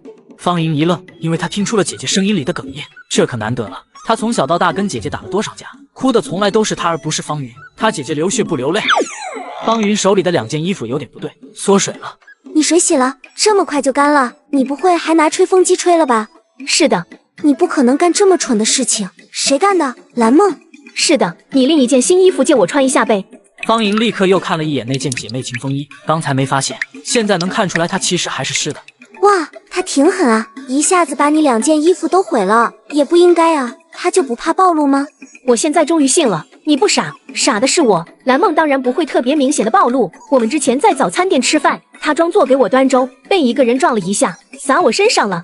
我回去换了你的这件，他在宿舍给我洗衣服。我这件风衣其实也不能洗，也是羊毛的，但是洗完了没用吹风机吹。后来呢？后来李媛那个傻子不知道怎么回事，端着个豆浆来我们办公室嘚瑟，把豆浆洒我身上了，不但毁了我的衣服，还毁了我写的稿子。结果方云又回去换衣服，又赶紧回办公室重新写稿子。这稿子是要给采访人看的，让人家提前有个准备，所以很重要，不能湿哒哒的带着豆浆给人家。结果蓝梦又把你这件衣服洗了，这件更漂亮更贵，他就用上了吹风机。哦，2人合伙呀，你看他俩好的吧，现在就能合起伙来欺负你了。方云以为他在笑话他，结果一抬眼发现妹妹满脸杀气，方云一下子就绷不住了。原来我这妹妹这么关心我的嘛，看到我被欺负了都气成这样，我过去真是瞎啊。你再借我件衣服，我还要回去赶稿子，一会儿还要去采访，我马上就该出发了。方莹立刻带方云进屋换衣服。方云换好一件，方莹手里又提着一件新的。我跟你一起去，我看看这回他们撒什么。方云这下是真绷不住了，哇一声就哭了。原来姐姐吃软不吃硬，上辈子没发现错过了，那就这辈子让她多吃点。方云哭完洗把脸就要走。你最近瘦了不少啊，还白了。人逢喜事精神爽啊。方云顿时不想说话了。这大门得改改，以前自行车好抬，这3轮车可不好抬，以后进出汽车更不方便。你是瘦了几斤，怎么还飘起来了呢？我可没飘，我现在是厂长了，而且我爸同事在瓜子二手车上买了台比亚迪汉，才花了9万多，比新车便宜10万，开起来跟新的一样。现在新车掉价快，买瓜子特划算，瓜子每台车都经过官方专业检测，能先试开3天，放心买就行。要是有旧车，还能放瓜子上全国拍卖。总之听我的，买卖二手车上瓜子就对了。你看吧，不出几个月，我就能挣出个小汽车来。那我到时候就可以蹭车了，快走吧，来不及了。姐姐，对不起，我给你找了件新衣服，这次来的服装里最好看的一件，你穿这件去吧，肯定比之前的。蓝梦突然发现方云身上的衣服已经换了，这次是浅棕色，立领，带肩扣，更板正，穿上显得整个人英姿飒爽。蓝梦话都说不下去了，怎么会这样？方云看着他手里的衣服，挺难得的，现在就有死亡芭比粉了。方云深吸口气，才压下真正情绪。你也是好心，帮我洗衣服，你也不知道羊毛大衣不能水洗，不能加热，这怎么能怪你？不行了，说不下去了。我没时间在这耽误，我要赶快回去写稿了，午饭都没时间吃了。你还真别吃午饭，谁给的东西都不能吃，谁知道真正是谁要送的，里面加了什么东西，万一采访中间拉肚子，疯狂排气，可就不好了。方云表情都傻了，不过他说的真有道理。回去再检查一下你的椅子桌子上有没有胶水什么的，写好的稿子也看一看，会不会有人在上面加了字改了意思。这么重要的稿子，按理不应该离开你的视线，不能让第三个人看见，万一别人说你抄袭怎么办？以后要注意。我知道了。如果再有人泼你衣服就出来找我，我就在门口。方云眼里含泪，大步走了。我姐的衣服是你洗的？对不起，我也不知道会那样，我不是故意的。听说你是在后勤办公室专门打杂的，衣服也归你洗？是。专门洗衣服的不知道羊毛不能水洗，没人教过你吗？还是你学不会？你都来半年了吧，这个都学不会，我看你是完全不能胜任现在的工作。我会写举报信跟你的领导。哦，你的领导是李元，那就换个领导，我给台长。哦，台长是李元他爸，还是你的伯乐，把你挖到台里的人。蓝梦虽然觉得这两句话说出来有点不对劲，但是她眼底隐含了得意。我的关系硬吧，想给我穿小鞋，做梦，被穿小鞋的只能是方云。那我只能去别的单位宣传了。电视台有个蠢货，半年了不会洗衣服，羊毛都水洗，把台里的好衣服都洗坏了。结果你猜怎么着？就是这样一个人，他就能稳稳地坐在那里继续洗衣服。因为啊，人家跟台长关系好呢，台里记者都不能穿的衣服，他想怎么穿就怎么穿，怎么就这么好呢？不是这样的，我没有洗坏台里的衣服，从来都没有，你冤枉我。所以你只洗坏了我姐姐的衣服，是针对她咯？不是的，我是一时心急，没有发现这是件羊毛的衣服。洗半年了，应该一眼就看出来，一手就摸出来，你却洗完了都没发现，还加热吹了。我姐是傻子，我可不是，你能把她骗得团团转，却休想来骗我。方莹发现了，她姐姐是想继续在蓝梦面前装无知，那她就配合一下，恶人只能她来做，她当个恶人，逼狗跳的墙，总不能让这条恶犬一直潜伏在身边，不咬人还膈应人呢。再说谁也不是无敌的，这种人真的防不胜防。我没有，你冤枉我。既然说不清，就不说了，还是想想办法，怎么能让方云相信我就行。方莹没站多大一会儿，就看见一行人从报社出来，看样子是要去采访。方云就在其中，脸色非常难看。怎么了？有人在我的坐垫上泼红墨水，正好我的坐垫是红色的，要不是我坐之前检查了一下，根本不会发现。一屁股坐在红墨水上，哪怕我穿的是黑裤子，都料挡不住。这个比清水很多了，会被人误会是来例假了，尴尬死。还有，真有人篡改了我的稿子，改了3个问题。方云呼吸都急促了，要不是方莹之前的提醒，这2个坑他都得栽里头，一个能让他错失这次出头的机会，一个却能让他从行业里滚蛋。问领导那么难堪的问题，我都不敢想象，如果领导看到这几个问题，脸色会有多难看，我的下场会有多么惨。姐，原来的稿子还在吗？你可得留好了，这是证据，回头就要查一下字迹，看看到底是谁写的。这样的害群之马，一定要把他揪出来，不然他今天能害你，明天就能害别人，还会损害整个电视台的利益。我留着了，在我衣服口袋里呢。你一定要小心放好，不过就放在外衣口袋里就行。方莹看着跟方云一起出来的几个人，男男女女都有。你一会儿要留意好，看看谁又往你身上撞，谁又要往你身上洒水，这个人就一定是嫌疑人，他要趁机偷走这稿纸，销毁证据。还有，中午都有谁在办公室？他们有没有看见谁往你坐垫上洒水了？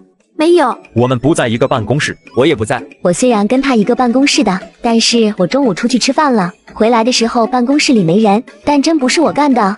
万秀丽就是台里的一姐，之前跟方云有点小龌龊，几个人里她嫌疑最大，但是这次她真冤枉，真不是她干的。方云，你相信我，我不是那样的人。我对你做过的最过分的事情，就是背后说你一句脸比较方，再没其他的了。你不是还说我爱勾引人吗？什么？我绝对没说过，谁造的谣？蓝梦跟我说的。他撒谎，他挑拨离间，我早就看出他不是个好东西了。万秀丽知道自己没说过，那撒谎的只能是蓝梦了。方云也没必要冤枉一个农村来的小实习生。对了，你不是说早上就试了件衣服，是蓝梦弄的吧？看，他就没好心眼，没准你的坐垫和稿子都是他使的坏。方云一脸不能接受的表情。万秀丽突然非常同情他，谁也受不了这种背叛。干什么呢？早就看见你们了，在这磨磨唧唧好几分钟还不走，要迟到了不知道吗？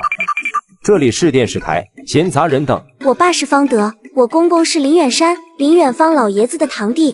原来是小芳来找你姐姐，她正好有采访要去忙，你进来等等她，估计2-3个小时就能回来了。其实我是来找台长谈公事的，我现在是一家食品厂的厂长，专门做熟食的，不知道咱们台的食堂需不需要订一些，改善一下员工的伙食。这么年轻就是食品厂厂长了，真厉害！不知道你们都做些什么样的熟食？来得匆忙，没带，明天吧。明天我来台里找您，我现在能进去参观一下吗？我还没进过电视台呢。好的好的，进来吧，我亲自带你参观。李健就喜欢天真的女孩，好骗。可惜这是个胖子，还是各有主的。两人走到了后勤道具室，门开着，李媛和蓝梦正在一排衣服架子后窃窃私语。蓝梦在哭，嘤嘤嘤的，听得李媛半个身子都酥了。看你这小胆儿，怕什么？方云只是怀疑，又没有证据。就算怀疑又怎么样？只是把他衣服弄脏了，1件衣服他还能要你赔？你家庭这么困难，又赔不起，他还能逼你？那就是他不对了。可是让他知道了，总归不好，那样我就装不了好妹妹了，对我不利，影响我的人设。方云那么蠢，能知道什么？两个人声音很小，按理站在门口听不清两人说什么，但是方莹身体被空间井水优化了，他听得一清二楚。果然是这2个人合谋欺负方云的。里面李媛已经受不了了，开始动手动脚。哎呀，大白天的干什么呢？吓得里面两人一惊，衣服乱晃。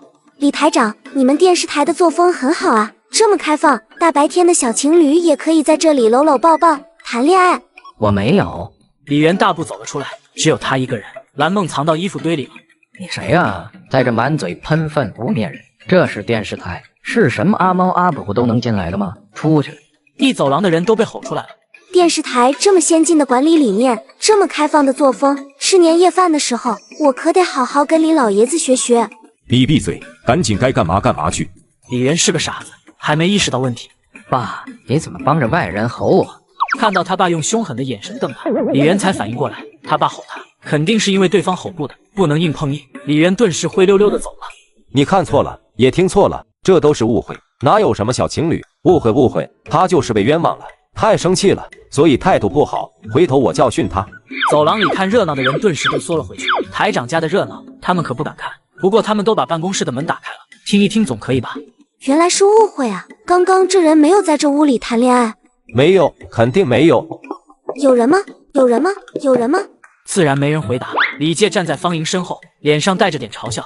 真是个小姑娘，这种做法真幼稚，还问谁会回答？方莹一连问了好几遍，声音很大，确保整条走廊里的人都能听见。真没人啊！方莹突然冲进了道具室，直奔衣服架子后面，一把就抓住了蓝梦。蓝梦顿时尖叫，但是她用一件衣服包住了头脸，拼命挣扎，撞倒了衣架，冲了出去。小偷，别跑！走廊里静悄悄，只有一个蒙着衣服的女人快速跑过，大家都竖着耳朵听着，看着太刺激了。李介的脸漆黑无比。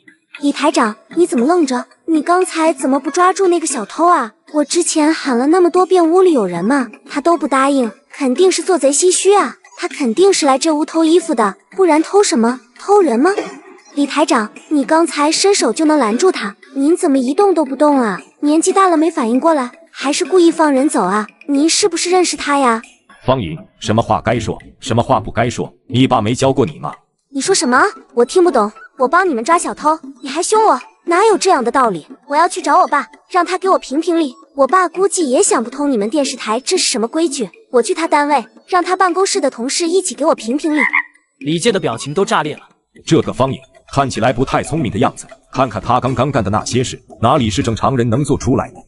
你看你这孩子气性怎么这么大？我刚才就是没反应过来，吓到了。李介从办公楼一路好话说到大门口，方莹被追上的时候，似乎已经被安抚到了。那我明天早上带着熟食过来，你们会长期订购的吧？李介瞬间恍然大悟，原来装疯卖傻为的都是这个呀！早说啊，不就是点钱吗？能用钱解决的问题都不是问题。行，你来吧，直接去跟后勤的人商量，怎么定，定多少。好的，那我先走了。小芳啊，你现在是厂长了，可以配辆车了。我刚在瓜子二手车上买了台比亚迪汉，才花了9万多，比新车便宜10万，开起来跟新的一样。现在新车掉价快，买瓜子特划算。瓜子每台车都经过官方专业检测，能先试开3天，放心买就行。要是有旧车，还能放瓜子上全国拍卖，总之听我的，买二手车上瓜子就对了。我是打算买辆车呢，送货也方便些。好了，李叔叔再见。李健看着他的背影，嗤笑一声回去了。方莹转身之后，也是笑容全无。老不死的，上辈子一家子害死了方云，这辈子我也不想化干戈为玉帛，依然是死仇。趁他没有强大起来的时候，快刀斩乱麻才是最好的办法。从今天开始，李家父子在台里就别想有好名声了，外面也别想有。方莹回家拿了一盆卤味，找他爸去了。说告你状就告你状，当我开玩笑呢。你怎么来了？王叔叔好，孙阿姨好，叔叔阿姨们好。我新做了几个口味的鸭货，调整了配方，也不知道行不行，心里没底，就想找人听听意见。我也不认识什么人，只能来找爸爸了。那你算找对人了，爸爸这些同事啊，最会评价东西了。方德他们部门每年都要评价无数商品，能不能上广交会？方德端着盆挨个分了分鸭货。现在秋交会刚开完，春交会还早，办公室里的人都很闲，围在一起闲聊。爸，你知道吗？姐姐厉害了，今天被派出去采访孙杨孙领导了。哦，是吗？我大女儿要搭上孙杨了，采访他就是认识了。如果能留个好印象，那这就是打开了大门了。哎呀，我大女儿也出息了。其他人也看了过来，方德这几个孩子都挺出息啊。可是姐姐今天真倒霉啊！吃早餐的时候被一个同事不小心洒了一身汤，她回去换衣服，结果到了办公室又不小心被一个同事洒了一杯豆浆，最后一件能出门的衣服又湿了，她不得不跑来找我借衣服。方德的脸已经黑了，谁在挡老子的路？其他人也表示怀疑，真的是巧合吗？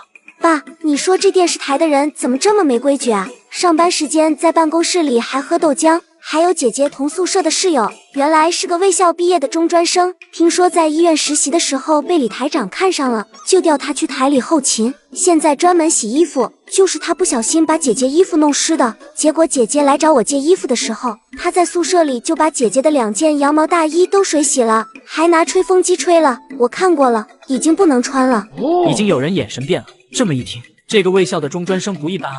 姐姐今天太倒霉了，我不放心，借了1件衣服给她，还拿着1件衣服跟她去了单位，在门口等她。结果你猜怎么着？结果怎么了？衣服又湿了？没有。几乎所有人都松了口气，原来前面发生的都是意外啊。那是因为姐姐的习惯好，她坐下之前随手整理了一下坐垫，发现坐垫被人倒了红墨水，多亏她没做呀，不然第3件衣服又完了。方德已经面无表情了，他确定了，就是有人在挡他女儿的路，挡他的路。还有更过分的，这个电视台是真乱啊！怎么了？好刺激，比看电视都刺激。有人改了他的采访稿，我姐姐明明问的是孙领导对一个女同志的评价，是不是心胸很大？结果新字被划掉了。众人顿时倒吸口凉气，这真敢改呀！还有其他2个地方呢，时间没来得及，我没看见。我本来要走，结果在门口遇见了李台长，他要带我去参观电视台。你这丫头怎么这么傻？以后不认识的人要你干什么你都不要干。不过方德知道，他这女儿才没有这么傻，还不知道是谁领谁进去呢。下次再也不敢了，特别是电视台，他们真是太乱了。你猜我在里面又看见了什么？看见了什么？有2个人在道具室里嘀嘀咕咕。方莹一开头，方德就猛咳，他感觉他要吓到了。在我同志面前，可千万不能吓到啊！方莹机不可见的朝方德眨了眨眼，方德才松口气，没有堵他的嘴，让他继续说。我明明听见有2个人在服装室里嘀嘀咕咕说话了，不知道说什么，衣服乱晃。咳。方德不咳嗽还好，其他人还没往那方面想，他一咳嗽，倒是提醒众人了。众人表情顿时尴尬，但是眼神闪闪，很想听。爸，你感冒了？没有，赶紧说重点。哦，我以为那2个人在谈恋爱呢，我就对李介台长说，你们单位风气真开放。结果里面衣服晃得更狠了，不一会儿从里面走出个男的，上来就说我是阿猫阿狗，让我离开。后来呢？后来李台长训这个人了，让他走开。你们猜这个人是谁？这个人是谁？这个人是李台长的儿子，我在姐姐单位门口遇见过他，听说叫李元。李元倒是听话的走开了，但是他说我是阿猫阿狗，我又没说错，屋里明明就是有人，我在门口喊了好几次屋里有人吗？都没人吱声，结果我就进去了，立刻抓出个女的，她拿衣服蒙着头跑出去了，李台长就站在门口，看见她立刻就躲开了，拦都没拦，结果我出去，她还拦着我不让我追。后面纯属瞎编乱造。基于事实情况改编一下，无伤大雅吧，没人较真吧？你也是，既然看出人家在里面谈恋爱，你多管什么闲事？因为那个女人就是姐姐的好朋友，同宿舍的女同事，那个卫校调过来的蓝梦，我今天刚见过她，跟她聊了很久，认得她的声音。众人都听懂了，方莹就是来告状的。如果他说的是真的，那这个电视台是真乱了。什么台长看上了魏校生，魏校生又在服装室里跟台长儿子嘀嘀咕咕，跑出去还有台长帮忙。这个魏校生是方云的好朋友，却几次三番的害他，太刺激了。他们得去打听打听，是不是真的。以后别人的闲事少管，多研究点好吃的，拿不准就拿来我们给你评价评价。行了，回去吧。好的。哦，对了，爸，我那个饭店背后的公社打算开个食品厂，任命我当厂长，以后我就是厂长了。这么厉害，小芳年纪轻轻都当厂长了，虎父无犬子啊！没听他说吗？就是个公社食品厂，麻雀大小，不用当回事。我们这个食品厂虽然小，但是专门生产这种鸭货，卖到火车上呢。不说了，我忙去了。方莹走出办公室，还能听见屋里众人把方德夸得又夸，还有方德掩饰不住的笑声。方莹也笑了笑，原来成为父亲的骄傲也是件开心的事情。方莹又回了家，拉上了一矿熏鸡和鸭货到了电视台。不等明天了，就今天把事情定下来。过几天消息传到李媛耳朵里，没准他就翻脸了呢。方莹停好车，正好看见姐姐回来了，一脸轻松的笑容，看来采访很成功。你怎么还没走？我不是那个意思，就是外面这么冷，你一直在等我。方云眼眶顿时有点发红。没有，你想多了，我刚来。方云没集结成功的眼泪顿时收了回去。但是我帮你整蓝梦去了，顺便把李媛父子都整了。李媛父子什么时候完不一定，但是蓝梦快完了。刷一下，方云的眼眶就红了，眼泪就是这么快。就因为我湿了几件衣服，妹妹就把手伸到台长身上了，这仇报的简直是刨到根上，刨到祖坟了。方云喉咙被堵住了，都说不出话来。谁让你是我姐姐呢？我唯一的姐姐，除了我，谁都不能欺负你。方莹说完擦肩而过，留下方云一个人泪如泉涌，不能自已。等方云整理好情绪回了台里，就发现气氛不对，同事们聚在一起，嘀嘀咕咕，鬼鬼祟祟，一看就是有事发生。怎么了？发生什么了？看到他，大家眼神更诡异了。事情牵扯到方莹，还牵扯到方云，他们不知道怎么说。跟方云关系不错的几个人悄悄告诉他，李媛跟一个女的在服装室里谈恋爱，被你妹妹撞见了，不依不饶的揪出来了。那女的蒙着头，也不知道是谁。跑出去的时候，台长也不拦着，到底谁啊？还能是谁？刚刚我跟几个办公室的同事碰面了，他们屋的女同事都在屋里，就那谁不在？嘘嘘嘘，歇什么啊？大家都心知肚明了。之前我就说他俩有事，你们还不信。你们说，早上他洒方云一身水，接着李媛就洒方云一身豆浆，他俩是不是商量好的？这还用问？肯定的。只要李媛和蓝梦的关系被捅出来，那都不需要证据，大家靠猜就给两人定罪了。台长和蓝梦挺有缘啊，挖了个儿媳妇回来。虽然说是儿媳妇，但是大家眼神交流间，明明传达的是另一种意思。不过这个可不敢说。方云憋回去的眼泪顿时又掉了下来。原来妹妹真刨他们祖坟去了。现在这个年代，这种桃色新闻，谁沾上谁臭。大家看方云哭了，也都理解他，毕竟之前方云跟蓝梦关系好的全台都知道，结果一看，表面上装着跟你好，背后却找机会捅刀子，简直是个阴险小人。大家顿时觉得后背发凉，怀疑的种子种下。这一刻开始，蓝梦就别想再立单纯小白花人设了，她脸上越单纯，大家就越觉得她阴险。反观方云，这就是个实心眼傻大姐啊，大家又是同情又是安慰。蓝梦还在宿舍里装肚子疼呢，不知道自己已经被锤死了。她躺在床上辗转反侧，坐立难安。总这么躲着也不是办法，早晚要面对。蓝梦调整情绪，一脸虚弱的进了台里的医务室。孙医生，你给我看看，我肚子疼，是吓着了吧？蓝梦这回是真吓着了。孙医生都知道了，台里传的这么快，怎么传的？你说什么？我这应该不是吓的，我是来例假了，肚子疼，沾了凉水就更疼。结果我今天早上用凉水洗了2件大衣，没想到疼的受不了了，我一下午都在宿舍躺着没起来，现在实在疼得厉害，才过来找您看看。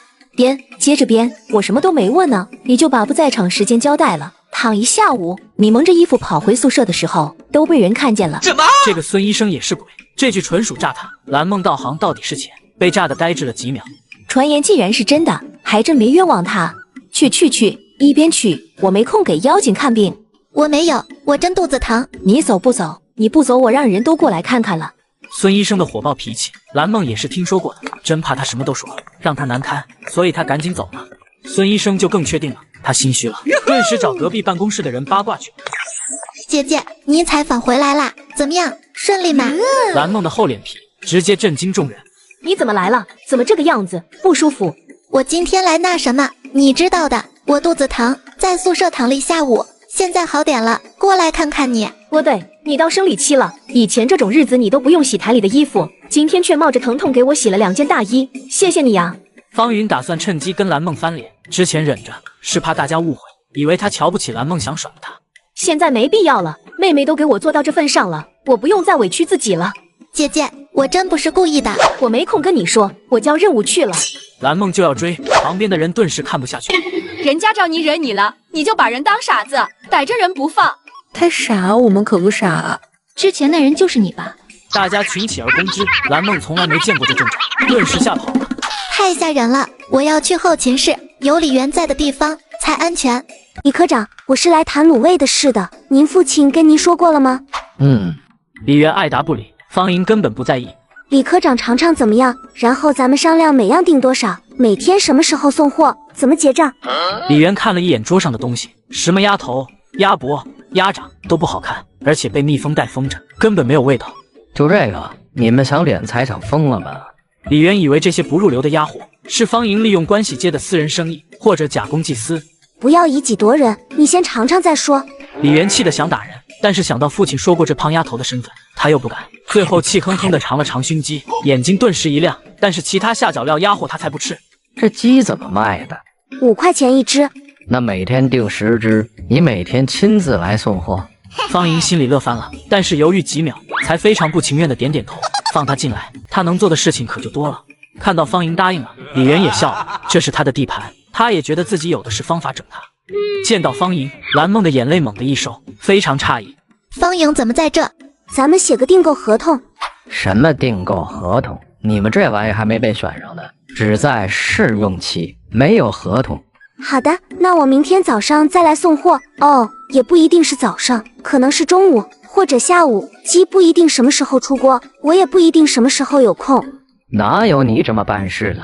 还想不想卖给我们了？不卖。明明之前说买了，现在又不买了，出尔反尔，哪有你们这么办事的？我要找我公公的堂哥给我评评理。哎呀，算了，你爱什么时候送什么时候送。方莹顿时满意了，得意地抱着剩下的鸭货出去了。他也不差电视台这仨瓜俩枣的，他就是想常进来看看，外加图个名头，以后他们食品厂的合作单位就多了一个地方电视台，能抬高一下他们产品的身价。方莹一路打听去姐姐办公室，一路发卤味，一路宣传，然后大家都知道了方云有个厂长妹妹。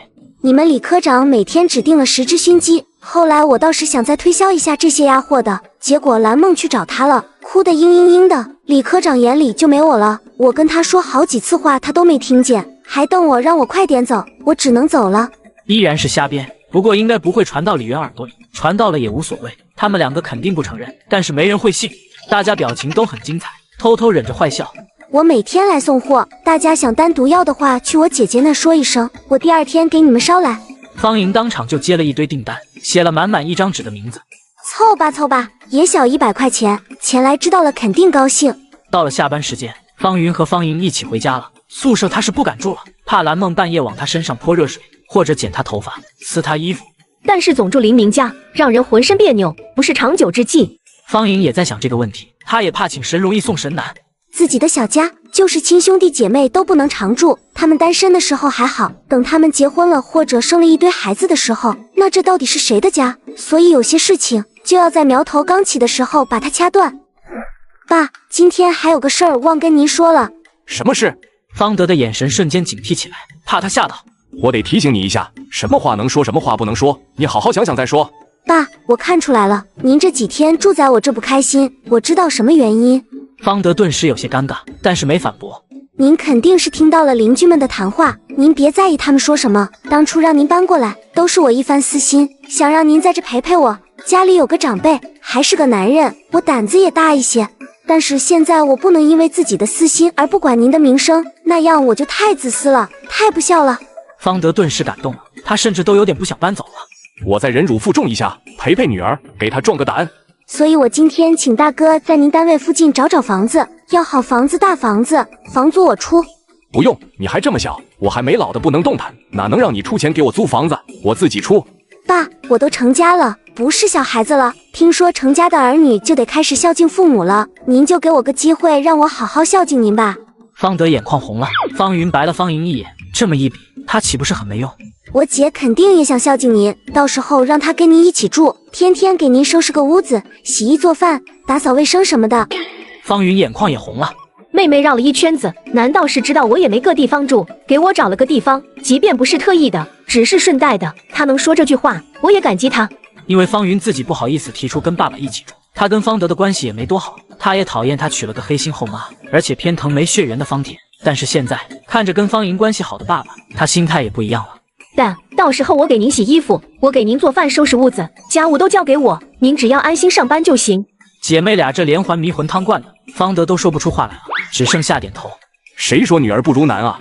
林奇远远看见父女几个其乐融融的画面，他眼眶通红，不想靠近。他想到了自己的爹，算了，不提也罢。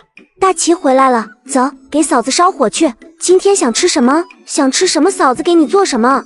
林奇双眼通红的跑过去。爹什么爹？哼，我没有爹，我有嫂子就够了。嫂子，我没出去疯玩，是同学说老师叫我去学校上课，我被逼无奈又上了一天课。嫂子，你不是说不要我上学了吗？再说我都有工作了，哪有时间上学？这话说的可不对，什么叫我不让你上学了？我让你上学，你去吗？嫂子，我错了，是我自己不想上学，不是嫂子不让我上学。你不上学这个事儿，还真得经过咱爸同意。你明天去问问他同不同意，他同意了，我就去学校找你们老师说一声。要不嫂子，你替我去说吧，我都不一定见得到他的人。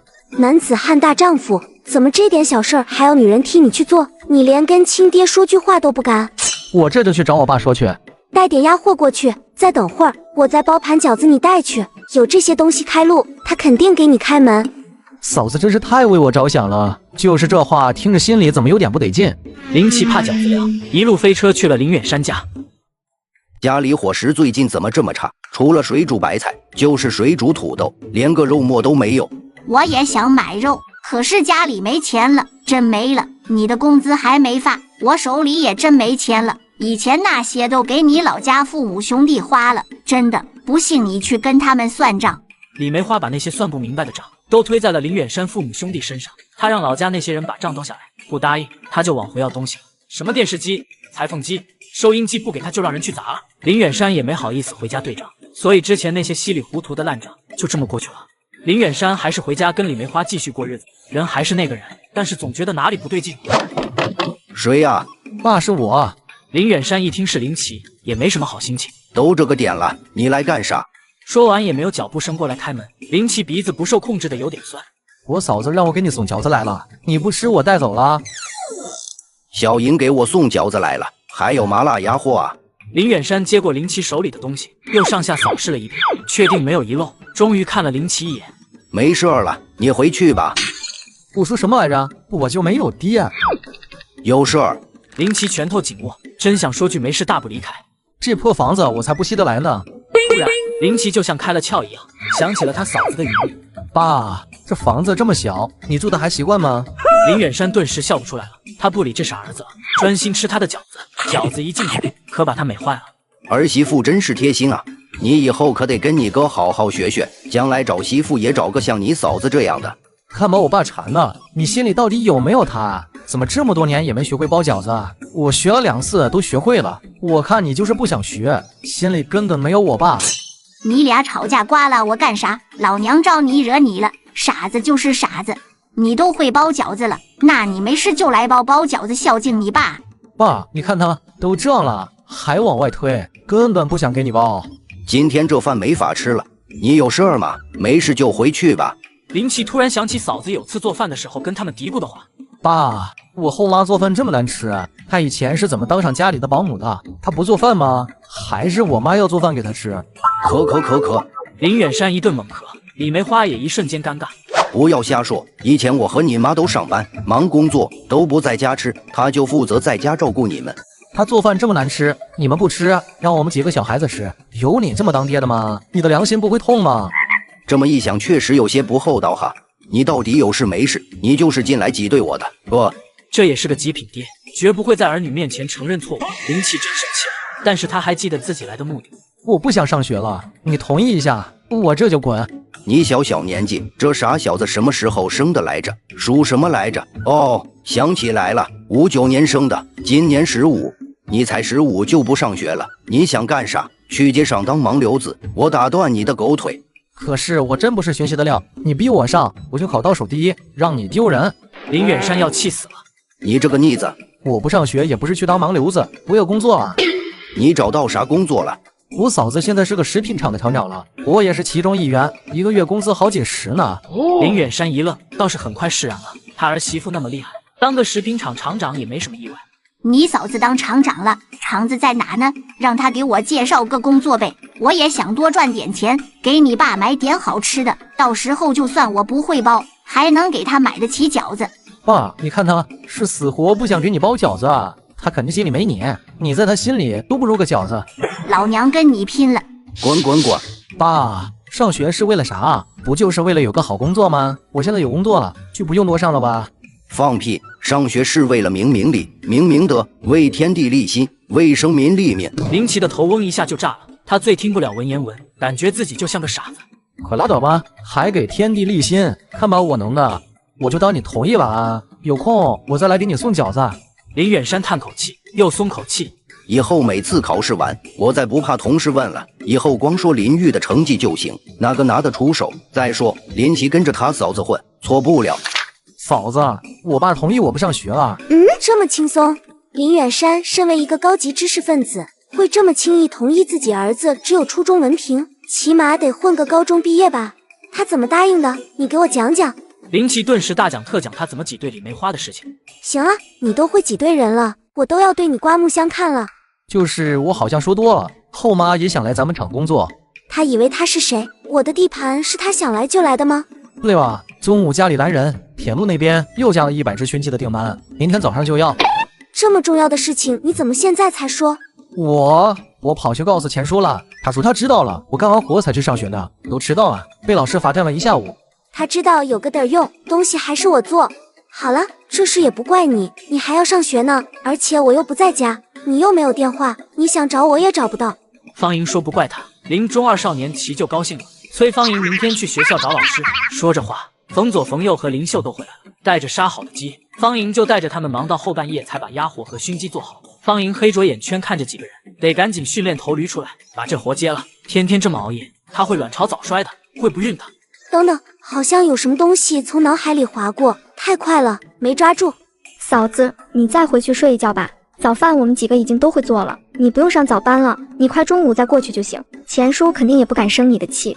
乖，我也是这么想的。不对，我明天上午还有正事呢，我跟电视台谈下来个单子，明天得给他们送过去。你跟钱叔说，别给我记旷工啊，我是正经工作呢。第2天，方莹睡了个懒觉，去学校给林奇办了毕业手续，就来供销公司找他哥了。我正要去找你呢，你让我打听的做厂房的大院子，找到几处了？给爸住的房子还要再打听打听，找好点的离得近的不容易。这么快？爸的房子不急，慢慢找，找个好点的。那几个厂房院子都在2环外居民区，都挺大。走，今天一起去看一看。好的，去看看。好家伙，谁把火柴厂盖居民区里了？也不怕出事？还真出事了，走水了，这不就倒闭了？那不用看了，这里肯定不行，这里肯定有化学物品残留，我们做食品的不行。看我没想到这个，光想着你要城里的大院了。没事，我想想它还能干什么用。还要用？2环外呢，很靠近2环，将来寸土寸金，好几亿呢，能没用吗？他们房租多少？1个月100，一次交1年。租了。虽然不是买，但是先租了，跟场地的主人拉拉关系。对方要卖房子的时候，方莹起码能最先知道消息，同价位拿下。你既然不能用，要它干啥？还没想好。有钱没地方花了，你还有多少钱？没事，我先拿自己钱顶上，等铁路那发了钱，立刻就还我了。方学现在有些搞不懂这个妹妹了，但是她好像一直都不懂。算了，反正是花别人的钱。走，我们看下一个。下一个合适，原来是个糖果厂。这糖果厂怎么也倒闭了？做手工糖的，麦芽糖被水果糖和其他糖挤倒闭了呗。你们什么人？来我们厂干什么？你们是糖果厂的人，你们厂不是已经倒闭，在出租房子了吗？你们这是……谁说我们倒闭了？你们厂长说的。我们厂只是没有原材料，其实还可以抢救一下。哦，原来是没原材料，做出不来糖啊。麦芽糖跟其他糖果不一样，其他糖厂做糖用的是甘蔗、甜菜，这些都有种植任务，保证生产。麦芽糖需要的是麦子，现在粮食都是管控物品，吃还不够，没多少分配做糖。你不用在这幸灾乐祸，反正我们厂的房子不租，你说了不算。你，女工气得脸红脖子粗，结果下一秒她哇一声哭了，所有女工顿时开始安慰她，一边安慰一边跟着哭。方莹想了一下就理解了，这些女人指望这份工作养活自己或者家人，没了工作，她们就是家里的拖油瓶，或者全家跟着挨饿。这个年代，一份工作是很重要的。好了，我有办法可以给你们弄到生产材料。真的？你怎么弄？当然有条件，你们得把房子租给我。没了房子，我们上哪生产？方莹看了看偌大的院子，这也是个4合院，加起来10来个房间，可以分给你们2间，具体的找你们厂长谈吧。不对，已经倒闭了吧？还有厂长吗？厂长说话好使吗？已经倒闭了，厂长说话不好使，但是我说话好使，我说想租就能租下来。方莹笑了，他好像看到了当年那个大哥的影子，霸总的影子都出来了。你要是想帮他们，给他们匀2个房间出来，让他们继续开厂也行，我也能办到。果然还是我那个妹控霸总，你们去把你们前厂长找来吧。是谁？谁说能给我们弄来原材料的？来人是街道办居委会的孙大妈。等她见到了方莹和方雪，顿时满脸失望。这俩人加起来都没我年纪大，过来逗乐子的吗？方雪今年24了，工作多年，很会看眼色。我是供销总社的，后勤处的李处长跟我说，你们厂已经递交了解散申请书，而且希望把这房子租出去。对，是有这么回事，但是他们刚刚说你能给我们弄来原材料，继续生产。厂长怎么称呼？我姓孙，你叫我孙大妈就行。如果只给你们2个房间存放材料和生产，你们每天需要多少斤麦子和糯米？孙大妈表情顿时又不好看，只给2间房，那原来的人只能留下一半，多了装不下。或者你们可以2班倒，换人干活，上1天休1天，或者上半天休半天。如果卖得多，每个人都有活干，也算保住了工作。还得是你们年轻人，脑瓜就是好使，我怎么没想到？不过那需要很多麦子和糯米。孙大妈，那个糖果厂的院子产权是谁的？是我们街道的，那原来是个4合院，户主没了，房子也塌了，街道出钱重新盖的，就是街道的了。孙大妈，如果做出来的麦芽糖都能卖出去，你们1天需要多少麦子和糯米？这个我算算，2班倒的话，同时熬4锅，1锅出10斤，1天熬4次，出160斤麦芽糖，大概需要200来斤小麦和糯米。1天200斤，1个月就是6000斤。以后世的眼光看，简直是毛毛雨。但是在此时，想弄到这么多粮食可是不容易的。6000斤粮食，600来块钱，其实也没多少，但这不是钱的问题，这是粮食，想弄来60斤都很难。我可以保证给你们弄来这么多粮食，但是我不要钱，要房子。那个厂房当初花了多少钱盖的，我都折算成粮食给你。粮食换房，孙大妈却不上当。这也不是钱的问题，盖那个房子当时只花了1000多块，照你这么算，2个月之后房子是你的了，我们反而被赶走了，又失业了。再说那房子也不仅仅值个砖头钱，那地皮可难得呢。感情这是2骗子。我们可以签个长租合同，房子的产权归我们，但是有2间长租给你们，20年，每年1块钱租金。孙大妈懵了，怎么有如此厚颜无耻之人？房子本来就是我的，结果怎么就变成了你的？我还只能用2间，还得给你交房租，1块钱也不行啊。我每个月免费提供你们1000斤小麦和糯米，免费提供20年，剩下每个月5000斤的份额你们自愿购买，想买多少买多少，想买更多也可以，但是超过5000斤我就不保证能弄来了，但是5000斤以内无论如何我也能帮你们弄到，如果做不到，每月罚我1000元。这不是个骗子，这是个傻子。你疯了，每月1000斤，免费提供20年，钱经理会打死你的。这不是钱的问题，这是粮食，1000多斤粮食就是100多块钱。先不说那破房子值不值100多1个月的租金，就说现在谁能拿着100多块钱张嘴就能买到1000斤粮食？谁呢？就算你能做到，但是需要用多少人情你想过没有？更何况一下子就保证20年，那个破房子值吗？方学其实更多是说给孙大妈和其他女工听的，这是对他们有好处的事，他们当然喜欢。还有那1000块钱违约金，你真是疯了！ 1000块比他们卖糖挣的都多吧？那他们天天什么都不用干了，就等着你违约好了，就够给他们发工资的了。方莹看着大哥假模假式的样子，心里好笑，面上却是赌气的样子。我有什么办法？钱经理让我必须在1天之内给他找到厂房，这都过去半天了，我待会儿还要去电视台找他们台长办事呢，他都等我1上午了，我没时间在这浪费了，随便找个得了。直接找电视台台长办事，还让人家等1上午，这是谁家孩子啊？孙大妈对方莹能弄来粮食信了大半。我昨天还给你联系了几个厂，隔壁街道还有个豆腐厂要转让，城西一个街道还有个纸盒厂要往外租，城东还有一个鞋带厂要找人合租，他们不要粮食，1个月随便给几10块钱就行，比这便宜。走走走。是吗？那你早说呀，浪费我时间。这个不是顺路吗？再说我也不知道你张嘴就给1000斤粮食，这是人干的事儿吗？你就是有能耐也不用在这使啊。行了行了，我知道了。兄妹俩这辈子第一次合作，没有演练，却是无比的默契。等一下，小同志，咱们再商量商量。太贵了，没有商量的余地。贵吗？一点都不贵，每个月1000斤粮食，100块钱出头，1年才1200多块钱，20年才2万4，买那么大个院子正合适。大妈，账不是这么算的，那可不是2万多块钱，那是24万斤粮食，24万斤粮食，谁有能力拿这么多粮食出来给你换个破房子？也就他人傻钱多吧。我们那个厂房，别人出2万4，我们也不卖啊。这不是看你们出粮食才能谈一谈吗？要是出钱，谈都不谈，不如把那里改造一下，分给没房子的困难群众当大杂院呢。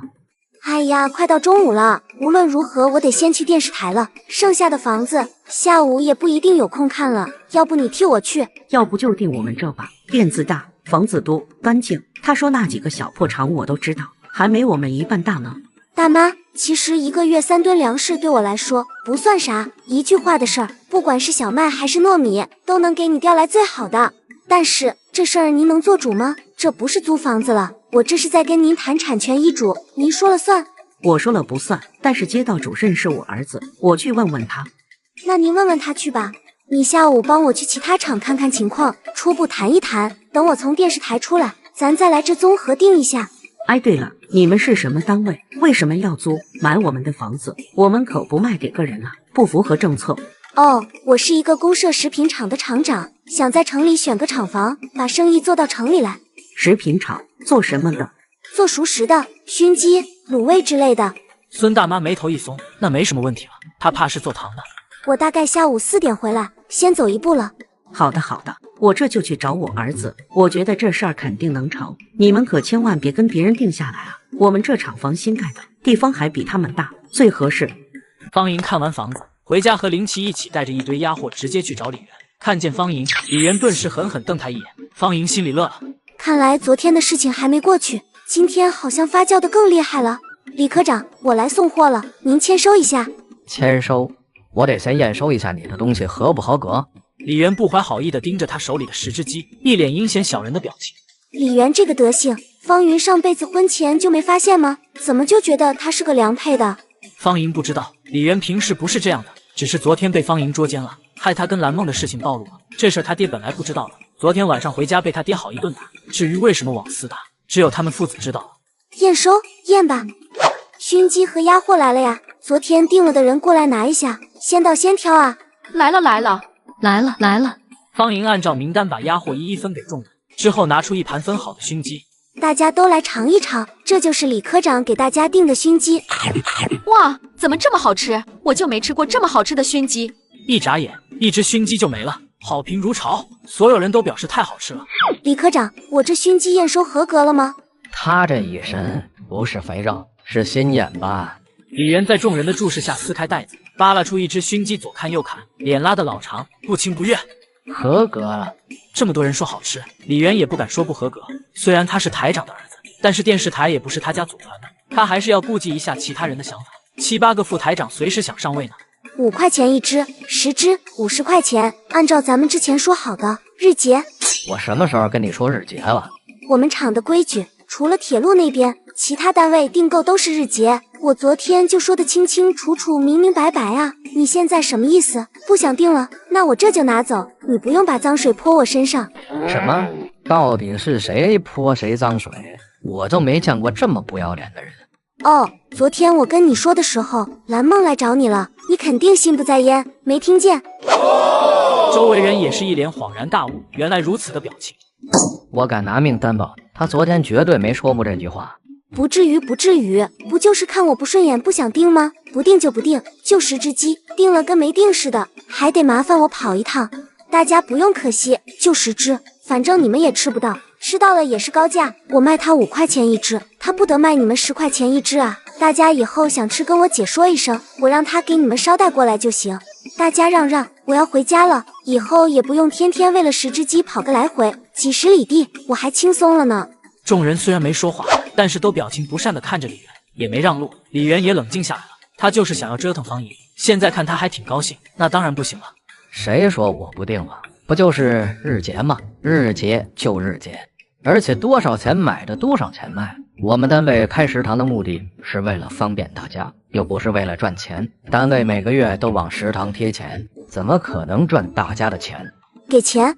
李元不情不愿地给了条子，方莹就能去财务领钱了。他还从来没这么痛快地给人批过条子，太憋屈了。10只鸡，你们几百个人，怎么分啊？是啊是啊，就10只，1人1口嘛，那都不够。你想多了，我们就配闻闻喂。你还真以为不多收钱，你就能吃到了？说的好听，不多收他们钱，那是因为他们根本吃不到啊。只分给领导，那当然不会多收钱。众人被提醒，顿时回过味来了，瞬间不干了，嗷嗷的起哄。很快，领导就被吸引过来了。干什么呢？海长，李科长订了10只鸡，大家就好奇问问10只鸡这么多人怎么分，到底是谁吃谁闻味啊？这大傻妮真是不会说话。李杰又瞪了他儿子一眼，明明交代他了多订点，破财免灾，把人安抚住，结果就订10只，一点不听话。也是，他要是听话，怎么敢碰我的女人？胆子是真不小。逆子，每天订20只吧。使了半天劲，多订10只，果然是父子。行，毕竟也不能天天吃鸡，啥家庭啊？大家轮流吃，1个星期吃1次也不错了。这回李界父子都瞪他，能不能来个人堵住他的嘴？方莹立刻让傻站着的林奇再挑出10只来。接过条子的时候，李元眼神沉沉地看着他，不想松手。不是钱的事儿，是太憋屈。咦，你手是咋了？被人打了？谁敢打你啊？李科长，你大小也是个人物，竟然被人打了，对方什么来头？你报警了吗？我认识好多警察，要不要我帮你打个招呼？抓住！行了行了，东西都送完了，我们要上班了，你快走吧。这不刚刚下班吗？怎么就要上班了？你脑子是不是有病？老年痴呆了？脑子有病的人竟然说我脑子有病，要不是她是方德的女儿，我要把她和她姐姐一块开除。李杰气懵了，根本忘了自己没资格开除人家。方莹跟着众人离开，到了方云的办公室，结果看见方云气呼呼地坐在那里。姐姐，我目前手里就这么多了，你也知道我家庭条件不好，我每个月的工资都要寄给家里，给我妈看病，我几个弟弟妹妹还要念书，我每个月就留5块钱生活费。但是你放心，你的衣服我肯定会赔的，只不过时间久一点，但是不管多久，我肯定会1分不少的还你。方云很生气，这钱他接也不是，不接也不是。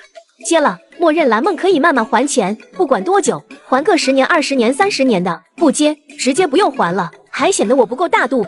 方莹走过去，接过了这几块钱，他看了一眼，8块。你真想还钱？那件红色大衣260，百货大楼买的，明码标价，你认吧。另一件380。方莹从兜里掏出了定做的那身衣服的票据。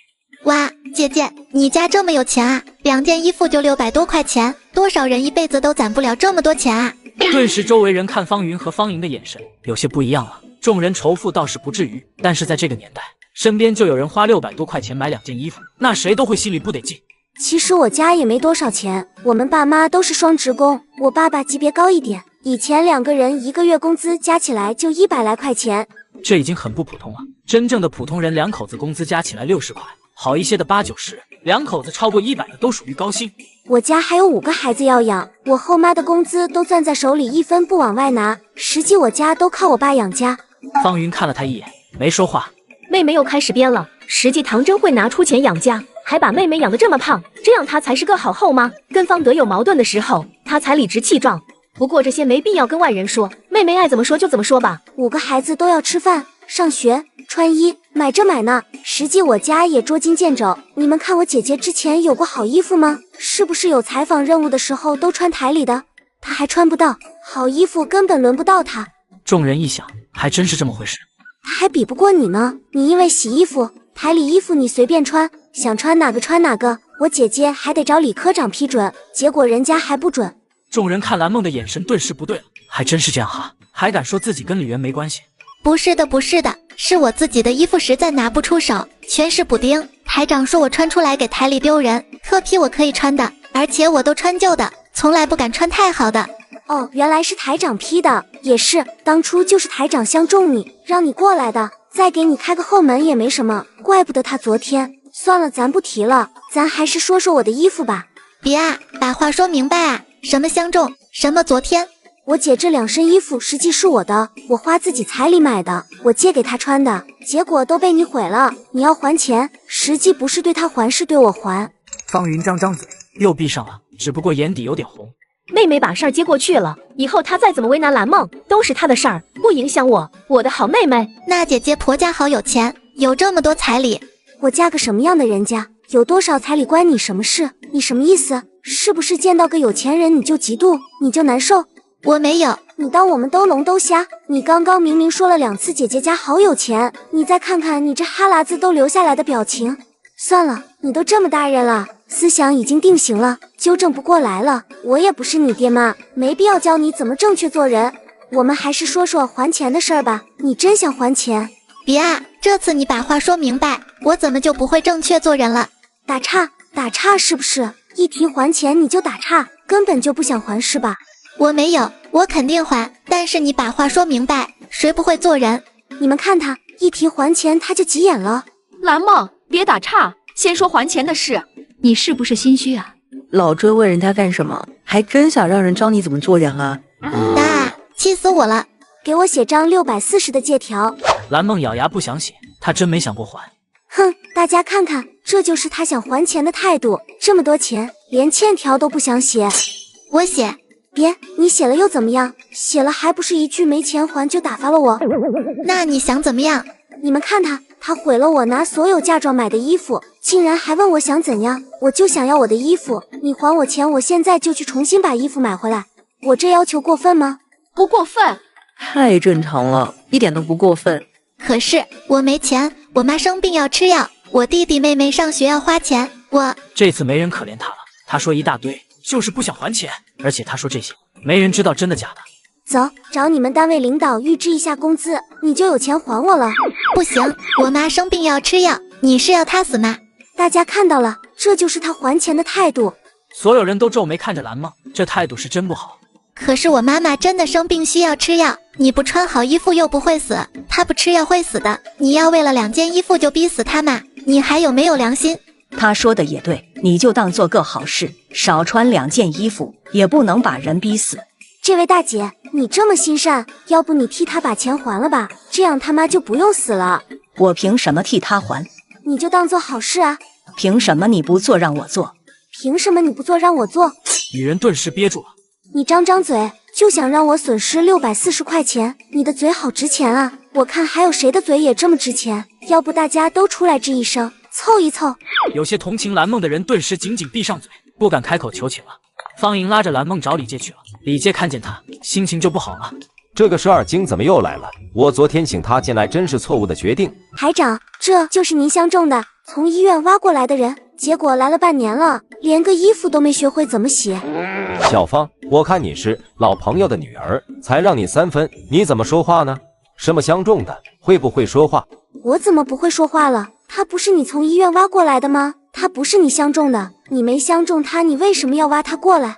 跟你姐姐好好学学，那不叫相中，那叫赏识。我觉得他是个人才，更适合在电视台工作。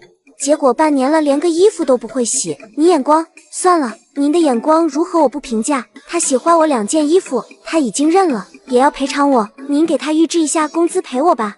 原来闹了半天还是为了钱，行，去财务支吧。不就2件衣服吗？真小家子气，能有多少钱？不行，我妈。台长，您快来看看您赏识的人才，弄坏了别人的衣服，竟然不想赔。一说让他赔钱，他就说他妈要死，要30年之后再还我衣服，真是好极品的人才啊！所有人都看向他们，视线在李介和蓝梦身上转来转去，李介的脸黑红黑红的，蓝梦的脸清白清白的，都气得要背过气去。想到什么，蓝梦眼睛一闭，晕了。看，为了不还钱，都可以装死了。有没有医生过来看看他到底什么毛病？是装死还是有什么重大疾病，不适合在台里工作了？当然，他要不是你们台里的人了，我当然不会再找台里预支他的工资。台里的孙医生一路小跑过来了，结果还没等他走近，蓝梦就咬牙醒了。不行能行吗？不行就要被开除了。我太知道李介、李元有多么抠了。赶紧去财务预支了工资还给人家，我们台里可不要欠钱不还的人。蓝梦没有办法，只能跟方莹走了。白忙一场吧，还是得还钱。你一点同情心都没有吗？我妈，你妈真的有病吗？她真的有很重的病，每个月都要花好多钱吃药。我不给她寄工资，她真的会死的。你放心，只要你还了我钱，我肯定帮你。咦，真的假的？我拿我妈生病的借口都不行，现在反而方莹又说要帮我。蓝梦沉默地跟着方莹从财务室里预支了640块钱，要不是台长亲口批准，都支不出来这么多。这可是我将近2年的工资啊！我记得你刚才说你有弟弟妹妹，你有几个弟弟妹妹？都在上学吗？你弟弟几岁了？我有2个弟弟2个妹妹，只有2个弟弟在上学，老大17，老二14了。走，我帮你解决你妈的问题去。怎么解决？难道不是给我钱吗？方莹又拖着蓝梦回了李介办公室，李介看到他又过来了，顿时狠狠皱眉。又怎么了？这回李介想起方莹不是自己台里的人了，不然他现在早站起来骂人了。哪怕现在干这事的是方云，他都敢骂。可恨这是个外人，还是林远芳的堂侄媳妇。台长，我是来道歉的。李介一听这个，脸色才好看一些。我经过深入的了解，发现蓝梦家真的挺困难的，他妈真的生病需要吃药，所以台里能不能照顾一下他，把他妈接到京城来看病？如果治好了，一劳永逸，以后都不用吃药了；如果治不好，那就继续吃药。你这么善良，你刚才怎么死要钱？您这么看我干什么？他是您看好的人，是您手下的员工，解决他的困难不是您的事情吗？难道您还指望我出钱？得，你快闭嘴吧，我知道了。李介都迷惑了，这胖丫头到底是真傻还是假傻？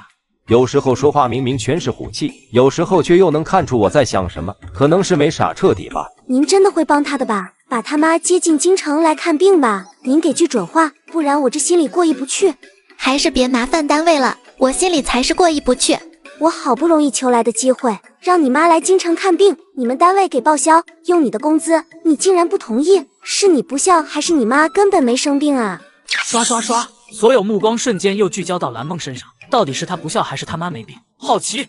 我没有，我就是怕给单位添麻烦。如果台长同意，我妈能治好病，我当然高兴了。台长，您到底同意没有？李介现在只想让他赶紧从眼前消失。